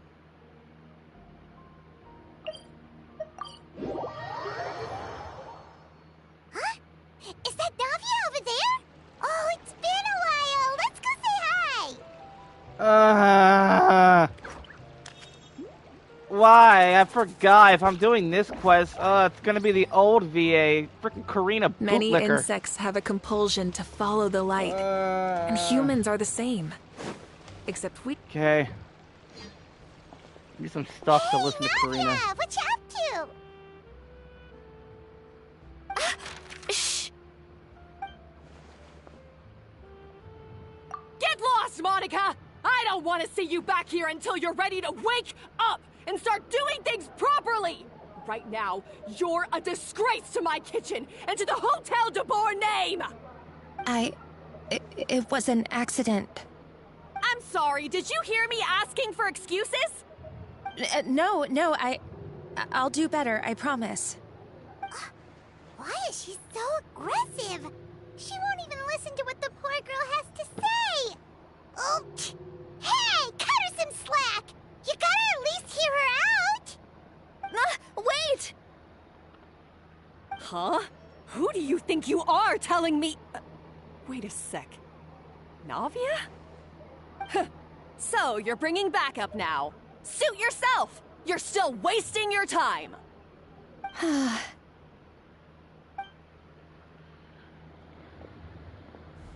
Savannah, is this how you always treat your staff? My staff is right. I'm the one in charge here now. And last time I checked, the Hotel de Boer doesn't take orders from the Spina di Rosula. Of course. How you run your kitchen is none of our business. But when a member of your staff is so overworked he becomes gravely ill, that most definitely is our business. We're going to stand up for him, whether you like it or not. Overworked? I've said it before and I'll say it again. If Fermont can't handle the job, then tough luck. There are plenty of other capable people I can hire instead. But Fermont can do the job, he just... Monica, back inside, now! Huh? But you said I shouldn't come back until... Just do as you're told, and not another word out of you! Come on, we have work to do! Wow, what a horrible person! Coming from the Sorry. horrible person. Looks like I've dragged you into some drama again. Her name is Savannah. She's the new head chef at Hotel de Boer. Ever since she took the job, she's been enforcing a brutal work regime and putting a huge amount of pressure on her staff. One guy was so overworked, he collapsed from illness. He's been bedridden for days, and he can barely even talk properly. I'm sorry. I'm sorry. It's all my fault. I don't deserve to be a chef. At his family's request, the Spina di Rosula is trying to mediate on his behalf. We're not exactly making a ton of progress, as you saw. Savannah is adamant that Vermont's exhaustion and illness have nothing to do with her or how she's been running her kitchen. She's refusing to have any kind of meaningful dialogue with us. Our next thought was to talk to the other chefs at the restaurant and get a better idea of their working conditions. But with Savannah watching them like a hawk, no one has been willing to open up. And that's why I'm here, doing it the old-fashioned way. Camping out, watching, and waiting for an opportunity. Oh, shoot! It all makes sense now. Sorry. Paimon should have thunk before she spoke. Did Paimon ruin everything? Oh, no, not at all, Paimon. Honestly, the way she was laying into Monica, someone had to step in. I'm sure I would have piped up if you hadn't. And besides, I don't really think I'm built for espionage. Yeah, meaning it's gonna be all the more difficult to get the inside scoop now. Oh, I might as well head back to the Fleuve Cendre then. We'll need to come up with a whole new game plan. Paimon will join you, 'cause this is kinda all Paimon's fault. Oh, guys, it's fine. You don't need to worry about it. That said, if you were planning to visit the Fleuve Cendre anyway, let me take you out for a meal. I'll make sure it's a proper feast. A really famous chef just joined the Spina di Rosula's tavern. Her name is... Sorry to interrupt. I just wanted to apologize for the scene you witnessed just now. We shouldn't subject our customers to that. This is a small token from us. It's some candy from Monica. She asked me to make sure it was delivered into your hands. Monica's the one apologizing? Huh. Clearly Savannah is the one who owes an apology. Our head chef has been a little highly strung lately. Sorry for everything. Alright. Since there's candy, Paimon will drop it. Not the candy. Thank you for understanding. We'll make sure to pass your feedback on to Miss Savannah. A little highly strung, huh? Paimon doesn't get it. How did someone like her even become head chef? Well, according to Fermat's family, she hasn't always been like this. But that's a story for another time. Let's try this candy. Paimon totally gets it. Come on, dig in! Huh? Hold on, there's something written on the wrapper. Find... Escoffier?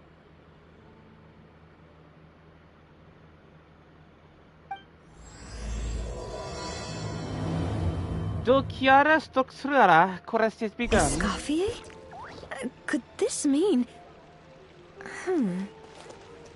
Huh? You know that name, Navia? Yeah. Let's stick to the plan and go back to the Fleuve Cendre for now. That's where we'll find Escoffier anyway. Wait! Try and stop me! Here I go.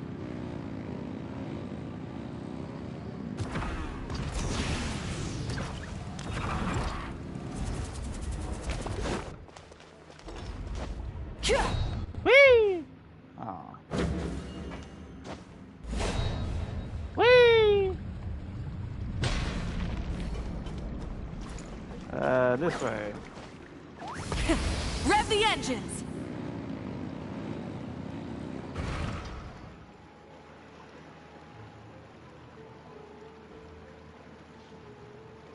So, who is this Escoffier, anyway? Well, for starters, she used to be the head chef at the Hotel de Bourg, before Savannah. She recreated the legendary Gâteau de Bourg and restored the restaurant back to its former glory. Safe to say, she's the most renowned head chef in the Hotel de Bourg's history. After the culinary genius Modeste himself. Gâteau de Bourg? That's the super exclusive cake that they only sell a few slices a day, right? Wow. Why the heck would she let Savannah take her place? Well, apparently, the Hotel de Bourg was reported for a safety incident. Someone claims that the kitchen was adding an illegal substance to their menu. But none of the chefs had any idea how it could have gotten into the food. In the end, Escoffier decided that as head chef, she should take responsibility. And she was sent to the Fortress of Meripede. The Fortress of Meripede? Well, you're right. The quantity of the substance they found was fairly minimal. Even the guards believed the whole thing was probably just an accident. Escoffier didn't have to stay in the fortress for long, but still, by the time she returned, the role of head chef had already passed to Savannah. So that's what happened. Paimon still thinks it's really unfair. Even though Escoffier is no longer head chef at the hotel, she's still well respected by the staff. So, I'm guessing what Monica wants is for us to convince Escoffier to try and negotiate with Savannah on the staff's behalf. Oh, Paimon gets it! Monica wants Escoffier to come back and kick Savannah out. It's simple. If the new head chef is stressing everyone out, then the solution is just get the old one back. Well, about that... You thought cream of mushroom soup was ready to serve after 3.5 minutes on the stove! You'd have had more sense serving hot water with ice cubes. At least then you wouldn't have wasted all this perfectly good cream and mushroom! What do you say, Hilaire? I'm sorry, Cream. I'm sorry, Mushroom. As you can see, Escoffier is that kind of chef as well. You have to leave it on the heat for long enough to allow those flavors the chance to come out. Don't be fooled by the aroma when the water first starts to boil. Got it? Yes, Chef. Then go back and do it again. The customers are still waiting. Remember where you went wrong and don't repeat the same mistake twice. Yes, Chef. Gordon Ramsay. She's literally just female Gordon Ramsay. I love it. Excuse us, Waiting to be served? Sorry, we're pretty busy. I'm afraid you have to join the line. Oh, no, we're not here to eat. So you're not paying customers? Then I'm afraid the wait will be even longer. It's hard to talk to Escoffier when she's in the zone. Let's take a seat. We can catch up while we wait. Alright, Taylor. I need to stretch out my legs.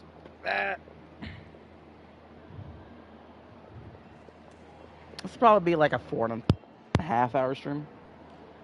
We're like the almost a 3.5 mark right now. Looks like the rush hour is finally over. Is it always this busy here? These days, yes. I'd say business has tripled since Escoffier joined as temporary head chef. Well, in her words, the Hotel de Boer doesn't need her anymore. It doesn't look like she's got any plans to go back. I guess I'll be heading off then. Wait, take these home with you. We can't serve them now, and there's no sense in letting them go to waste. Oh, thank you, Chef. For what?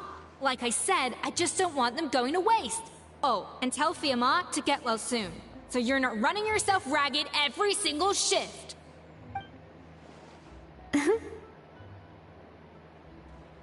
Fiamma. That's the second time we've heard that name. Who is that again? He's the chef that fell ill from stress. Hilaire is his son. And with Mom stuck at home taking care of Dad, he decided to pick up some work to help pay the bills. Escoffier knows their situation, so she's been making some extra food every day for him to take home. Hey, I heard that, Navia! I've told you before, no one's making extra food. Hilaire is making blunders in the kitchen, and I can't serve his failed dishes, so he might as well take them home. Yeah, failed dishes that just so happen to be nutritionally complete every single time.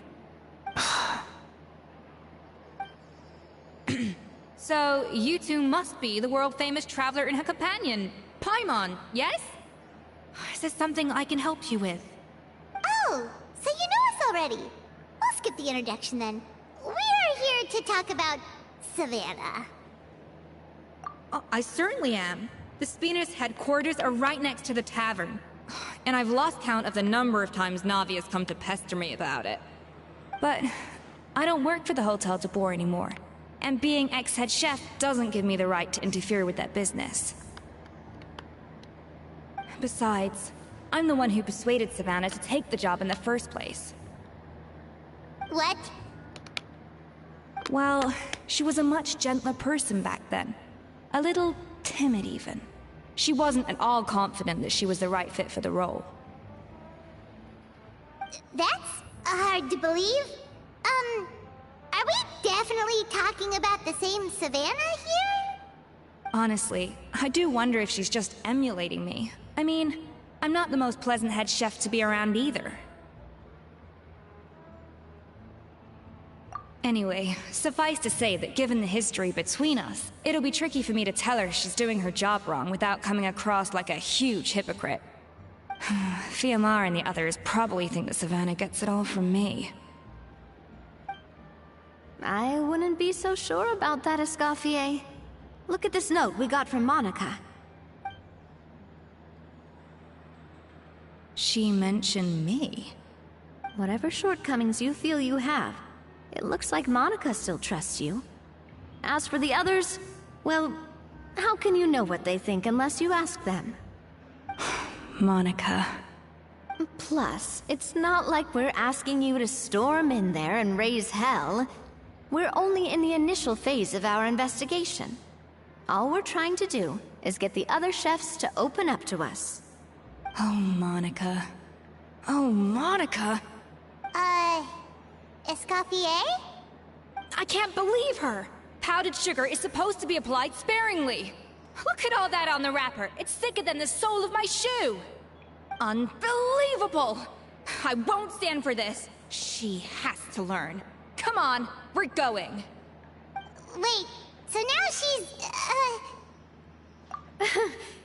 Let's go catch up to her.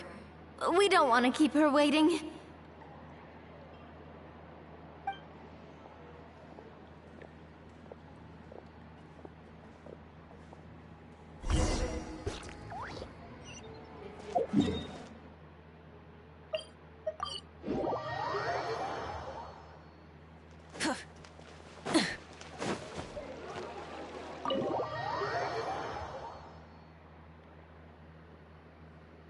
Wait, she looks like... Is that... I'm sorry. I'm so sorry.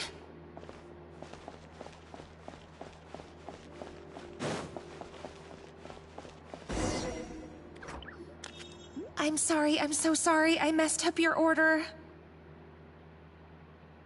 Oh, I wouldn't go that far. Maybe the taste is a little off, but if you hadn't brought it up, I don't think I would have noticed. But, please, you have to forgive me or Chef is gonna... Okay, I know. I'll kneel before you. What the heck? Get up, Monica! Can't you see that you're just making your customer feel more awkward? Escoffier? If you want forgiveness, then do what any self-respecting chef would do. Make the dish again. And this time, get it right. You cannot go begging your customers to feel sorry for you. Savannah said that I'm not allowed back in the kitchen until I've corrected my mistake. But if I can't go back into the kitchen, I can't do the dish over. That's some backwards logic. How can you fix your mistake without being allowed to cook? If this is what Fermat had to put up with, then no wonder he had a breakdown. We apologize for interrupting your meal, sir. It's fine. With my layman's palate, it's not like I can tell the difference anyway. I was actually quite enjoying my meal until she appeared out of nowhere and started apologizing. Gave me a bit of a fright, to be honest. Oh, well, it's because Chef Savannah tasted a bit of the leftover soup from my pot and then threw me out of the kitchen. Gosh, that's pretty strict. Has she always been that way? I don't recall things being like this when Escoffier was head chef here. I gotta say, you're all looking a little worse for wear these days. I mean, Escoffier was strict too, but I think the difference is that her criticism was more constructive, so you knew what you did wrong and how to improve, and we all knew that it came from a good place. Chef Escoffier was hard on us because she truly wanted us to reach her level. But these days, whenever we make a mistake, we just get told to wake up, get your head in the game, or just do it again. And it's only gotten worse since word got out that Chef Escoffier had started working again in the Fleuve Cendre. Monica, you don't need to call me chef. I'm not the boss here anymore. Yeah, but through no fault of your own. What happened back then, that wasn't on you, and all of us know that. That banquet was a huge event, and so many staff were involved every step of the way. With so many moving parts, there's no way of knowing how that Lumiline ended up in the food we served. Lumiline? What's that? A new drug from the Fontaine Research Institute. produced from an extract of the Lumitwell. Apparently it sharpens the senses, so they used it to treat people with impaired responses to stimuli. Oh, yeah, I've heard about that. They found out you can use it as a flavor enhancer since it stimulates the taste buds. Makes things pretty addictive. They also found that overuse can have mood-altering effects, and even lead to nerve damage. So it quickly ended up on the guards' list of controlled substances. Unfortunately, however, some food products containing the additive had already made it to the market by the time the guards banned it from the restaurant industry. Everyone knows that in all likelihood, someone probably just purchased a batch of contaminated ingredients by mistake. But you took all the blame. We all know why. You just didn't want to see this turn into a place where tensions are constantly running high. Because everyone's suspicious of each other all the time. And now look at you. A fry chef in the Fleuve Cendre. What are you trying to say? Sure, the Spina's Tavern is no Hotel de Boer, but come on. It's not that bad, is it? Oh, the Fleuve Cendre, you say? Great. That's where I'm dining from now on. Monica, I'm very happy with my current job. And there's no changing the past. We just have to let bygones be bygones. Besides, at the end of the day, I was the head chef, regardless of whose mistake it was. Ultimately, the responsibility lay with me. If only Savannah was half the boss you were. I'm sorry? Do you have a problem with my conduct as head chef? No, chef. So, you do remember who's boss? Escoffier? I thought you'd left this place for good. What are you doing back here? What happened to you, Savannah? Why are you acting like this? When I turned this place over to you, You made me the head chef and gave up your right to tell me how to do my job. You're not the boss here anymore, so stop acting like you own the place. Whoa. Sounds like someone has a chip on her shoulder. Oh, Savannah! My God, have you grown a temper since I last saw you? Have you put even half the amount of energy into improving your cooking skills, or are you still using the Pluie Lotus as an off-brand marcotte, thinking no one can tell the difference? That's none of your business! What happened to not storming in and raising hell? Ho ho! I was not expecting to see something this spicy as soon as Escoffier returned. Huh? Fan Asian? Aye, miladies. Might I make a humble suggestion? Given that we have ourselves a tête-à-tête between chefs at the Hôtel de Bord, I dare say it would be de rigueur to settle this the traditional way. The traditional way? That can only mean one thing. That's right. I'm talking, of course, about the tradition established by Modeste himself. The cooking contest! According to legend, the founders of Hotel de Boer, Modeste and Savelli, used this method to resolve all of their disputes. Everything from petty arguments over next week's menu to disagreements over the strategic direction of the restaurant. The cooking contest would decide who had the final say. It sounds like they had a lot of free time on their hands. Ah, well, it might sound that way to us. But in fact, the cooking contest played an enormous role in motivating chefs to hone their skills, reaching new heights of excellence in the culinary arts. And indeed, the reintroduction of this institution in recent years has surely been instrumental in transforming the Hôtel de Bord into the top-ranking restaurant in Fontaine. Reintroduction? Someone brought it back? Who? What say you, Escoffier? Surely you of all people won't back down from this challenge. It was you who put the rule in place, after all. Sure, I reinstated it, but I'm not a chef at Hotel de Boer anymore.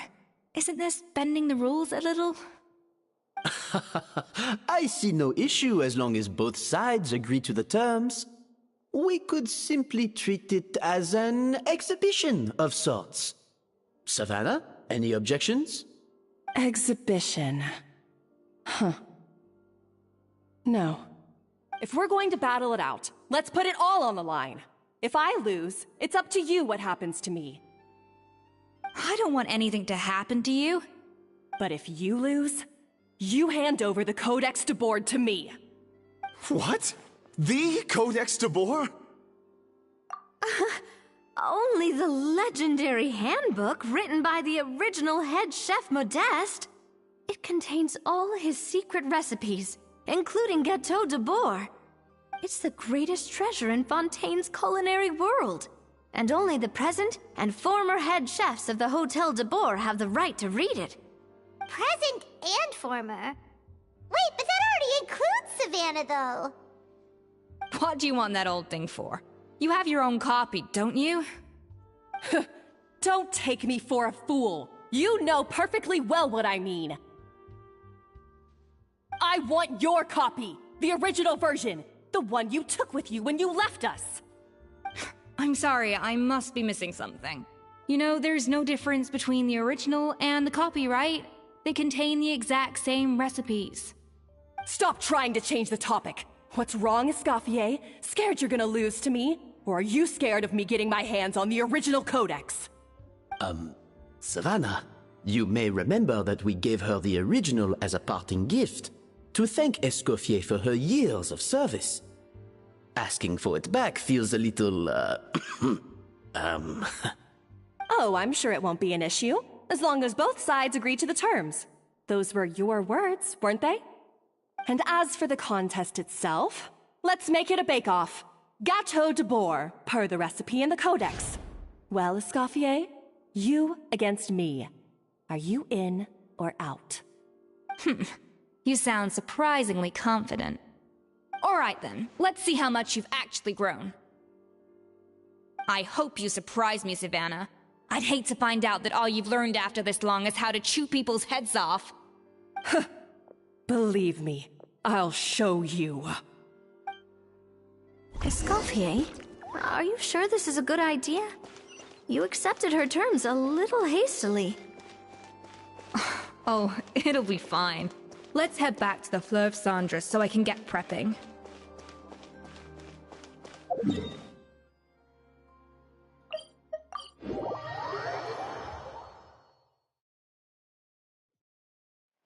Full throttle!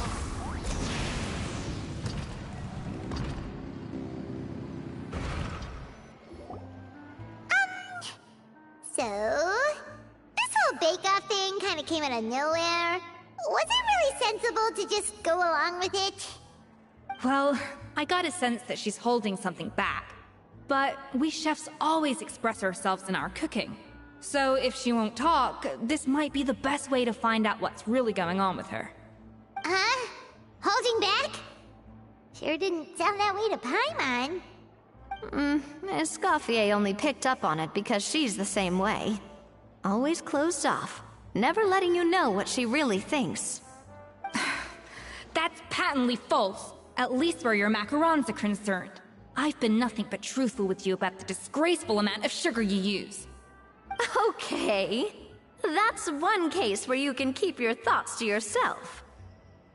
Oh, that? Well, it's not so much a recipe book as a diary of Modeste's adventures.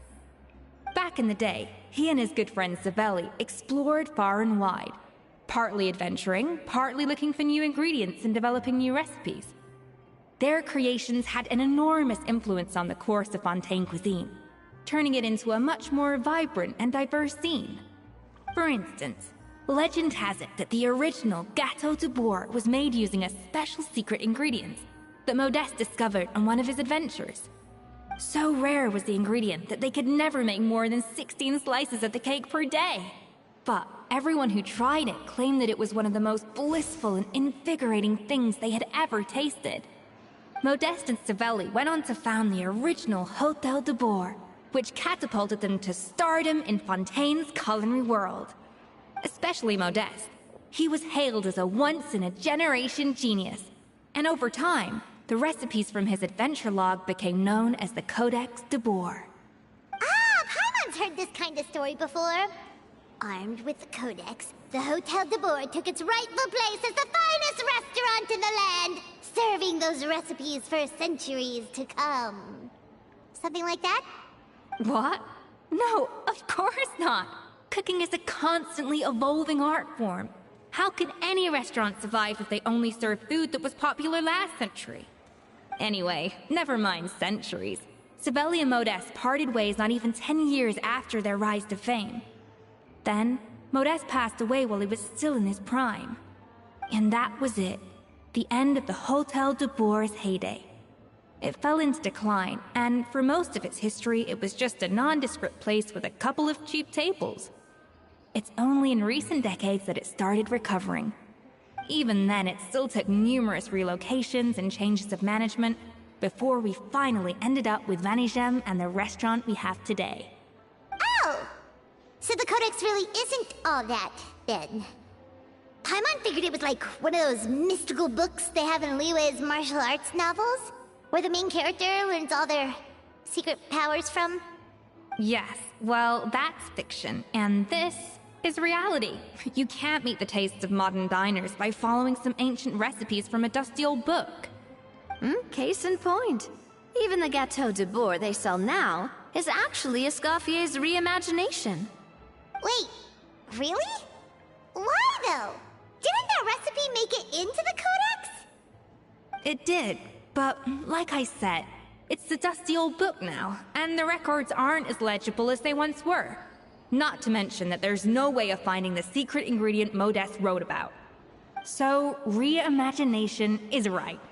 I consulted some historical records and took what I could from the Codex. But ultimately, the Gâteau de Boer of today is my own recipe. As for why we gave it the same name and kept the tradition of only selling 16 slices a day, well, you've got Vanigem's business sense to thank for that. Oh! Huh. Well, that kind of takes all the mystique out of it. Hey now, it might not be the original Gâteau de Boer, but it's still the most delicious cake in Fontaine today. And who knows, maybe Escoffier's version is more suited to your palate. Just think, if the original truly was the perfect cake you're imagining it to be, there's no way the recipe would have been lost to history, right? Not to mention that the Hotel de Boer never would have fallen into a slump. Anyway, before I left my role as head chef, I made a copy of all the recipes from the Codex, including my own improved versions, and turned them over to Savannah. So why is she so interested in the original copy? Could it be a symbolic thing? Like, whoever holds the original Codex de Boer is the true head chef? Well, it was clearly precious enough to give to Escoffier as a parting gift. Meanwhile, Savannah only got a copy. Maybe from her point of view, it's like management doesn't truly see her as being worthy of the role. You think so? The only thing is, it was her suggestion to gift me the original in the first place. Well, a joint decision by her and Vanigem. But still. What? Huh. Guess she's had a major change of heart since she became head chef. Yeesh. Who knows? We could speculate forever. Better to just let our Gato do the talking. It means vesting her in this bake-off, and then getting her to explain herself, even if I have to beat it out of her with a spatula. However much she's changed since we worked together, I believe that she still has her chef's pride. And if she respects the art, she'll respect the outcome of our contest. Well, I'm confident that you and your spatula can get justice for Froment. All you need to do now is win the contest. But that should be a breeze for you. Let's not get too ahead of ourselves. Gâteau de Boer is very complicated to make. Usually, it takes 3 chefs working in tandem to cover everything. Now, if I had to push it, I could probably do the work of 3 chefs myself. But I'd prefer to play it safe if I can find a couple of assistants in time. Well, that's easy. The 3 of us are veterans in the kitchen. You just need to pick 2 of us. Well, I have heard the Traveler is an accomplished cook, as well as a warrior. But be warned, I will hold you to exceptionally high standards. Think you're up to the task? Oh, count me in too. I've spent weeks perfecting my macarons after your scathing review. Even if it means competing against the Traveler, so be it. I'll show you what I'm made of. Confident. I like it. Alright, let's start with some elementary mise en place. Show me your knife skills. I've always called it chopping stuff up, not mise en place. But it's basically the same thing, right? Oh, Navia. The difference in your case is that mise en place is chopping stuff up without sending juices flying all... Finally on the right. Looks like you found that easier than I expected. Yeah, thankfully it was pretty straightforward in the end. You made it sound like we'd be carving statues out of fruits or something. Well, brace yourself, because the next step is anything but straightforward. I'll be using this cold press to extract flavor compounds from the ingredients. A kind of special food processor I got the Fontaine Research Institute to make for me. It uses cold temperature extraction to isolate the essence of cooking ingredients, which can then be used to flavor dishes more precisely. But this isn't exactly standard kitchen equipment, so that probably didn't make a whole lot of sense. Let me give you a demonstration instead. Custom-made equipment from the Fontaine Research Institute, huh? That's some pretty high-tech food prep. Paimon's never used anything this weird before. Cool! No, weird.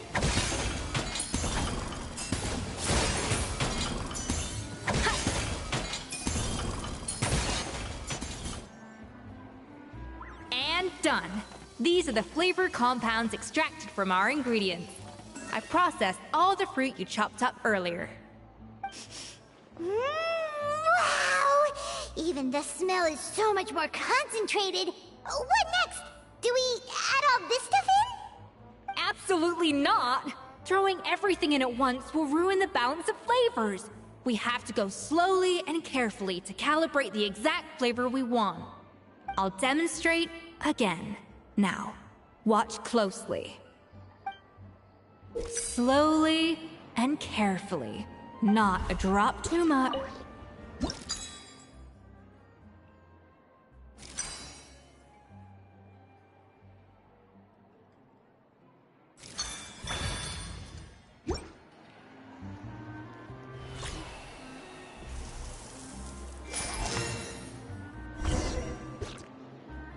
And voila!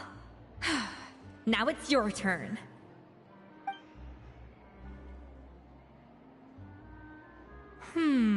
Not terrible.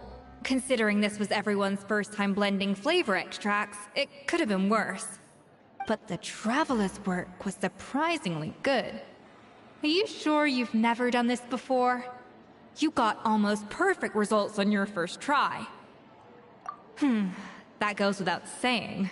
Still, credit where credit's due. You did well. Alright, now for the part I've been looking forward to. I want each of you to cook something from the Hotel du Bois' current menu. I'll judge your submissions and give you a final score. That's right. The true test of your cooking skills is the finished product. It'll be good practice for the contest itself. Now get to it. Chop chop!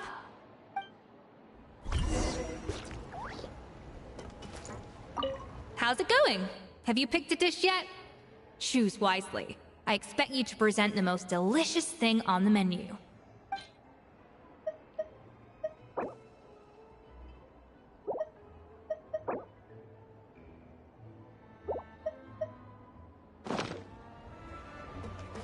Finally on the right path.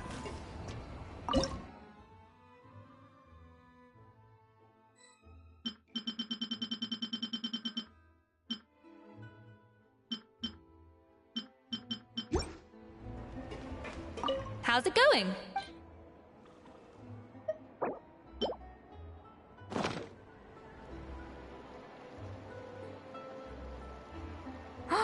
Look at that! With the grace of a snow-winged goose, as I like to say.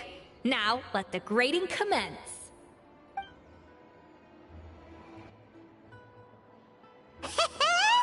pretty good, right? Not to brag or anything, but Paimon's a bit of a connoisseur when it comes to la food. 6 points. What? Oh, well, fair enough. Paimon doesn't cook all that often, so as long as it's a pass. That's 6 out of 100.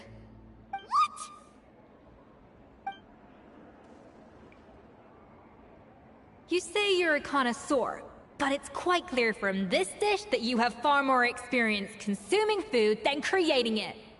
By that logic, I suppose you think listening to Lady Farina on repeat every day would make you an opera singer. Aww. Oh, me next! I'll have you know that this batch of macarons has 2 whole tablespoons less sugar than my previous ones. So you went from 12 tablespoons to 10? Well, it's nice to know you actually measured it out. Because it tastes like you just threw in whatever was left in the jar. 6 points. Aw.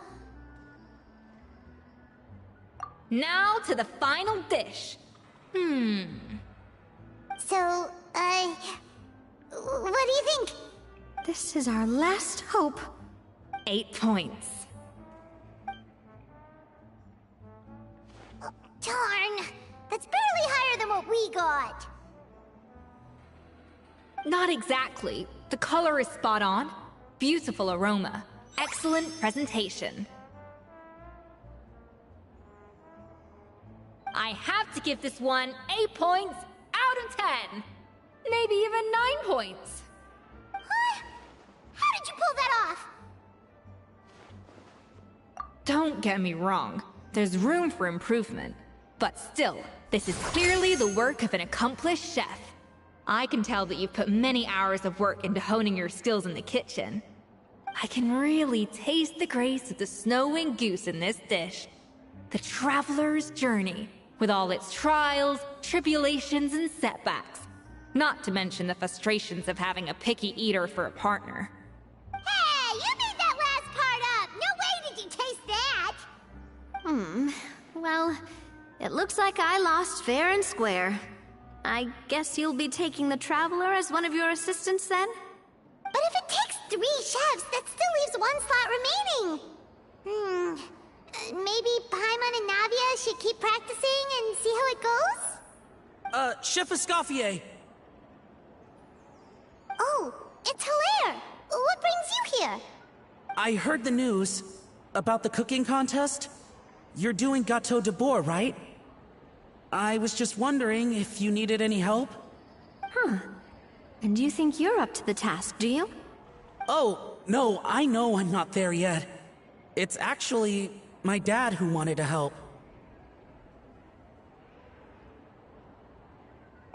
Firma, last I heard, you could barely get out of bed. Chef Escoffier, Navia, Traveler, thank you all so much for everything you're doing for me and my family.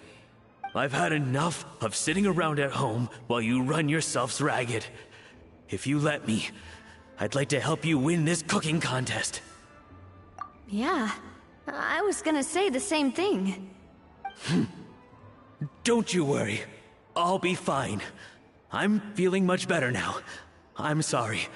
I know I've been rather useless these past few days, but not anymore. The fact is, I'm a fine chef, despite recent events.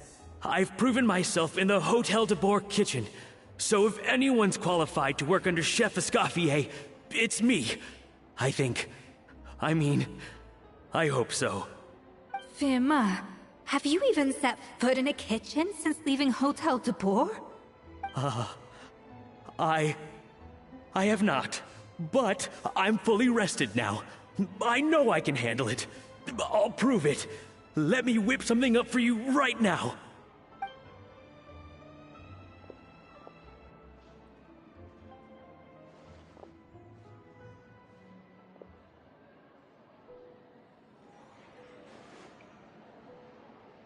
Huh? That's strange. Why are my hands shaking? What do you call this, Firma? I can't seem to grip my knife. Do it again! Again! Again! I... Hopeless. Get out of my kitchen yesterday.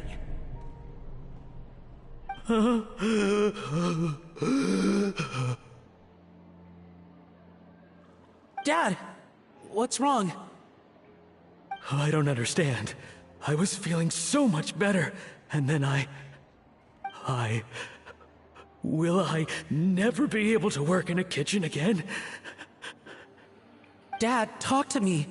What happened?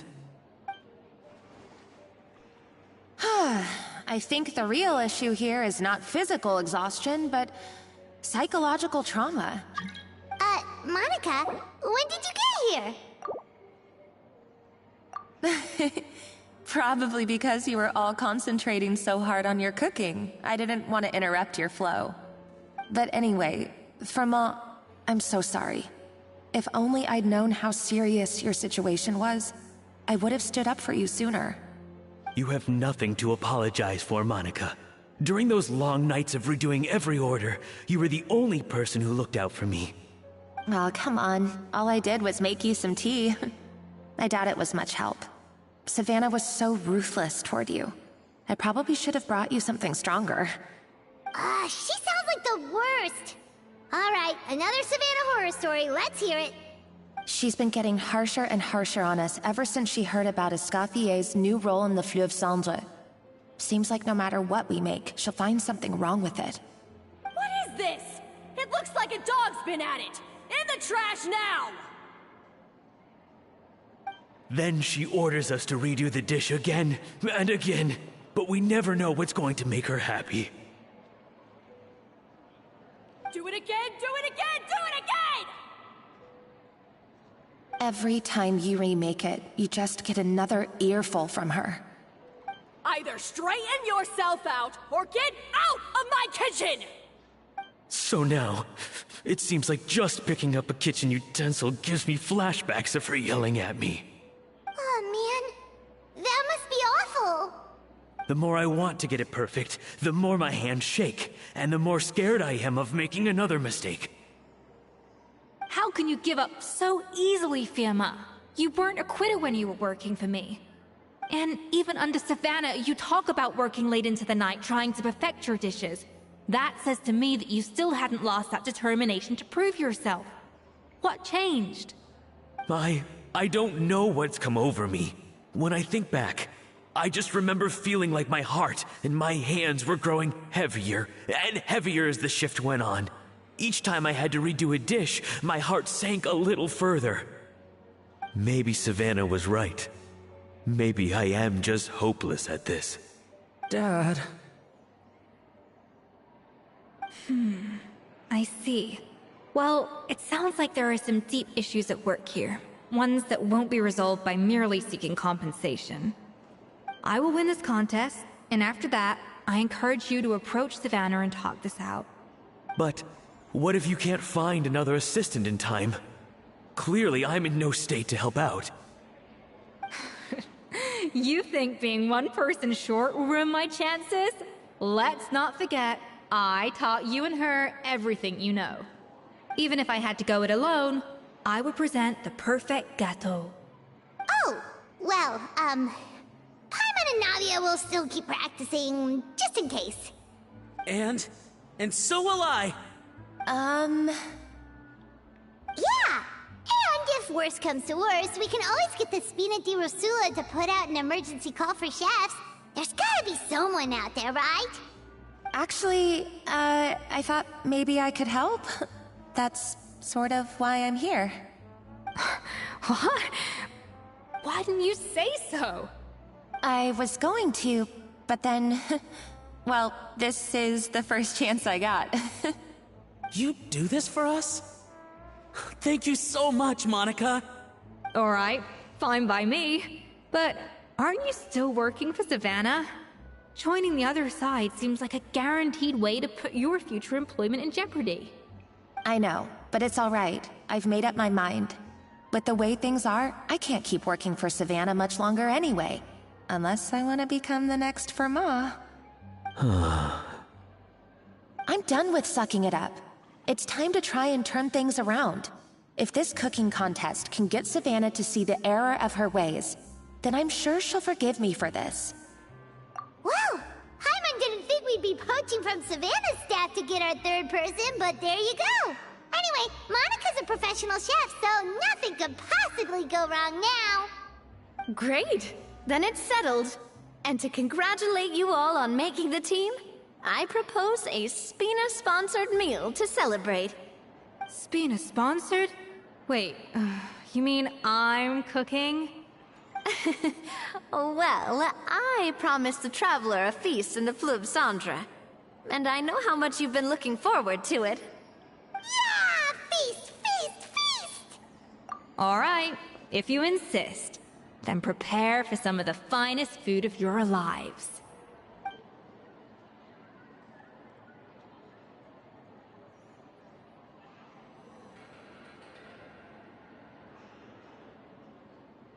That's not a bad idea, actually. Wait, hold on. You need to finesse that further.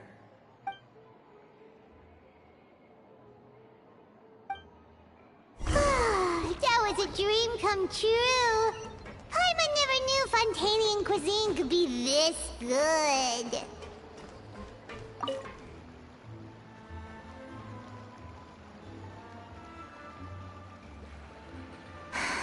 Why, Savannah?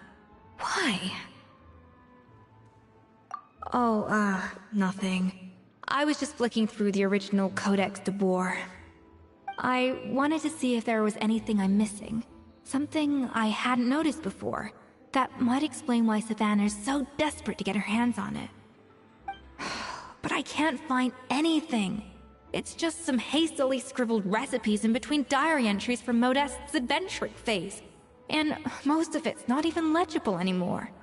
The copy I gave her not only has all the recipes in full, but even includes my own private tips and notes from years of experience.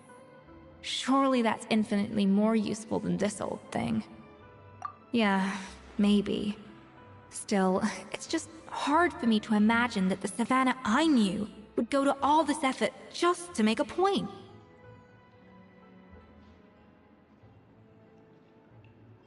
We were. At least I always thought we were. She was a little shy, but meticulous with everything and everyone she dealt with.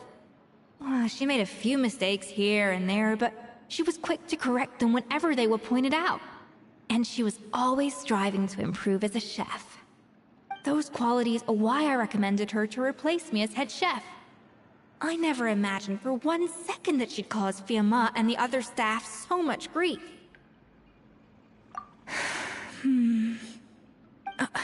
Well, I mean to an extent, of course. I pushed hard for her to get the role. And the idea that she turned out like this because of me is difficult to come to terms with. I wonder if this is how Modeste felt back when he was writing the Codex. Yes, with his good friend and co-founder of the Hotel de Boer, Savelli. The story goes that after Modeste unveiled his Gâteau de Boer and was hailed as a culinary genius, he was admired and adored by all. But his newfound fame slowly drove him and Savelli apart. Unlike Modeste, whose every new creation was an instant hit, Savelli seemed to face setbacks at every turn. Doors that would swing wide open for Modeste would shut in Savelli's face. And with Modeste being whisked off to all manner of functions by his celebrity friends, he had less and less time to discuss the culinary arts with Savelli. People started gossiping about Savelli, and their relationship between the two gradually soured. Everything came to an abrupt end when Modeste, still in the prime of his life and still hailed as a genius, suddenly died from an acute illness. And that was it. They neither had a decisive split, nor got the chance to properly reconcile. Their story just came to an end. One rumor had it that Savelli actually killed Modeste out of jealousy, even as the latter was hoping to make amends. Unlikely. It's a popular theory, but there's no real basis for it. At least there are no records of Savelli ever being convicted of a crime. Still, beyond a point, there's no way of knowing what truly happened in the past. All we can do is try to make sure the present doesn't quite go as badly. And that's why I have to win this contest tomorrow. Then get the truth about everything that's been going on, even if it means cracking her open like a nut. Really? Well, I like the confidence. Don't let me down tomorrow, then. You better bring your A game.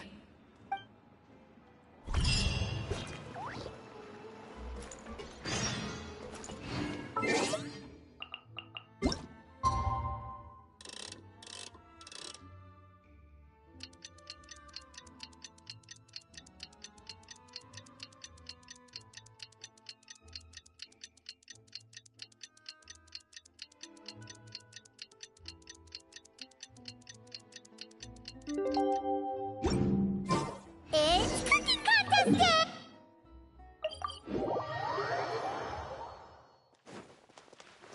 Did you hear the news? Escoffier's coming back for a cook. Mesdames et messieurs, welcome one and all to the Hôtel de Bord and to this most exciting of cooking contests. Savannah, I've brought the original copy of the codex you asked for. Monica? Huh. In the interests of fairness, this contest will be conducted in a double-blind format. Once the dishes are complete, they will be sent to the back of the kitchen where they'll each receive a label. The labels will be placed out of sight underneath the plates, only to be revealed after the judges have sampled them and reached a final verdict. This is to ensure that no one will know which dish is made by which contestant. As one of the judges, I promise to be fair and impartial. When my meal got interrupted yesterday, I never thought this is how they'd make it up to me. Getting a seat on the judging panel is a pretty sweet deal. Both contestants have taken their positions. Then, without further ado, let the Hôtel de Bord cooking contest commence!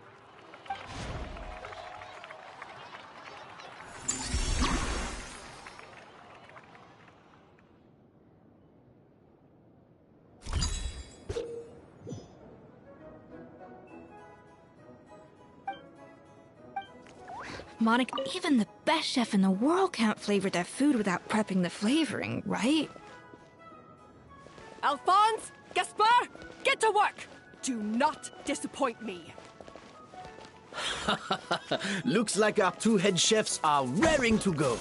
Like an oven on full blast, this competition is quickly heating up.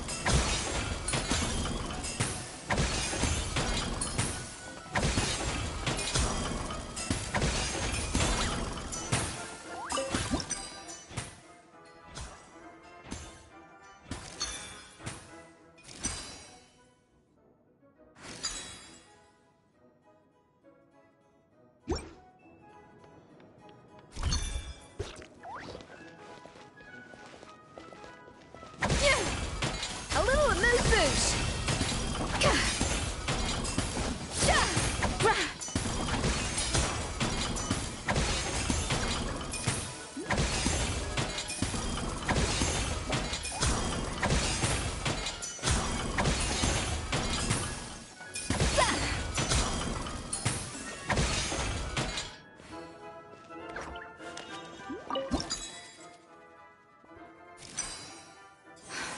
Stay calm, Escoffier. There has to be a way to balance the flavors. What are you doing, Escoffier? Your team's waiting on you.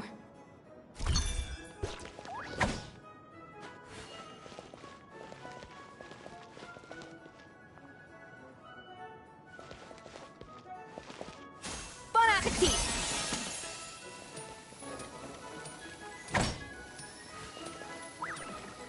A dash of frosting!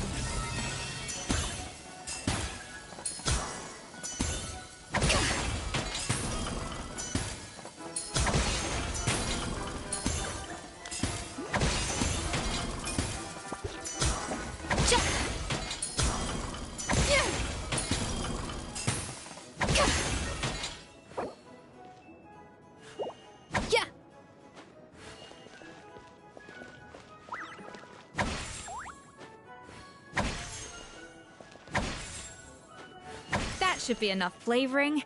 Now hurry up and balance it.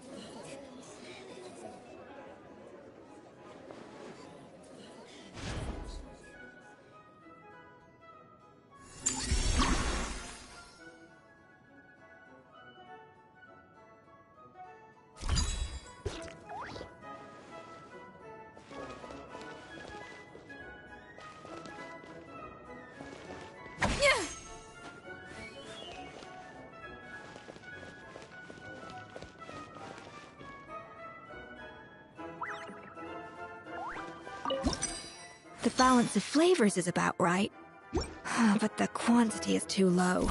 Alphonse! What are you playing at? Not how I taught you to do it! Stop horsing around and do it again! Yes, chef! Oh.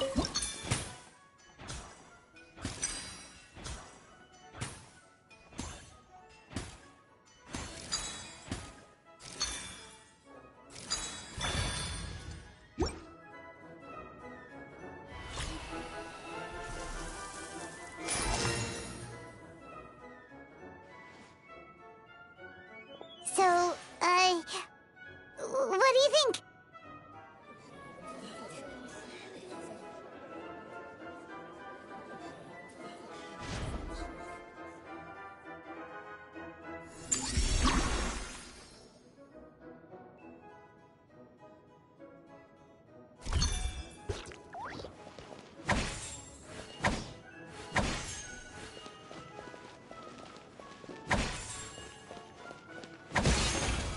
A little amuse-bouche. Escoffier.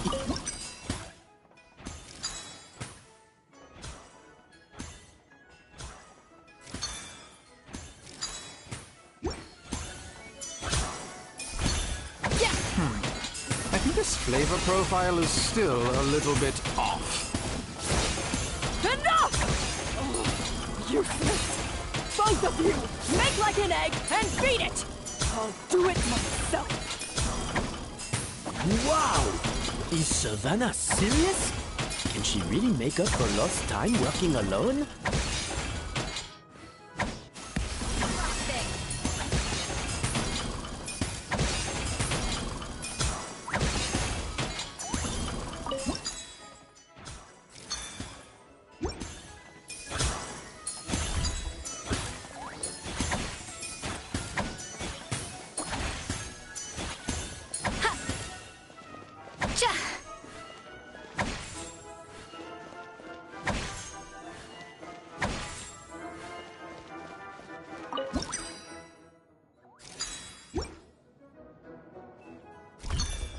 Off to the freezer.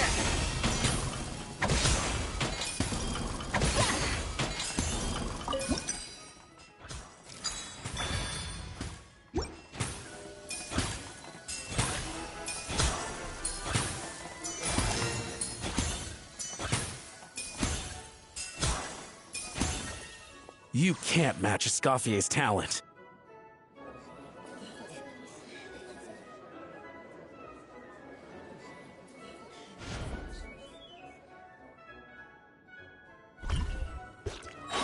I present to you Gâteau de Bourg.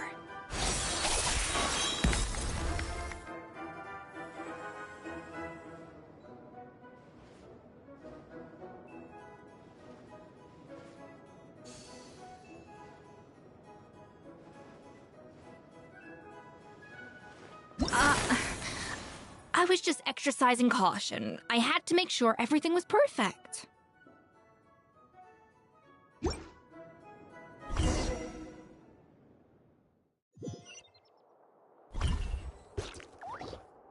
Time's up!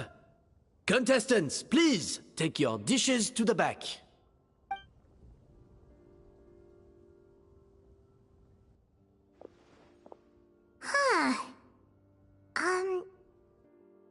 was right.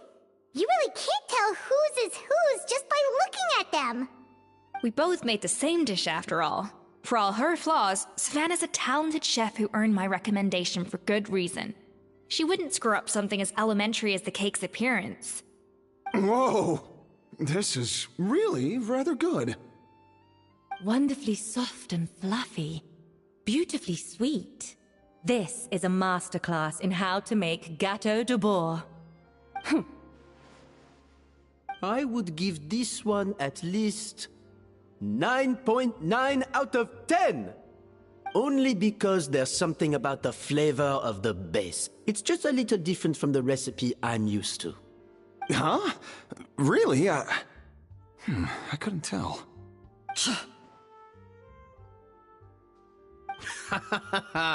All right, on to gâteau number 2.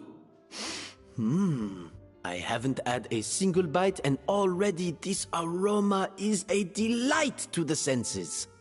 I have a feeling that this gâteau will be a gâteau for the ages. How exciting! I'm gonna dig in.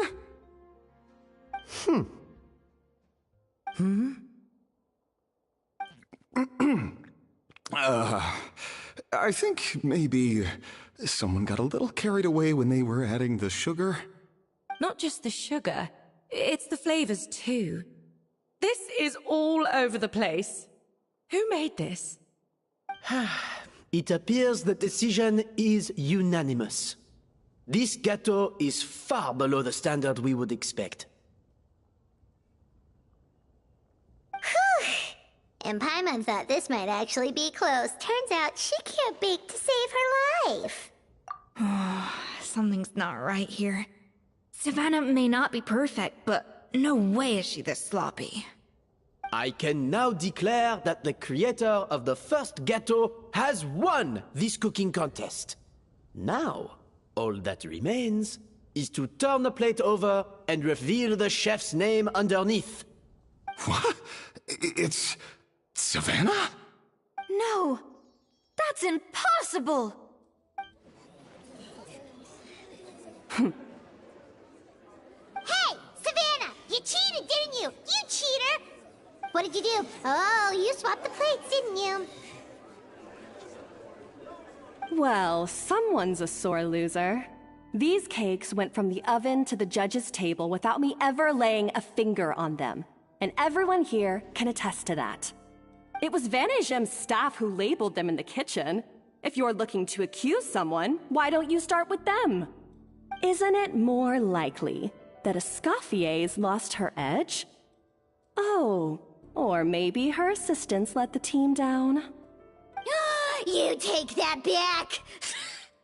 Judges, we demand a rematch.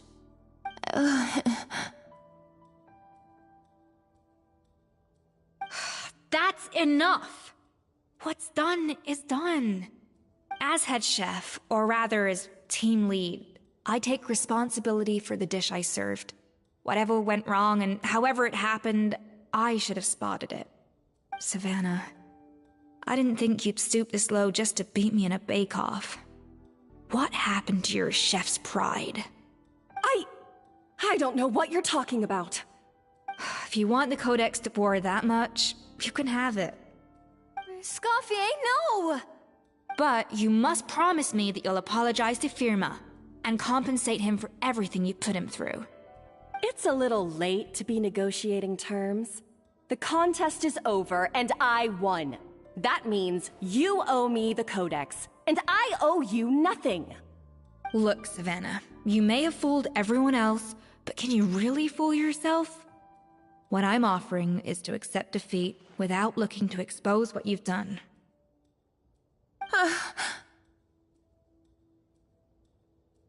But only on the condition that you promise to stop putting so much pressure on your staff. Fine.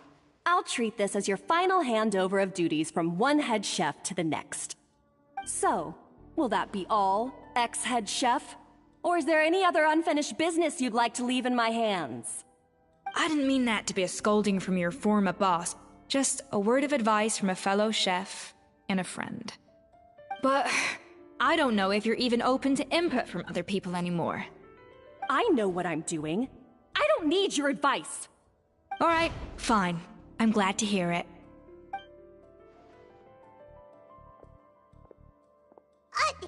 Escoffier!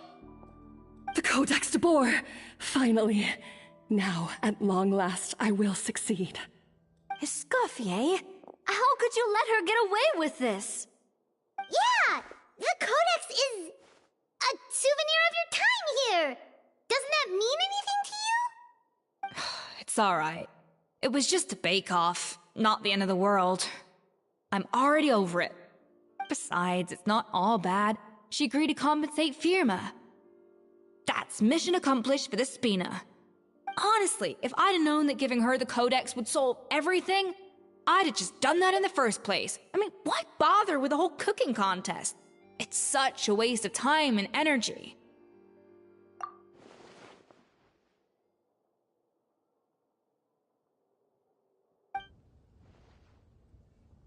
No.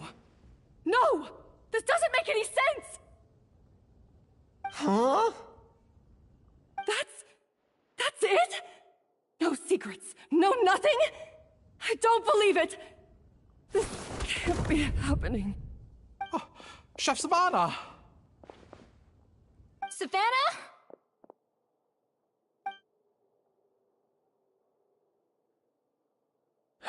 It's nothing life-threatening. Just a lot of pent-up stress and exhaustion. Oh, I knew it. Pent-up stress? The truth is, however hard she might be on the rest of us, the person she puts the most pressure on is herself. Yes, there are nights when she makes us redo things over and over into the wee hours. But for her, it's every night. She'll hide herself away in the kitchen, working on new techniques and recipes, and only realize how long she's been at it when we come to work the following morning. But why? Why would she do that? Our best guess is, she doesn't want to be seen as less of a chef than Escoffier. And there it is. Even so, that's no excuse for taking her anger out on the rest of you. Yeah, and it's definitely no excuse for cheating in the cooking contest. About that, we honestly have no idea how she did it. We were focused on our own work the whole time, like she asked. Leone and Algalia were the ones I tasked with labeling the cakes. I've already spoken to them both. They're at a loss to explain it too. Not to worry. Come on, join me downstairs. I'll interrogate the guilty Gateau myself.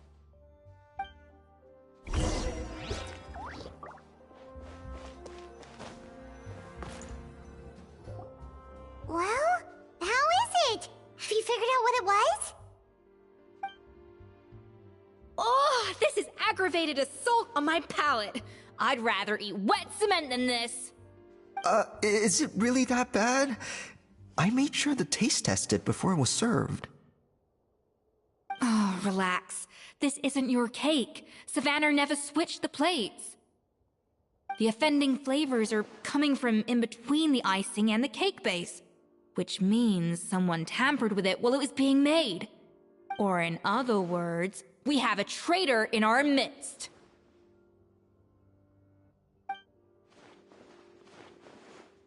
I'm sorry. I was forced into it. It was Chef Savannah. She said if I didn't cooperate, she would... Calm down, Monica. I've already accepted defeat. And if I wanted retribution, I would have brought this up when the results were announced. Whatever's going on with you, just spill the beans. There's no need to hide it.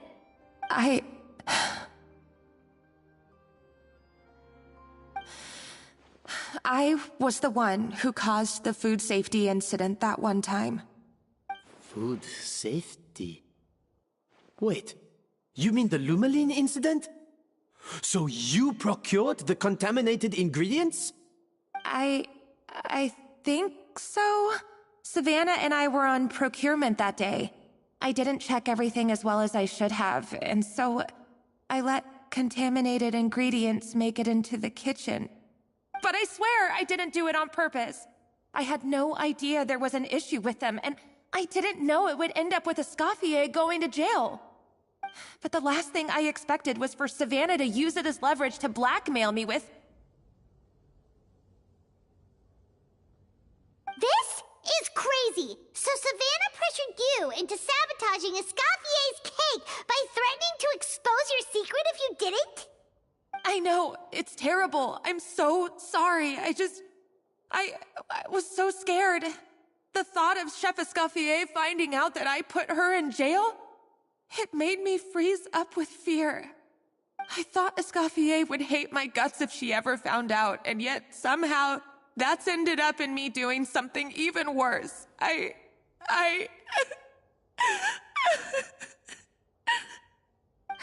Seriously? All this fuss over a little slip-up?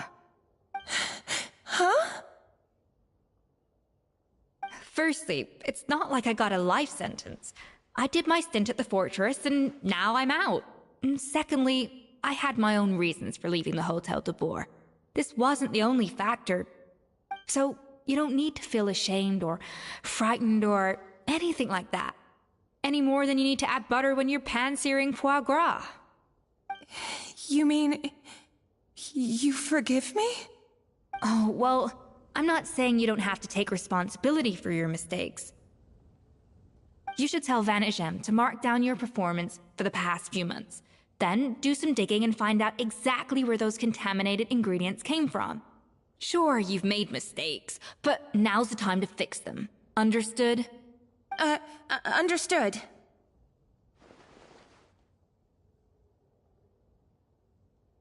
Good. Now, back to Savannah.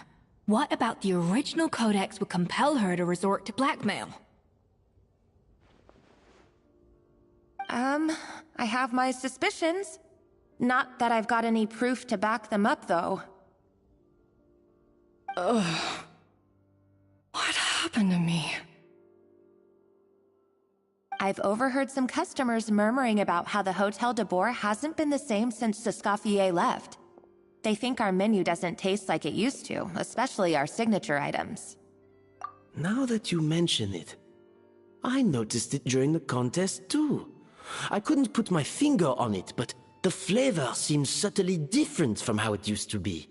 But the difference was so small, I'm sure no one would notice it besides our most loyal customers and true dessert connoisseurs. Still, as head chef, it's easy to see why Savannah would get so hung up on it. So many times I've seen her make the cake base over and over again, late into the night, determined to match Escoffier's version. But something's always slightly off every time. Yeah, I've noticed that too. Never really gave it much thought, though. Thinking back on it now, it's clear that Savannah's been in a downward spiral ever since Escoffier left. She wants to prove that she can fill Escoffier's shoes. That's gotta be the reason. But after countless setbacks, she's getting more and more unhinged. And at some point along the way, she switched from doubting herself to doubting Escoffier. Doubting Escoffier? For what? Yeah, it would explain why she was bent on getting the original at any cost. She must have thought Escoffier purposely omitted key details from her recipes when she copied them out. Also, she could retain her place as the #1 chef in Fontaine, the only one privy to all the secrets of the trade. Oh, for goodness sake, what a stupid idea. Of course. Then she finally got the codex only to discover that the secret recipes she's been pining for don't exist at all. Seeing how utterly wrong she was must have been a real shock to the system. It probably brought up everything at once. It overwhelmed her, and she passed out. There's still one thing that doesn't make sense, though. If Savannah had the real recipe all along, how come it tasted different? She might not be on the same level as Escoffier, but surely after like 50 attempts, she'd get it right one of those times. You'd think so, but geniuses like Escoffier are in a league of their own.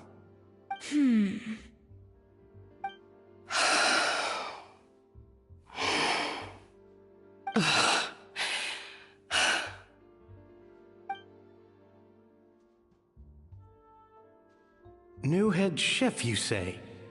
What's her name? I don't think I've heard of her before. I wonder, can the Hotel de Boer keep its edge without a Scoffier at the helm?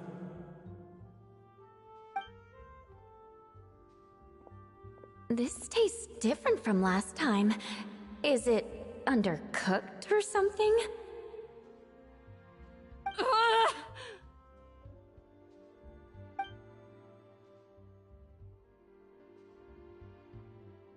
Take this. It's a copy of the Codex de Boer. From now on, you will be its keeper.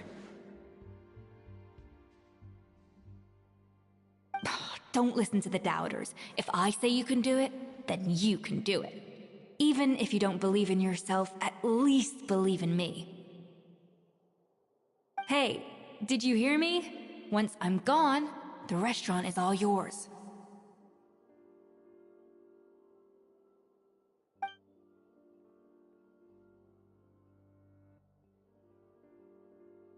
All this time, I've been blaming other people, but maybe I'm the problem.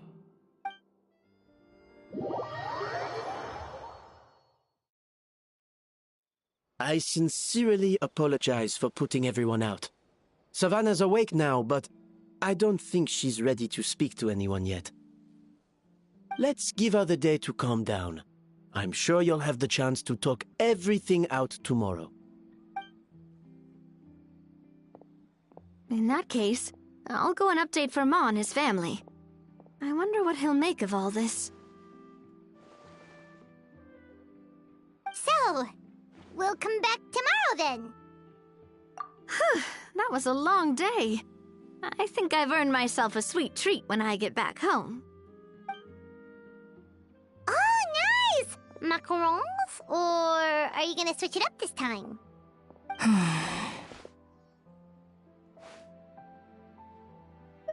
Traveler, how much do you know about the snow-winged goose? Every year they migrate long distances in search of a suitable home. There's always one goose at the front whose job is to lead the flock. Fontaine poets often use the image of that goose to explore the ideas about leadership and genius. They usually imagine someone who's a cut above the rest, a model of perfection. But what those poets don't know is that during a migration, the lead goose is always changing. Once the lead goose shows signs of fatigue, it retreats to the back of the flock and allows another goose to take its place. So the truth is that leadership, with all the responsibilities and pressures that come with it, it's something that everyone takes turns at. But we humans completely miss that fact when we project our own ideas about social hierarchies onto them. I guess what I'm saying is, I don't buy into this notion that there's some sort of gulf between normal and genius. Cooking is a science, not magic. Given the same ingredients, same recipe, and same environment, I see no reason why two different people shouldn't be able to create the exact same dish. Of course, some people have a more sensitive palate than others, and some people are just born bolder or more conscientious. But these are all variables that can be accounted for with time and practice. I'd have no reason to expect so much from others if I believed that perfection can only come from the hands of a genius. The only reason I hold people to high standards is because, well, I believe they're capable of greatness. Okay, I've made up my mind. I'm gonna get to the bottom of why Savannah failed. And come tomorrow, I'll give her the scolding of her life, pointing out all the mistakes she's made along the way. Then she'll finally see the error of her ways.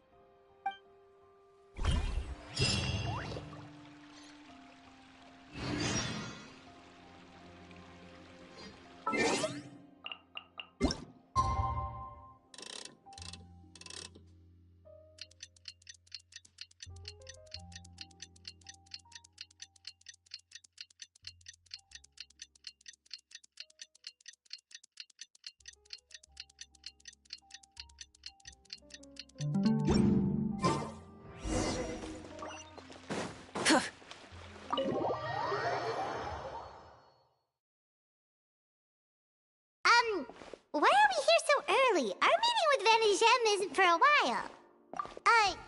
Check on her? Why? What happened? Oh no. Escoffier, are you alright?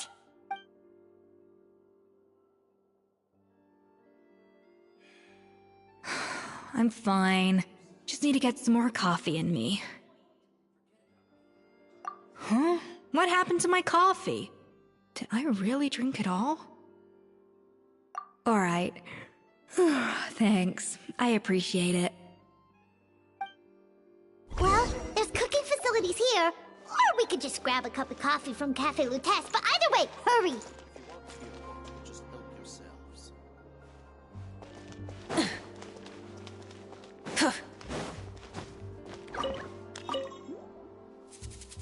Coffee. Need coffee.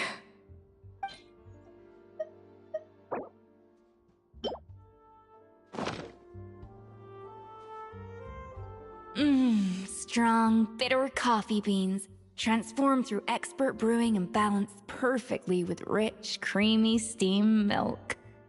Wonderful. I feel much better now. Thank you so much, Traveler and Paimon. Glad to hear it, but make sure to catch up on your sleep when you get the chance. I think I figured out where the problem lies. Honestly, it's ridiculous. I don't know whether to laugh or cry. Wait, what investigation? What are you guys talking about? I'll save it for when everyone else gets here. It's so stupidly small, I can't believe it's caused so much drama. Yes, except my failures were stepping stones to success. Escoffier, have you seen Savannah? Huh? No, not since yesterday. Why? What's wrong? After seeing her home yesterday, we were all a little concerned about how she was doing. So, I dropped by her place early this morning to check on her. Only to find an empty house with the doors wide open. I left Alphonse and the others to keep watch at her home, while I checked the Hôtel de Bord. I'm worried something bad might have happened. If she's not here, then where could she be? Boss, Escoffier, bad news. Alphonse? You're supposed to be keeping watch at Savannah's house.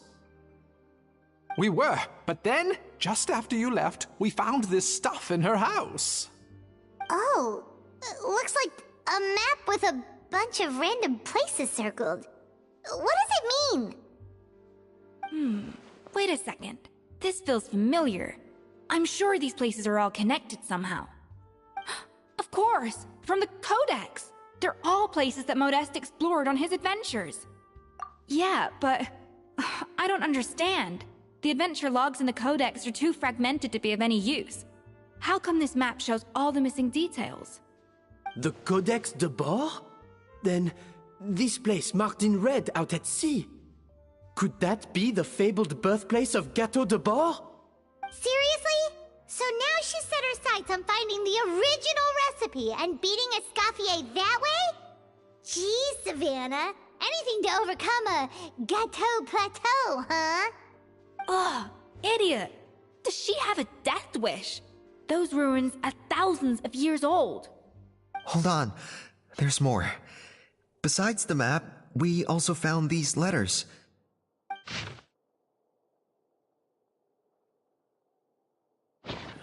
It was you. You let the Lumaline through, didn't you? It sounds like a threat letter. Does this mean that Savannah was responsible for the safety incident?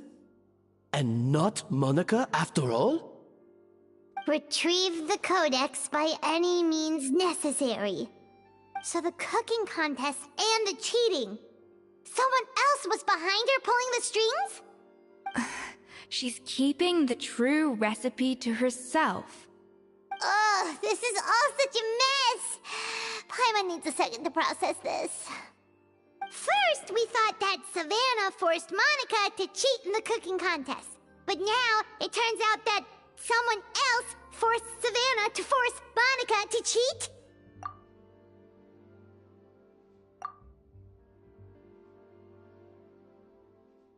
You're finally here. Of course. I should have put two and two together as soon as I read your threat letter. The food safety incident, the demand for a cooking contest, the instruction to blackmail Monica, even the suggestion that Escoffier was keeping secrets from me. It was all part of your grand plan, wasn't it, Monica?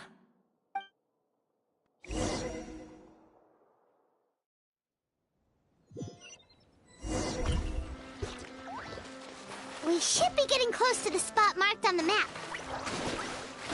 Of all the stupid things she's done, this really takes the cake. The moment we find her, I'm gonna curse the living daylights out of her.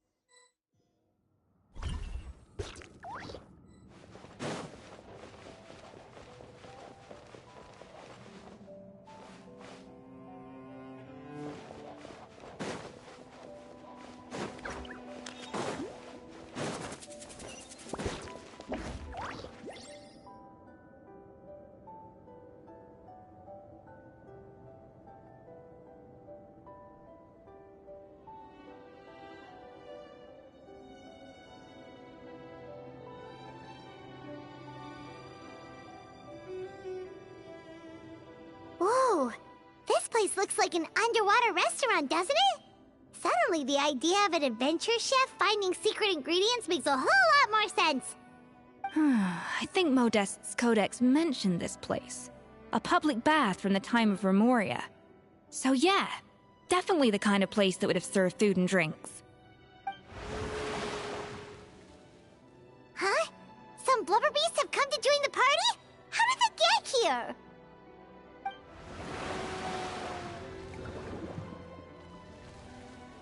Aw, they ran off! That could be easier said than done. Something's blocking the entrance. Well, did Modeste mention it in his adventure logs by any chance? They must have gotten through somehow. Good point. Yes, that's right. It's coming back to me now. We prepared a banquet for our shy little guests, and as the food flowed away on the current, they broke into a joyous chorus, and the path opened to us. We have to feed the blubber beasts? With what? There's nothing here besides rocks, romaritime flowers, and lumitoile. See, this is why you should always bring snacks. You never know when you're gonna need them. Now we have to head all the way back to shore and grab some. There is no time for that. Romaritime flowers and lumitoile will have to do. They may not look appetizing to us, but who knows? They could be blubber beast delicacies. Wait, we're seriously gonna try this?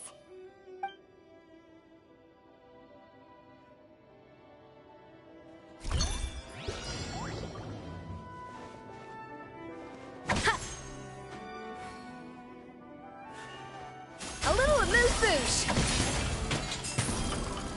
Yeah!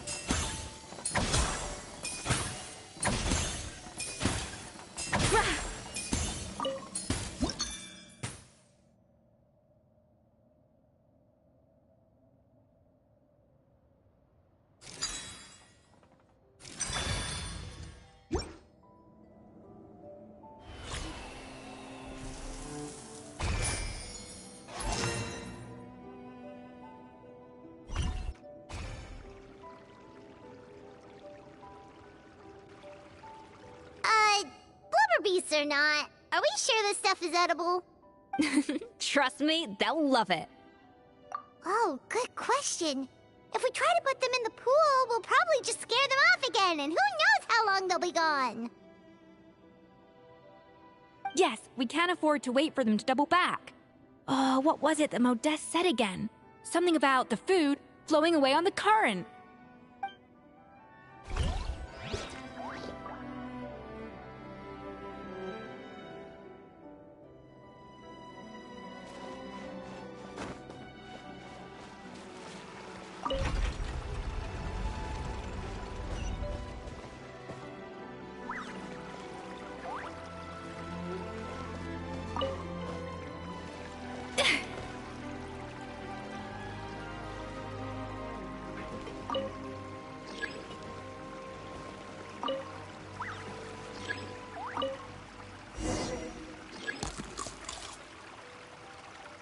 Wow, it's really singing! It must taste better than Paimon thought!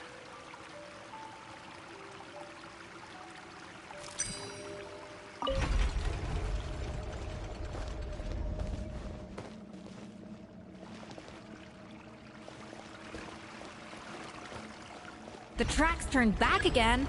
Oh, so annoying.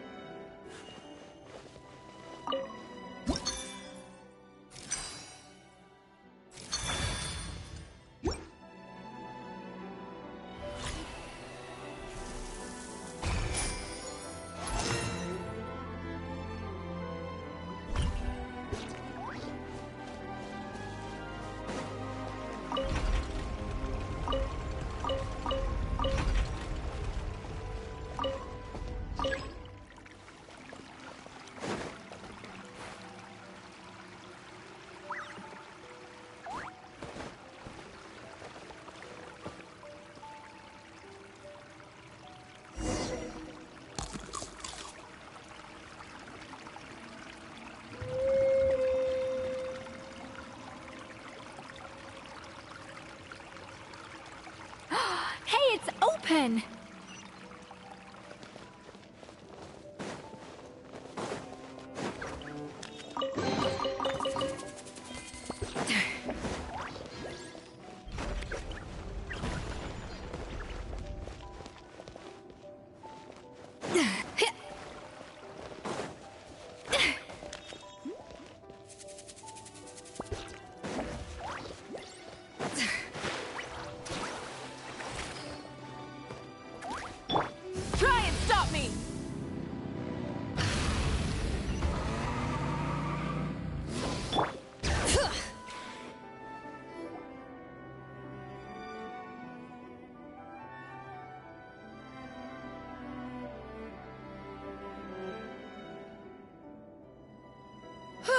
Hey, give me your water.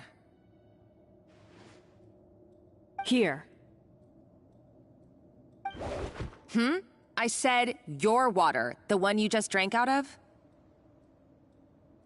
Sure.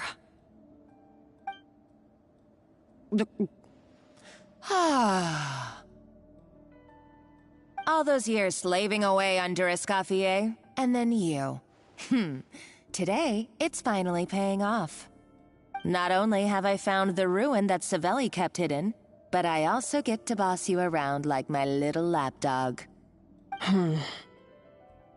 Hey, go scout ahead for me. If we need to do any more blast tunneling, I want to know where to lay the explosives. Did you not hear me? Get going. Why don't you do it yourself? Oh, when did you learn to fight back? You're always so compliant when I give you instructions by letter. That's because you threatened to expose me for the Lumiline incident. I swear, if I'd known what you were planning, I'd never have... Ha! Don't be so self-righteous. Admit it, you've always been jealous of Escoffier.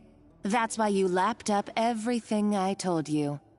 You were terrified of her finding out about your part in the Lumiline incident, and you resented the way her reputation hung over you. So you jumped at the chance to convince yourself that she was the villain, that she deliberately hid her secret recipes from you just to hold you back. It was the only excuse you needed to justify getting back at her.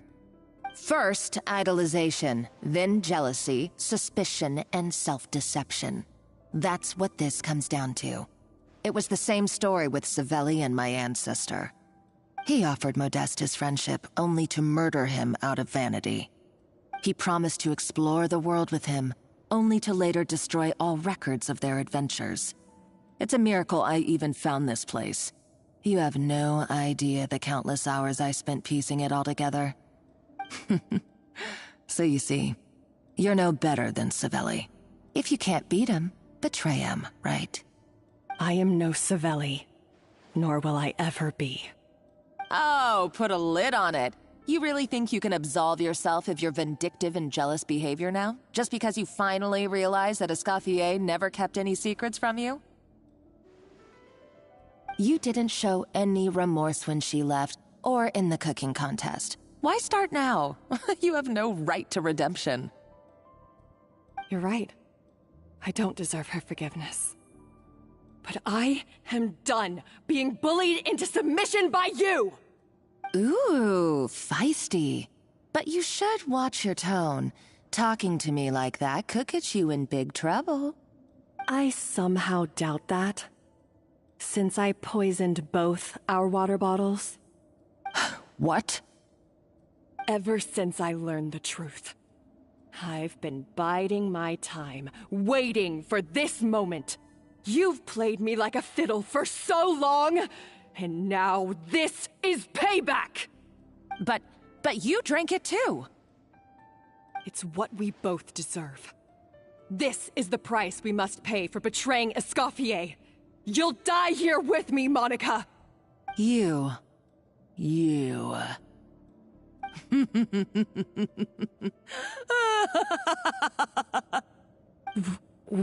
What's so funny?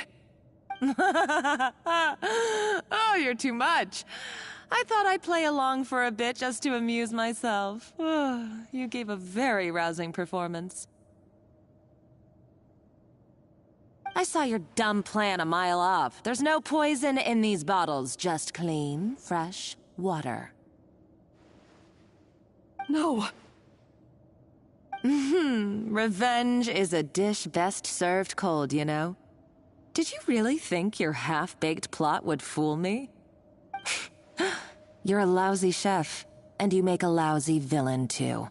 A complete waste of space. No wonder you never amounted to anything. Everything I ever did was a failure. And now, I failed again, for the last time. Hey, why don't you try your hand at being a comedian in your next life? You got a good laugh out of me. But now the show's over. You should have just done like I asked, Savannah. All I wanted you to do was scout the ruins for me. But you had your chance, and now it's time to say goodbye. Stop right there! Let her go, Monica! We've got you surrounded! Escoffier? Ugh, looks like I'll have to keep you around for a little longer.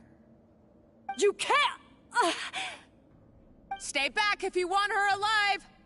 Escoffier and the Traveler. I can't take you both on in combat, but if you so much as flinch, I can end Savannah's life in a heartbeat. Monica, what are you hoping to achieve by this? You're about to commit murder, and for what? A recipe?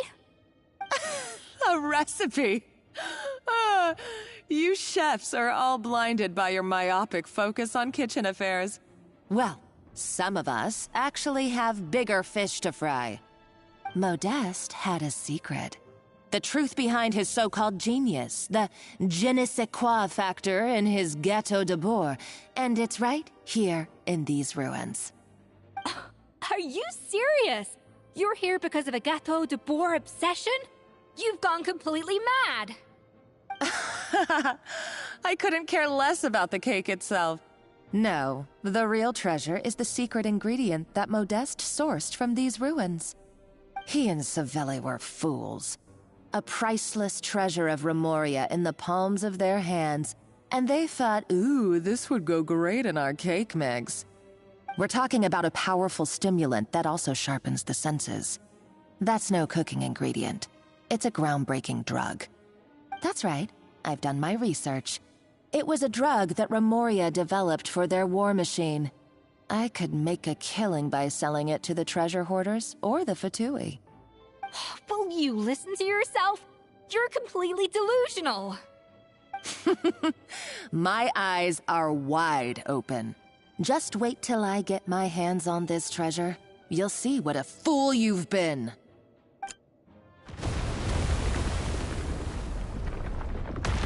Wait, what's that sound? Just when I thought she couldn't get any crazier. She's lucky the whole place didn't collapse. Uh-oh, Savannah's gone too! Monica must have taken her. Oh, what a coward. She's only taken her hostage because she knows that she's no match for you. That's true. Even if she finds the treasure, she'll need Savannah alive if she wants to get out of here in one piece. Oh, well, our path's been blocked, so let's look for another route.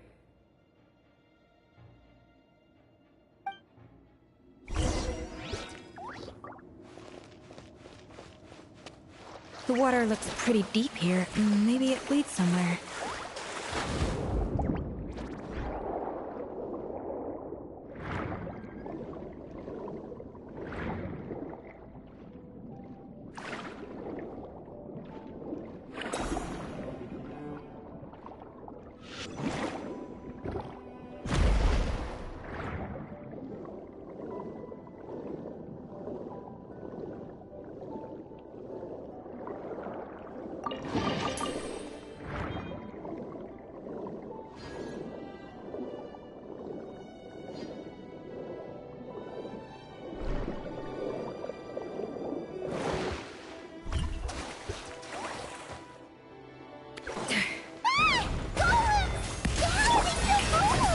They were probably awakened by the explosion just now. Alright, Knife Skills 101. Time for some rough chopping.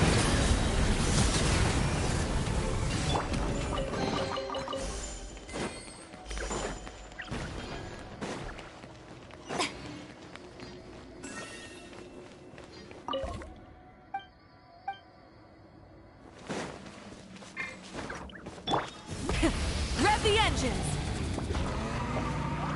Another door? Guess we need to prepare another feast for our guests.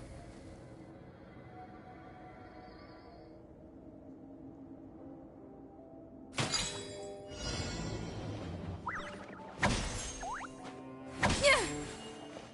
A little amuse-bouche!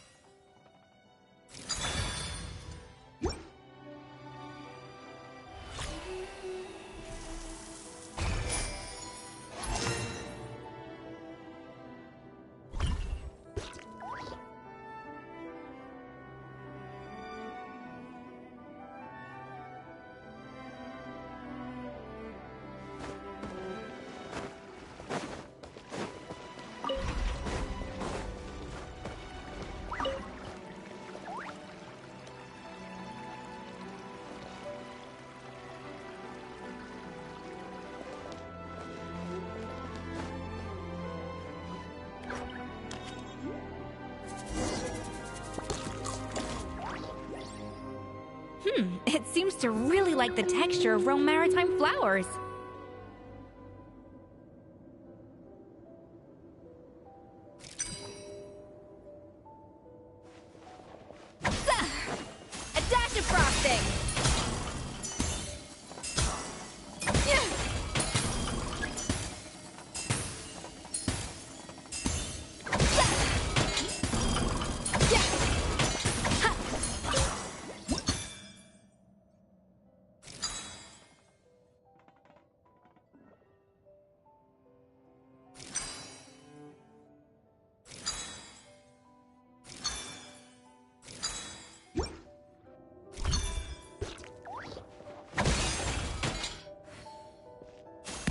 breather!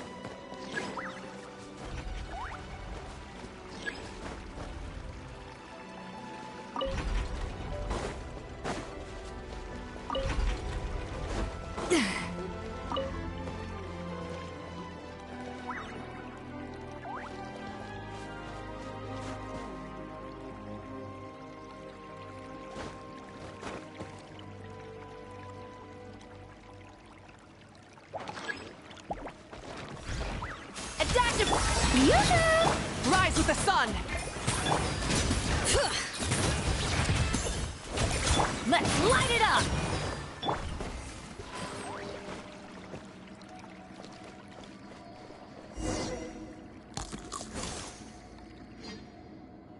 I never knew you could process Lumitwol like that. Alright, I've got to jot this down.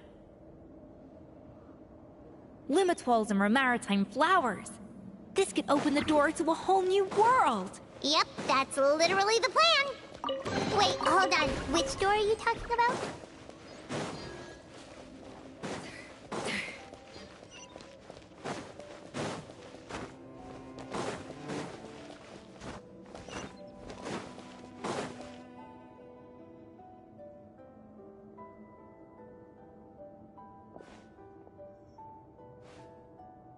That's strange. These don't look Romorian to me. More like last century Fontaine. Adventurers from last century Fontaine, huh? Oh, Modeste and Savelli, do you think they camped here? By the looks of it, this was a one-person camp. They adventured together, but maybe one of them came back alone at a later date. Huh, you really think so?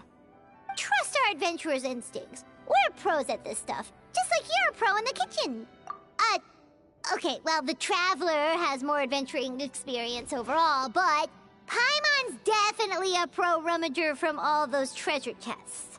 Darn it! Paimon was just about to show off her rummaging skills! Huh, no kidding. Are all adventurers so obsessed with journaling? I mean, I guess I take a lot of notes when I'm cooking as well, but I thought that was just me. Anyway, let's find out who was here. It's been years since I've last visited these ruins. It's exactly the way I remember it. This place probably hasn't changed in millennia. Sadly, up above, on dry land, everything has changed. The treasure of Remoria. That's what we used to call it. Modeste was right about its potential. It turned Gateau de Boer into a national sensation. Our limited stock of the substance meant that the Gateau could only be produced on a small scale. But this only drove up the popularity all the more. Modeste was right about that too. He predicted all of it. He was praised as a genius, while I, as the one person who'd ever disagreed with him, was labeled a talentless fool. Modeste tried his best to console me, but I knew better than anyone just how great the gulf was between us. Our conversations grew scarce, and we saw less and less of each other. I didn't fight it. He had new friends and a career of his own. Why invite further disdain by inserting myself where I did not belong? I told myself that maybe one day, when I finally created a masterpiece of my own, I'd be able to face him without shame. Or maybe one day, when I've put these feelings of self-loathing behind me, I'd be able to ask him with a smile on my face, how about we go on one more adventure, for old time's sake? Unfortunately, that day will never come. So it was Savelli. From the sounds of it, He came back after Modeste had already died. I always thought it was just a legend. But if it's true, then this must be the place where they found their secret ingredient. The birthplace of Gateau de Boer. In that case, what does that say about the death of Modeste? If it's all true, maybe Savelli really did have something to do with it. The taste of Gateau de Boer has changed. Modeste was convinced of this, even though everyone swore they couldn't tell. Being the perfectionist that he was, he refused to accept even the slightest flaw in his work. He stopped all sales of the product, locked himself away in the kitchen, and worked day and night, vowing to find out where he had gone wrong. But as he baked and taste tested over and over again, he found he only strayed further and further from the original taste. It was only when he was sipping on coffee one day and realized he could not taste the bitterness that the truth finally dawned on him. What had changed was not the gâteau, but his sense of taste. The treasure of Remoria stimulates the senses, taste included, and invigorates the spirit. In the short term, it offers people the ultimate gourmet experience, but in the long term, it dulls their senses entirely. In hindsight, it made perfect sense. After all, why would a culture that sought liberation from the constraints of their bodies care for the loss of their senses? But we realized it too late. We were just too late. Over the course of his many culinary experiments, Modeste exhausted the remaining supply of the treasure of Remoria. He consumed it all himself. The finest culinary talent of his generation now faced a future in which he would never be able to taste anything ever again. Finally, in despair, he took his own life. And because we had become estranged, I cannot be there to stop him, to offer some words of comfort, or even to say goodbye. Yet despite everything, he sent me his final letter. The treasure of Remoria? Guess Monica was really onto something. It really was a kind of drug. So, Modeste chose to end his own life. Then, why all the rumors that Savelli murdered him? Also, neither the Codex nor any other contemporary records make any mention of the treasure of Remoria. It's almost as if someone deliberately erased it from history. Modeste told me everything in his final letter. His was a tale of how even a genius could fail, and how much more devastating it is when it happens. Did he hope I would gain some personal catharsis from knowing the truth? Or maybe he wished for me to warn the public about the dangers of Gateau de Boer, proving that I had been right all along. But if the public ever learned how Modeste's greatest triumph became his undoing, his fall from grace would be swift and merciless. 1 minute a genius, the next a joke. It would surely spell the end for his restaurant too. What would be his legacy then? How would future generations view everything we built together? I fear the scorn I have faced these last years would pale in comparison to the scorn shown to him by the history books. I cannot let that come to pass. I will do what I must to protect his name. It will mean tampering with his notes to remove the damning details, leaving mere fragments of our story behind. It may lead his family to suspect me of having a hand in his demise. But if that's the price of destroying all evidence of my crimes, then so be it. I would rather the world believe a tale of genius and jealousy than see his reputation in tatters. The final loose end is the evidence here, at the bottom of the sea. Huh? What's wrong? Didn't we say Savannah should be safe for now? So we thought, but if Monica finds out what happened to the treasure, there's no telling what she might do.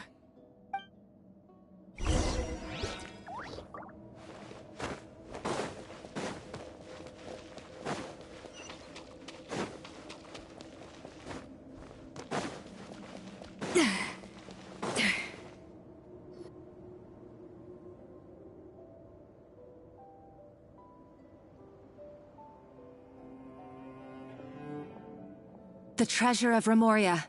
I have found you at last. Savelli, you tried your best to bury the truth, but you underestimated the children of Modeste. Some fragments of his diary escaped your clutches, and we have held on to them for generations.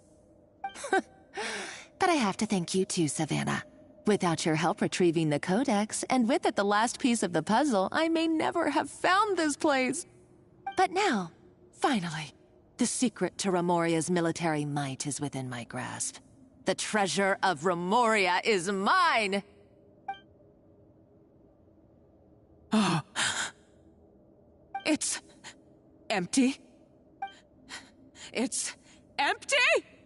Monica? Oh, we were seconds too late. Escoffier? What's the deal with that jar? Savelli's final act! He wanted to conceal the secret of the treasure forevermore and make sure it would never harm anyone again. So he came here after his friend's death and destroyed every last shred that remained. This can't be happening. All the years I spent piecing together the truth. All my painstaking planning. All that for an empty jar? Monica, don't do anything stupid. This ruin is more dangerous than you realize. Oh, shut your pie hole! Praise be to Lord Remus. You barbarians shall be slain.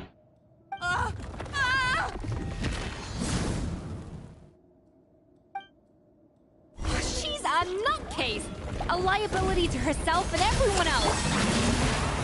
Well, now it's up to us to clean up the mess she's made. Take these golems out! Wrath from the sky!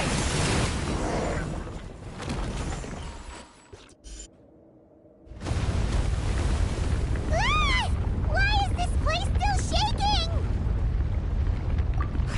Either way, it's all her fault. Enough chit-chat. Let's get out of here, Traveler Escoffier, come on! Okay, I'm coming. Oh, no you don't. If I can't get what I want, neither will any of you. I've got nothing to show for my life's work so far. But if I can take another so-called genius down with me in my final moment, then it was all worth it. You're a psycho!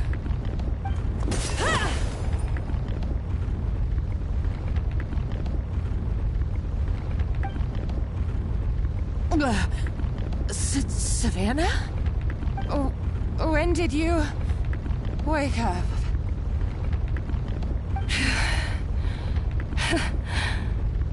I may be a lousy chef, but it looks like I'm not a complete waste of space. Traveler? Okay, let's go!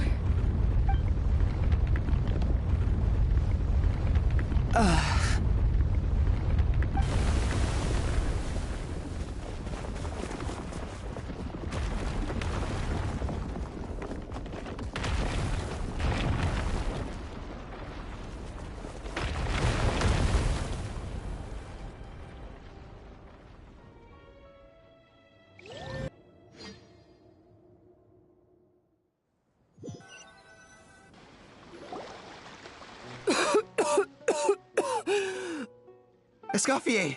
Savannah! Traveler! And Paimon! Venejem! What are you all doing here? What did you expect us to do? Stay at the restaurant and sit on our merry derrieres? While the Traveler and Escoffier were out here risking their lives? We had to do something. Even though that something ended up being, well, waiting for you here instead. I don't deserve any of you. And I certainly don't deserve to be your head chef. It was my fault Escoffier had to leave. Then I couldn't live up to her standards. I acted like a tyrant in the kitchen. And now I almost got myself killed. Come back, Escoffier. Come and be our head chef again. I'll never be able to replace you. Okay, so everything I said to you the day I left, it just went in one ear and out the other? Huh? Sorry, I was kinda in my own head at the time. All I could think about was the Lumiline situation. What was it you said again? Forget it. It doesn't matter. Anyway, I didn't leave this job because of you. And you're not nearly as awful a chef as you think. If you were that bad, why would all your staff show up here for you? Escoffier's right. Sure, you nitpick our work and get us to do things over a lot. But when it comes down to it, you're the one who's always doing whatever it takes to make sure the customers get served on time, every time. Things were pretty rough after Escoffier left, and Savannah's the only reason we've been able to make it through. Our customers know that Escoffier doesn't work for us anymore. But the fact is, they keep coming back. If that's not an endorsement of your work, I don't know what is. At the end of the day, we're all human, and we all make mistakes. All we can do is recognize where we get it wrong and do our best to improve. That's all that's humanly possible. No, I get what you're saying, but what I did to Firmin and to Escoffier, it's unforgivable. Well, about that, there's someone else here to see you, Chef. It's been a while, Chef Savannah. Firmin? I'm so sorry. I put far too much pressure on you. And the way I stubbornly refused to go and see you after you fell ill. There's no excuse. But I'm too late, aren't I? The damage is done. I heard that you can't even hold a kitchen knife anymore. Actually, I think I'm going to be just fine. Huh? We thought Firmin's problem was purely psychological in nature. But after the threat letter came to light, it got Firmin thinking. And then he remembered the tea that Monica used to give him every night. And as it turns out, she was lacing it with Lumiline the whole time. No way! Doesn't that cause nerve damage? It can. High doses pose a risk of serious nervous and sensory complications. But if you calculate the dosage carefully, you can control the extent of its effects. A small dose might simply make a person more emotional, whether that means more fragile or more hot-tempered. No wonder it seemed like you'd lost your edge. I asked my friends at the Fontaine Research Institute about it. They said that with the low dose I was taking, the risks are pretty small. They also fixed me up with some meds and said I should recover in no time. Well, that's what happens when you give someone a little bit of hope to cling on to. There's more. We believe that Firmin was likely not Monica's only victim. You mean she poisoned me too? Oh, so that's why Savannah's been so irritable this whole time! Let's not be too quick to blame everything on the Lumiline. That stuff can only amplify what's already there. So tasty food will seem like the most delicious thing in the world, while food you don't particularly care for will become utterly revolting. So you better make sure you reflect on your behavior and apologize to every single person you've wronged. I will. I'm sorry. There's still one question that's really bugging me. Why is it that no matter what I do, my Gâteau de Bourg never tastes the same as yours? Is it just... is it because you're a genius and I'm not? It's because the heating element in your oven is broken, you silly goose. What? I felt like something was off during the cooking contest. Once I got around to checking all the equipment, I noticed it right away. There was a half-degree discrepancy between the temperature setting and the actual temperature. All the ovens in the whole kitchen had the same problem, which confused me at the time, but by this point, it's pretty obvious that Monica must have tampered with them. I would have figured it out the day of the bake-off, since the issue affected both our teams. But of course, Monica sabotaged mine so that could never happen. No. I spent so long trying to find out where I was going wrong, and then you pinpoint the problem in just one night? It all comes back to one simple, undeniable truth. You're a genius, and I'm just plain old Savannah. Oh, cut it out! Stop the woe is me act for a second and just think. I came up with this recipe. You don't think that might have something to do with it? Do you know how long I spent perfecting my Gâteau de Bourg? 3 years! 3 whole years! I know this dish inside out, back to front and upside down. And you've been head chef now for what, 6 months? If that? A couple hundred failed attempts, and you're gonna throw in the kitchen towel and declare you'll never be successful because you're not a genius. You clearly have no idea how many kitchen failures I've had under my belt. How you doing, man? Or just how long it took me to finally get my recipe to a level I was satisfied with. Genius or not, everyone makes mistakes. Modeste did, Savelli did, everyone does. You're only a lousy chef if you don't face up to your mistakes, learn from them, and then keep chipping away until you crack the problem once and for all. Surely you haven't forgotten all that. You were no lousy chef back when I handed you the reins. I haven't forgotten. And I'll make sure I never do. That's our head chef. Ha ha! Sounds like we won't need another changing of the guard in the Hôtel de Bord kitchen anytime soon. Huzzah!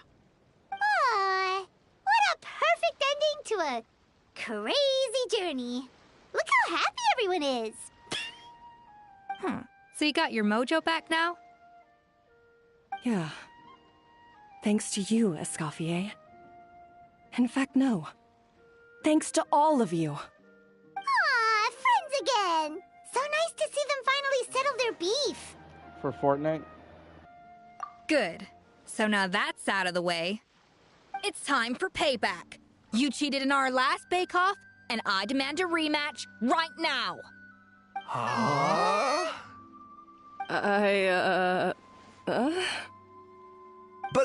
But that was mostly Monica's fault, wasn't it? Right. And also, does it have to be right now? Savannah's only just got her mojo back, and you barely escaped from a death trap. No excuses. This is a cooking contest between 2 top chefs, and nothing will stand in its way. So grab your spatula and get ready, because this rematch is happening today. Right now, this instant. Hey, so, this whole time you were salty about losing? The second cooking contest commences now! This time, no more games, and no holding back!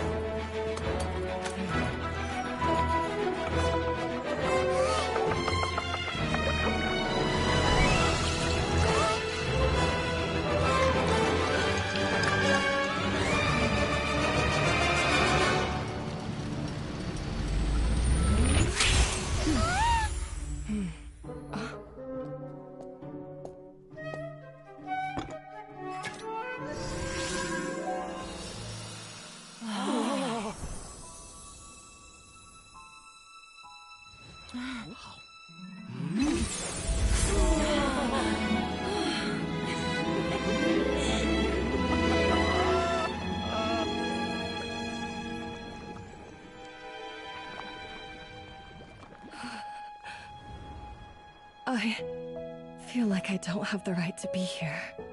Hey, what are you so afraid of? You can't unbake it now. And if you don't serve it, then good or bad, you'll never find out how to improve. If you're too scared to fail, you'll never know what real success tastes like. So? Embrace your failure. Taste it. Digest it. That's the way to success. I don't know. Sounds like it's easier said than done. I'll do it.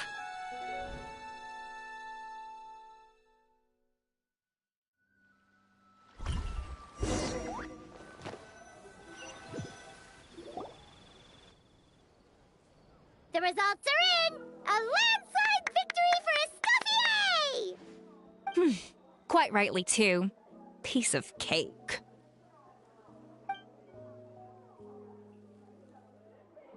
Oh yeah, look at that! Savannah looks pretty chipper too, considering she lost. Now, where were we? Yes. Do you have any more questions for me after everything that's happened? I thought Navia would have filled you in. And actually, I said all this to Savannah before I left. Although, as we saw, I don't think any of it sank in. I had 2 reasons for leaving. One was the food safety incident, of course, but the other was that the Hotel de Boer had reached a point where it didn't need me anymore. So I decided to step down and look for new opportunities to improve myself. Improve how? Well, a while back, I got to know a fellow chef from Liyue, and in her, I saw so many new possibilities. She has that same adventurous spirit that Modeste and Sibeli had in their youth. Slime mucus, lizard tails. With her, nothing's off the table. There's a whole world of new flavors out there waiting to be explored, hiding away in ingredients we overlook. Case in point, remember those Romaritime flowers down in the ruins? I used them in the cooking contest just now. Did you taste the difference? What? Paimon didn't notice at all! Half of the art of cooking is dissecting the recipes of previous chefs and figuring out the exact constellation of elements that gave their work its signature taste. And the other half, it lies in freeing yourself from the confines of the kitchen. You've got to go out and explore the endless possibilities out there. Uh-oh. Paimon's suddenly not sure she wants to try your cooking anymore. Don't worry, it's not going to be a free-for-all like in Modeste's time. Before I put anything into my food, I'll obviously do my research, make sure it doesn't contain any harmful substances. In the meantime, take this. It's a recipe for Petit Gâteau de Boer revised version. I tweaked it to suit your needs as busy adventurers. Hope you enjoy, and remember, feedback is always welcome. All right! So, do you ever see yourself returning to Hotel de Boer? Oh, of course. I've already promised Vanish M that I'll come back every once in a while to make sure the quality of the food remains at an acceptable level. You know, Paimon's still a little disappointed that we never got to see the treasure of Remoria. Surely Monica wouldn't have gotten drawn in so deeply if it wasn't for all the mysteries surrounding the original Gâteau de Boer. She practically dedicated her life to finding the lost pieces of Modeste's diary. Then went to all that trouble to infiltrate the Hotel de Boer. And in the end, it was all for nothing. Since you mentioned the treasure, between Modeste's writings and what we saw in those ruins, I think I may have figured out the truth. The so-called Treasure of Remoria was most likely a substance that the Remorians extracted from Lumitoiles, better known to us as Lumiline. Huh? So then, why all the hype back in the early days of Gâteau de Boer? Don't forget, it was a very different era. We could barely even refine sugar back then, so desserts were very much in their infancy. In a world of bland food, it's no wonder that the first thing to really excite people's taste buds took the world by storm. And as for the Lumiline, it may well have been somewhat valuable in ancient times. But these days, it's just another drug from the Fontaine Research Institute. Even if Sibeli hadn't destroyed it all, I doubt it would be worth that much these days. So after all that, there was nothing in those ruins but worthless junk. Feels strange to say it, but Paimon almost feels sorry for Monica. She sacrificed it all only to get nothing in return. Oh, hey! Huh? Navia? You just got back from that underwater ruin, right? Well, check it out. They ran a special issue. Did you see anything like this down there? Freshly unearthed from the ruins of Rumoria. A magnificent jar thought to be over 1,000 years old. Experts say it has immense artistic and historical value. It could be worth an absolute fortune. Wait! Isn't that the jar they used to hold the treasure? If only it was still in one piece. Some butterfingers must have dropped it or something. Ugh, it's such a shame.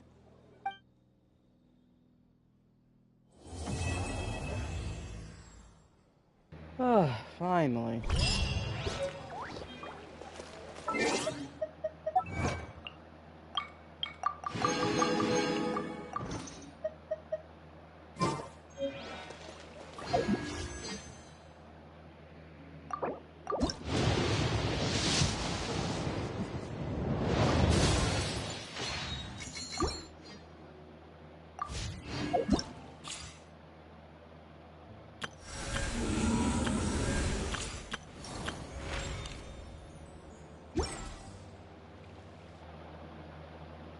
Don't forget to like the stream. I'll see you guys in the next one. Peace out.